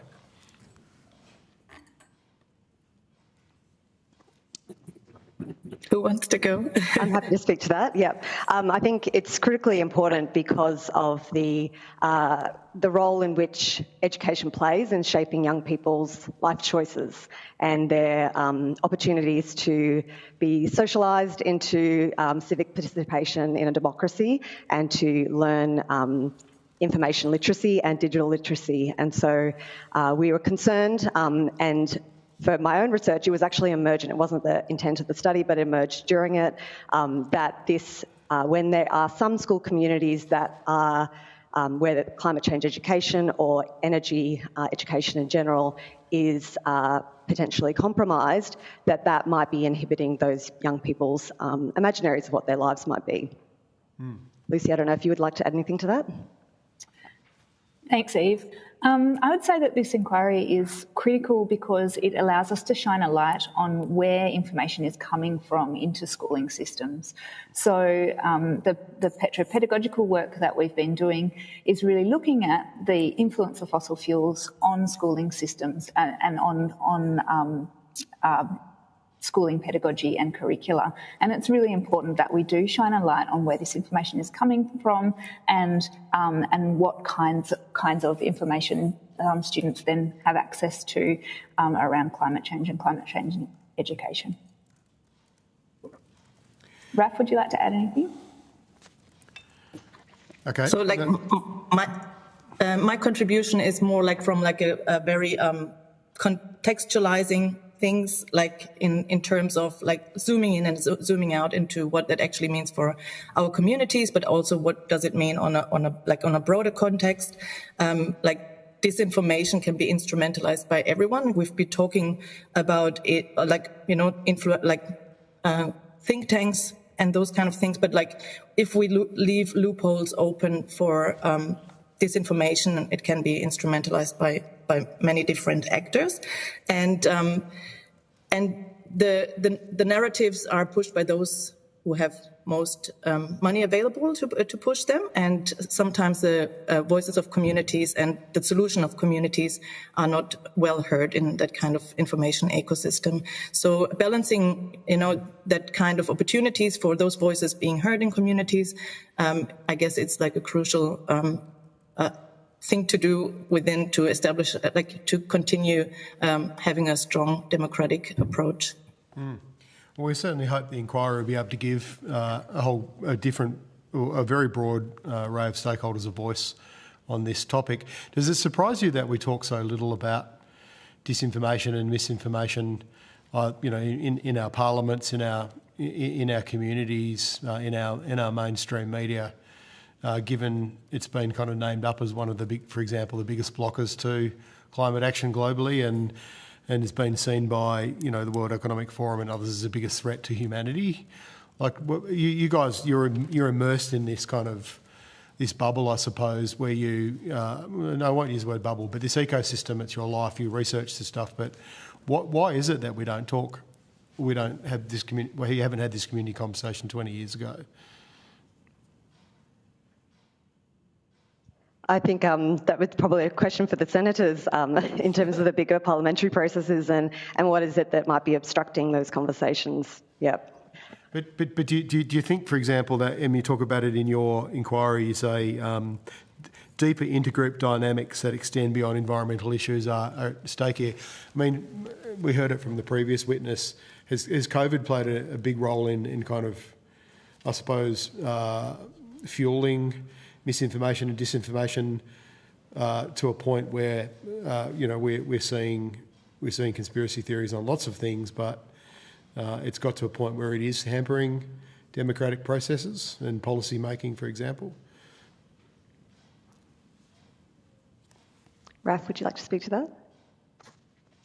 Yes. So maybe just a little bit of background of like how I interpret that and how I make meaning of those things. So I'm born in Germany and I was raised in Germany, but I have parents who grew up in a dictatorship. So democracy is like, I hold it very dearly and I observe it. And you mentioned the COVID situation and how that has influenced the disinformation, but crucially, how it has ruptured societies and how it has divided communities. And I think that's like an underlying tactic and strategy in creating this kind of uncertainty in communities and families and friendships, which then enables people in power to continue with their kind of agendas. And why I think it's important to put it in broader context is that we're thinking about like disinformation and energy and climate, but in a broader context, it's often talked about it, or it's used in combination with dehumanization and kind of very hateful narratives or ideologies. And I guess that's like the bigger picture that we sometimes lose out of sight when we're talking about like individual issues. And maybe this is also like talking about the individual issues also distracts from, the underlying issues of it. So like, how come, fossil fuel industries have reached that amount of power over a society? So do we need a kind of a power analysis or a systemic analysis of that? And how can we shift that back into providing benefits or contribution power back to communities? So I think the person before us, she was talking a lot about the two people before us. I think they were talking about community ownership and community participation. And then I think a very important thing as well to notice is how are we doing things? And, shifting, to thinking about the processes of, engaging or like countering, disinformation and whatever comes with it. Does anyone else want to add to it? I'm just contextualizing and talking from my own observations. I speak the languages German, French, English, and Spanish, so I have observed discourse and narratives not only in Australia but across many countries, and this is like what I think I can bring a little bit to the table as well. Thank you. I think if I can add to that just briefly, I think one of the things that prevents us from having these conversations about misinformation, disinformation, and information literacy is the kind of dominant discourses that are operating society around these issues of climate and energy, and how these are controlled. And Eve's research, and maybe you would like to speak to this, Eve, really looks at the kind of buying of social license that fossil fuel companies engage with, and what this means for the kinds of narratives that are available for people to discuss, and the ways of thinking and talking about climate and thinking and talking about energy that can occur in society. So I think that this is an important point for us to be sort of making around how the kind of purchase of social license can operate to control narratives around climate. Eve, I'm not sure if you want to add anything to that. Yeah, I think just the one thing I'd add as well is I think it's longer than COVID in terms of, for example, in talking about petropedagogy and the influence of, fossil fuel philanthropy in schools. I think from 2011, the Schools Plus charity set up in a sense of when we have disinvestment from public education, then there is a sense of vacuum opened up for other sources to enter education.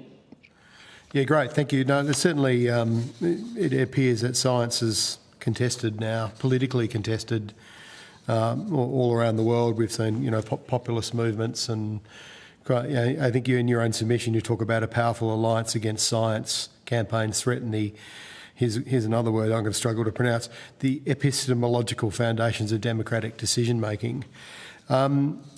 But the reason why I'm asking these questions is to come to the point. You have a very interesting recommendation in your submission for Australia to look at the role of an information commissioner, which is something I hadn't seen in any other submissions, and it certainly I thought was an interesting concept to explore. Where did you come up with that? Or have you seen, is this something that's happening overseas that you're aware of, or did you kind of land at this logically as a governance role, an important governance role for state or federal governments?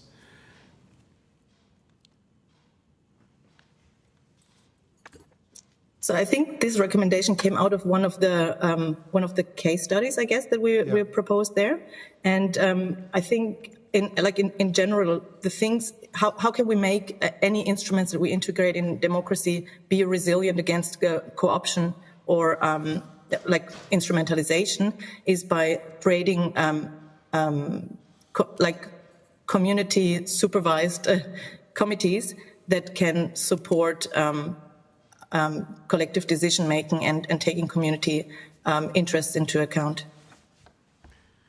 Okay. I've just last question for me, and then I'll go to the Deputy Chair. Hopefully we can, if you guys don't mind, we might just run a little bit over time. The pedagogical grooming of children you talk about and the young people in your submission.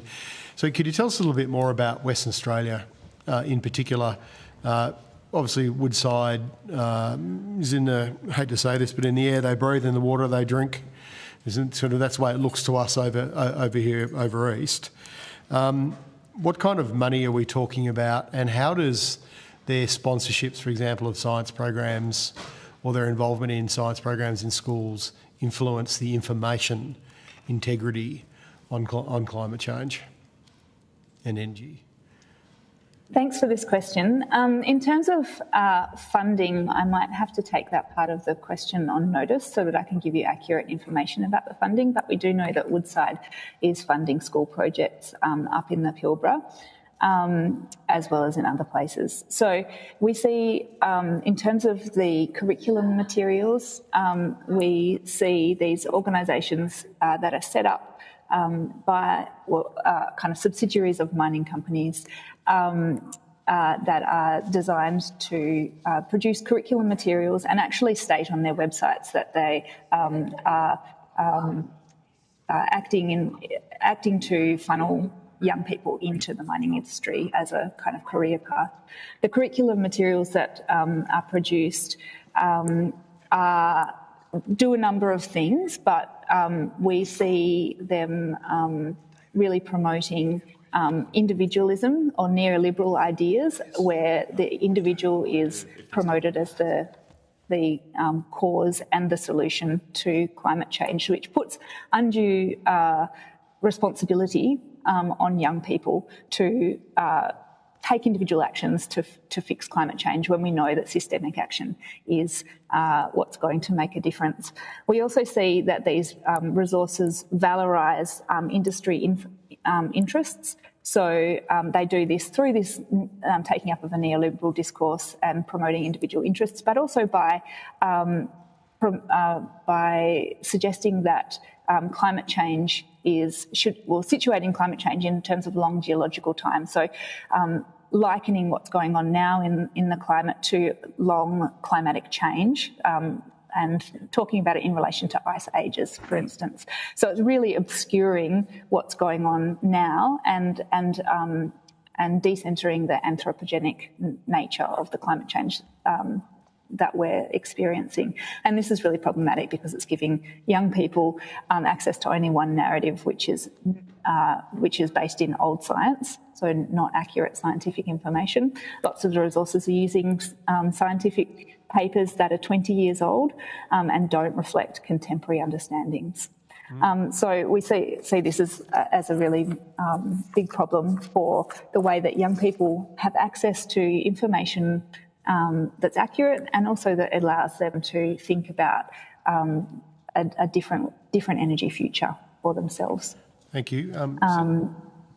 Could I just quickly add, I think just to cross-reference, I believe in preparing for this, the Comms Declare submission, where they have on page 6, footnote 6, a table where they've also compiled some of the other programs, but I think they also have a study on the same, or on Woodside's WASP program.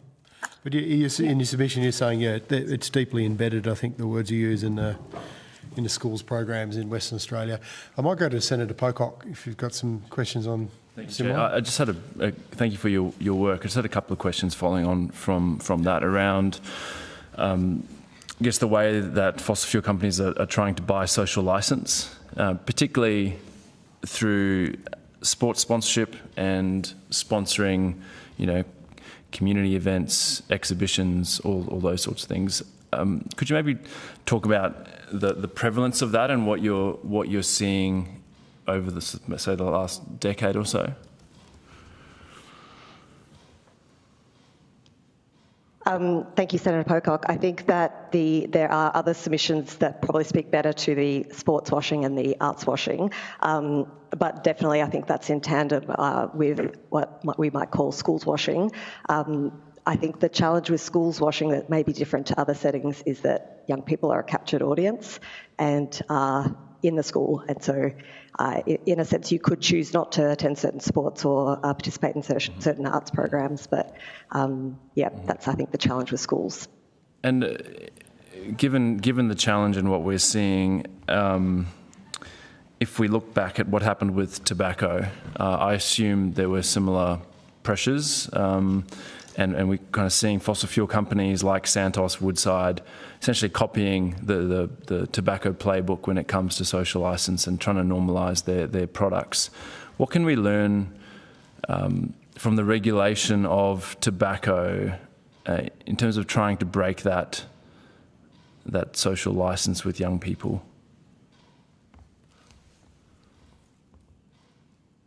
Rafa, Lucy, would you like to speak to that? Thank you, Senator Pocock. I think my research doesn't speak specifically to that, but it is a likeness that I've noted myself in the way that that the buying of social licence that fossil fuel companies engage with really controls the dominant discourse in society about energy and energy futures. And as we've seen with the tobacco industry, the kind of removal of that capacity to buy a social licence has really changed society's engagement with discourses around smoking and health. So I think in concert with what we're suggesting, which is to remove fossil fuel influence in schools, so disallow fossil fuel companies from having that social licence within schooling systems, in tandem with alternative narratives and alternative ways of thinking, and really strong climate education in schools that is evidence-based, that takes a climate justice lens and that engages with the contemporary science, is a way of kind of engendering the same kind of discursive change, I guess. And what does it say about us as a society if we're allowing fossil fuel corporations, who we know are, there's a huge amount of evidence that they've played an active role in first denial and now delay, that we allow them to actually sponsor things like school science programs? I think that one of the issues here is around as Eve stated before, the vacuum that is created when we underfund schools. And what this means is that there's this gap where fossil fuel companies can step in. And I think, the kind of historic dominance and power that fossil fuel companies have, particularly in the WA setting, where, as you say, we see it on the Woodside nippers and on arts programs and a whole lot of alternative social licence, this kind of normalisation of the reach of fossil fuel companies into society at large also perpetuates and normalises this kind of reach that they have within the schooling systems. So I think kind of shining a light on this and the impact of this on children's and young people's critical literacies around climate change is really important. And I'd just like to, sorry, is that okay, just to quickly add, I think that the issue as well is the unevenness, that some young people do have access to powerful knowledge and a whole range of different options and perspectives, and other young people may not. And so I guess the way in which that can exacerbate existing curricular injustices or gaps between groups that have access to certain types of curriculum and other groups who may not have that access. And just finally, do you have any suggestions for, I guess, the federal members of parliament and the federal government when it comes to, say, Western Australia, where we do see a sort of essentially state capture of the Liberal and Labor state governments there when it comes to, a company, say, like Woodside? what is the role of the federal parliament to try and put these sorts of things into place?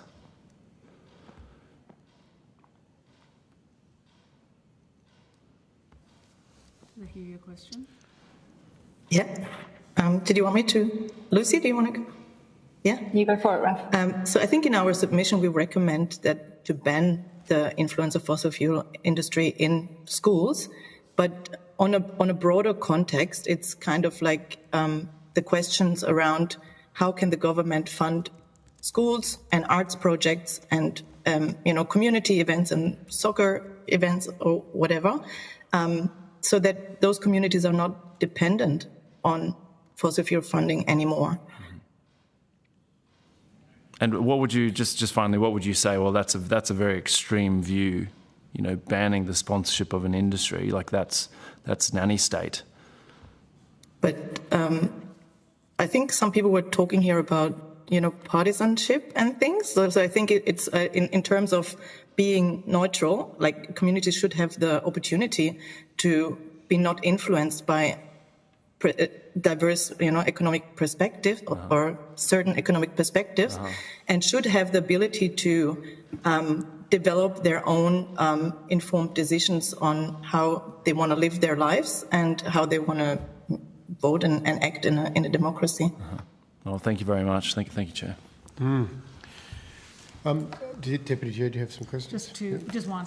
Look, thank you for your submission. It was very interesting in terms of psychology. Just with young people, I mean, I have yet to meet a young person who is a climate denier or who is anti-renewables. If they exist, I've never met them.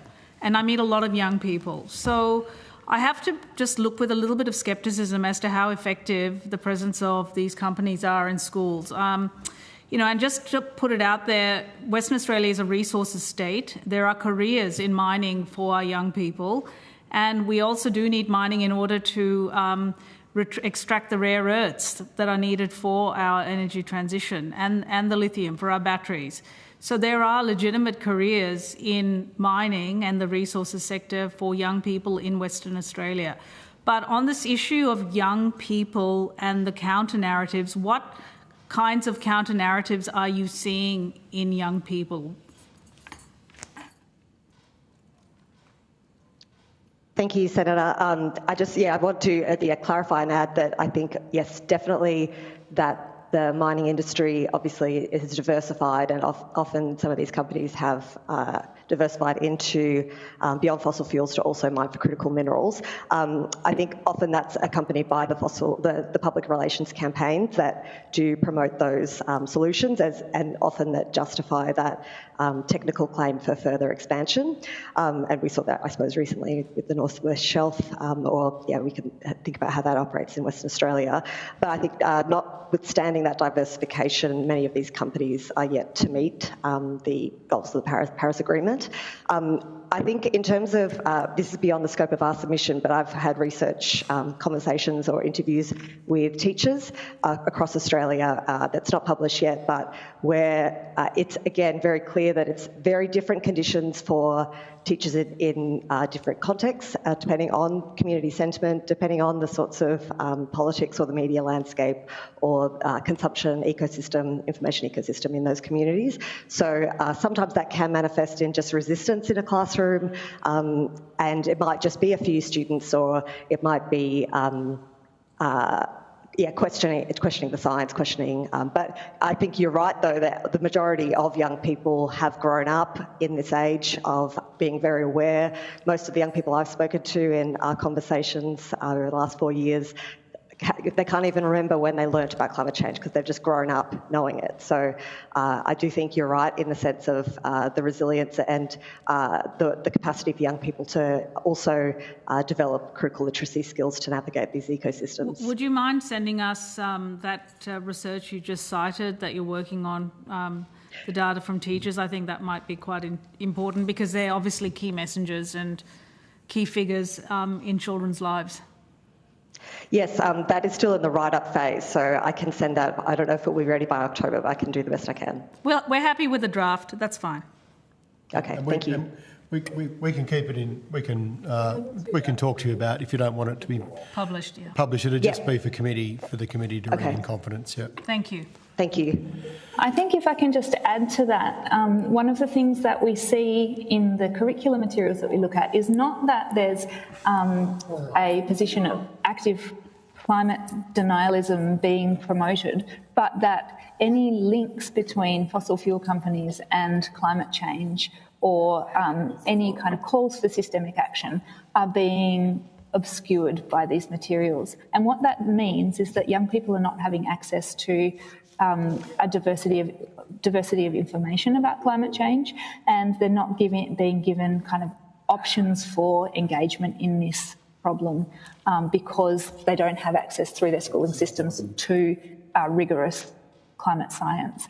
And we see this as a problem also because what it does is it puts the onus on young people to take responsibility for climate action or for action that is often framed as individual action. So young people, climate action is framed as an individual responsibility.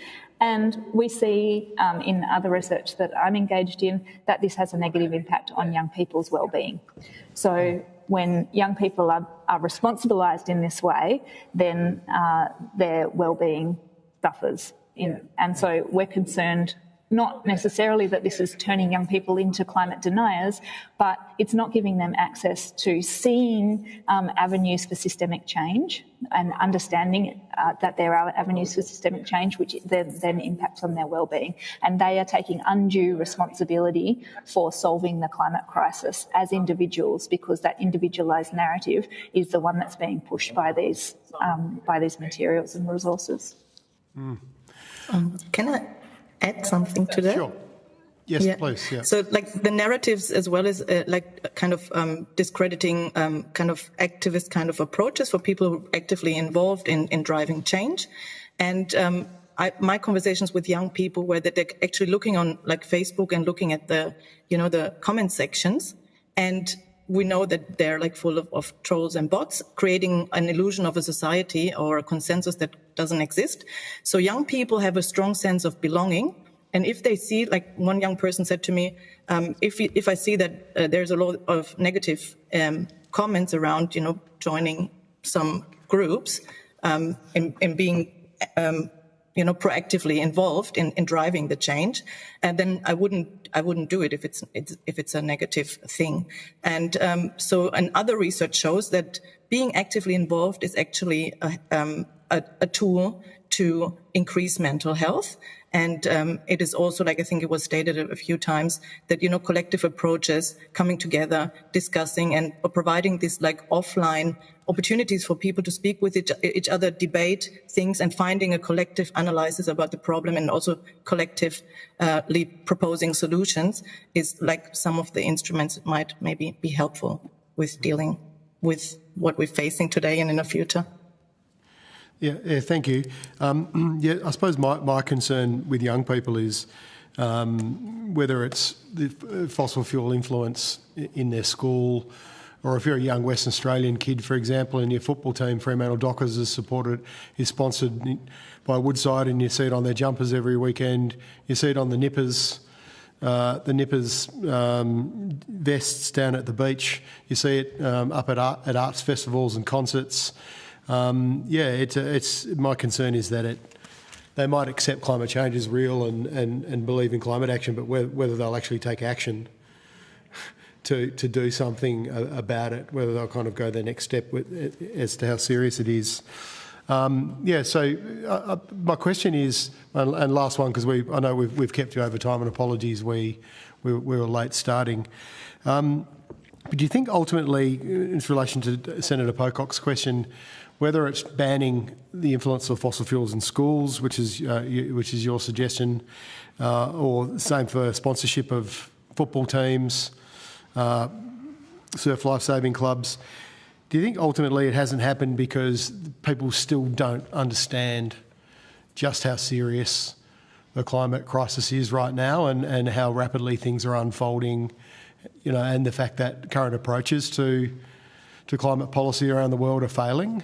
Do you think people just don't get it, especially over in Western Australia where you live? Is that your feeling from your social research, or do they really understand how serious this is, and the product that these companies are producing is, yes, they employ people, yes, there's career paths, but it's actually changing life on this planet?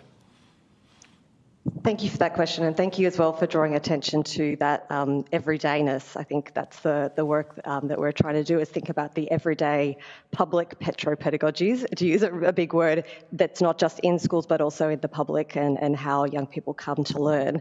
I'm hesitant to put the onus on the individual or the I guess, groups of individuals making sense of it, and I guess to draw attention to structural forces and funding regimes as a way of, in a sense, obstructing those broader conversations. But I don't know if Lucy or Raf, you want to add to that?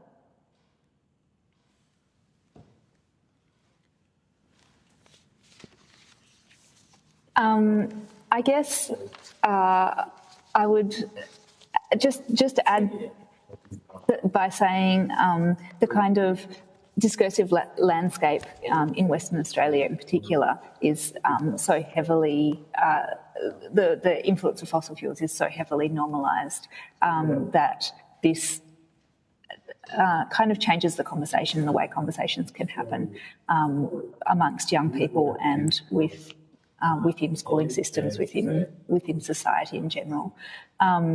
So what we see there is this kind of co-option or capture of the narrative around climate change. And yes, I mean, it's probably a little bit outside the scope of the research that I do, but I would say that that the young people that we've spoken to who are activists feel frustrated by the lack of engagement from other people in their lives around these issues, but also really feel frustrated about the lack of systemic change. So, and we see that when young people are activists, as Raf said, this is protective against poor mental health when they're able to take action. This is protective, but it's only protective to a point when it's not backed by systemic change. So we're really kind of advocating for change on a systemic level, on a kind of governmental level, which is why we're suggesting the kind of regulatory changes and influence from the top, rather than putting onus on communities to make change in terms of these broader narratives around climate. Raf, would you like to add anything to that? Can I just add one last thing? Just thinking about some research from Scotland around political psychoanalysis in this sort of reaction, and this has resonated with my experience of talking to young people not involved in climate action, of a sense of almost what might be perceived by others as apathy or cynicism about anything ever changing, but that in a sense as a defence mechanism, because being aware that this issue is bigger than just individual action, that there are these vested interests and bigger forces and large amounts of money and capital flowing, that can lead in a sense to that cynicism or apathy or perceived apathy as a defence mechanism. And that's troubling, I think, for thinking about the future of democracy and young people's, Indeed, I suppose, faith in democracy. Yeah, it sure is, and thank you. And one thing I can tell you is a number of submissions have talked about the need for education at schools around climate information integrity. So, yeah, your submission's been very useful. Well, thank you for giving evidence today and providing submissions. And senators will get questions to you if we have any questions on notice, or if you're asked to take anything on notice. We'd appreciate responses by the 14th of October. And that now concludes today's hearing. Thank you to all witnesses who appeared. Thank you. And to Hansard and Broadcasting for their assistance. I've already mentioned questions on notice, and the committee now stands adjourned. Thank you. Thank you.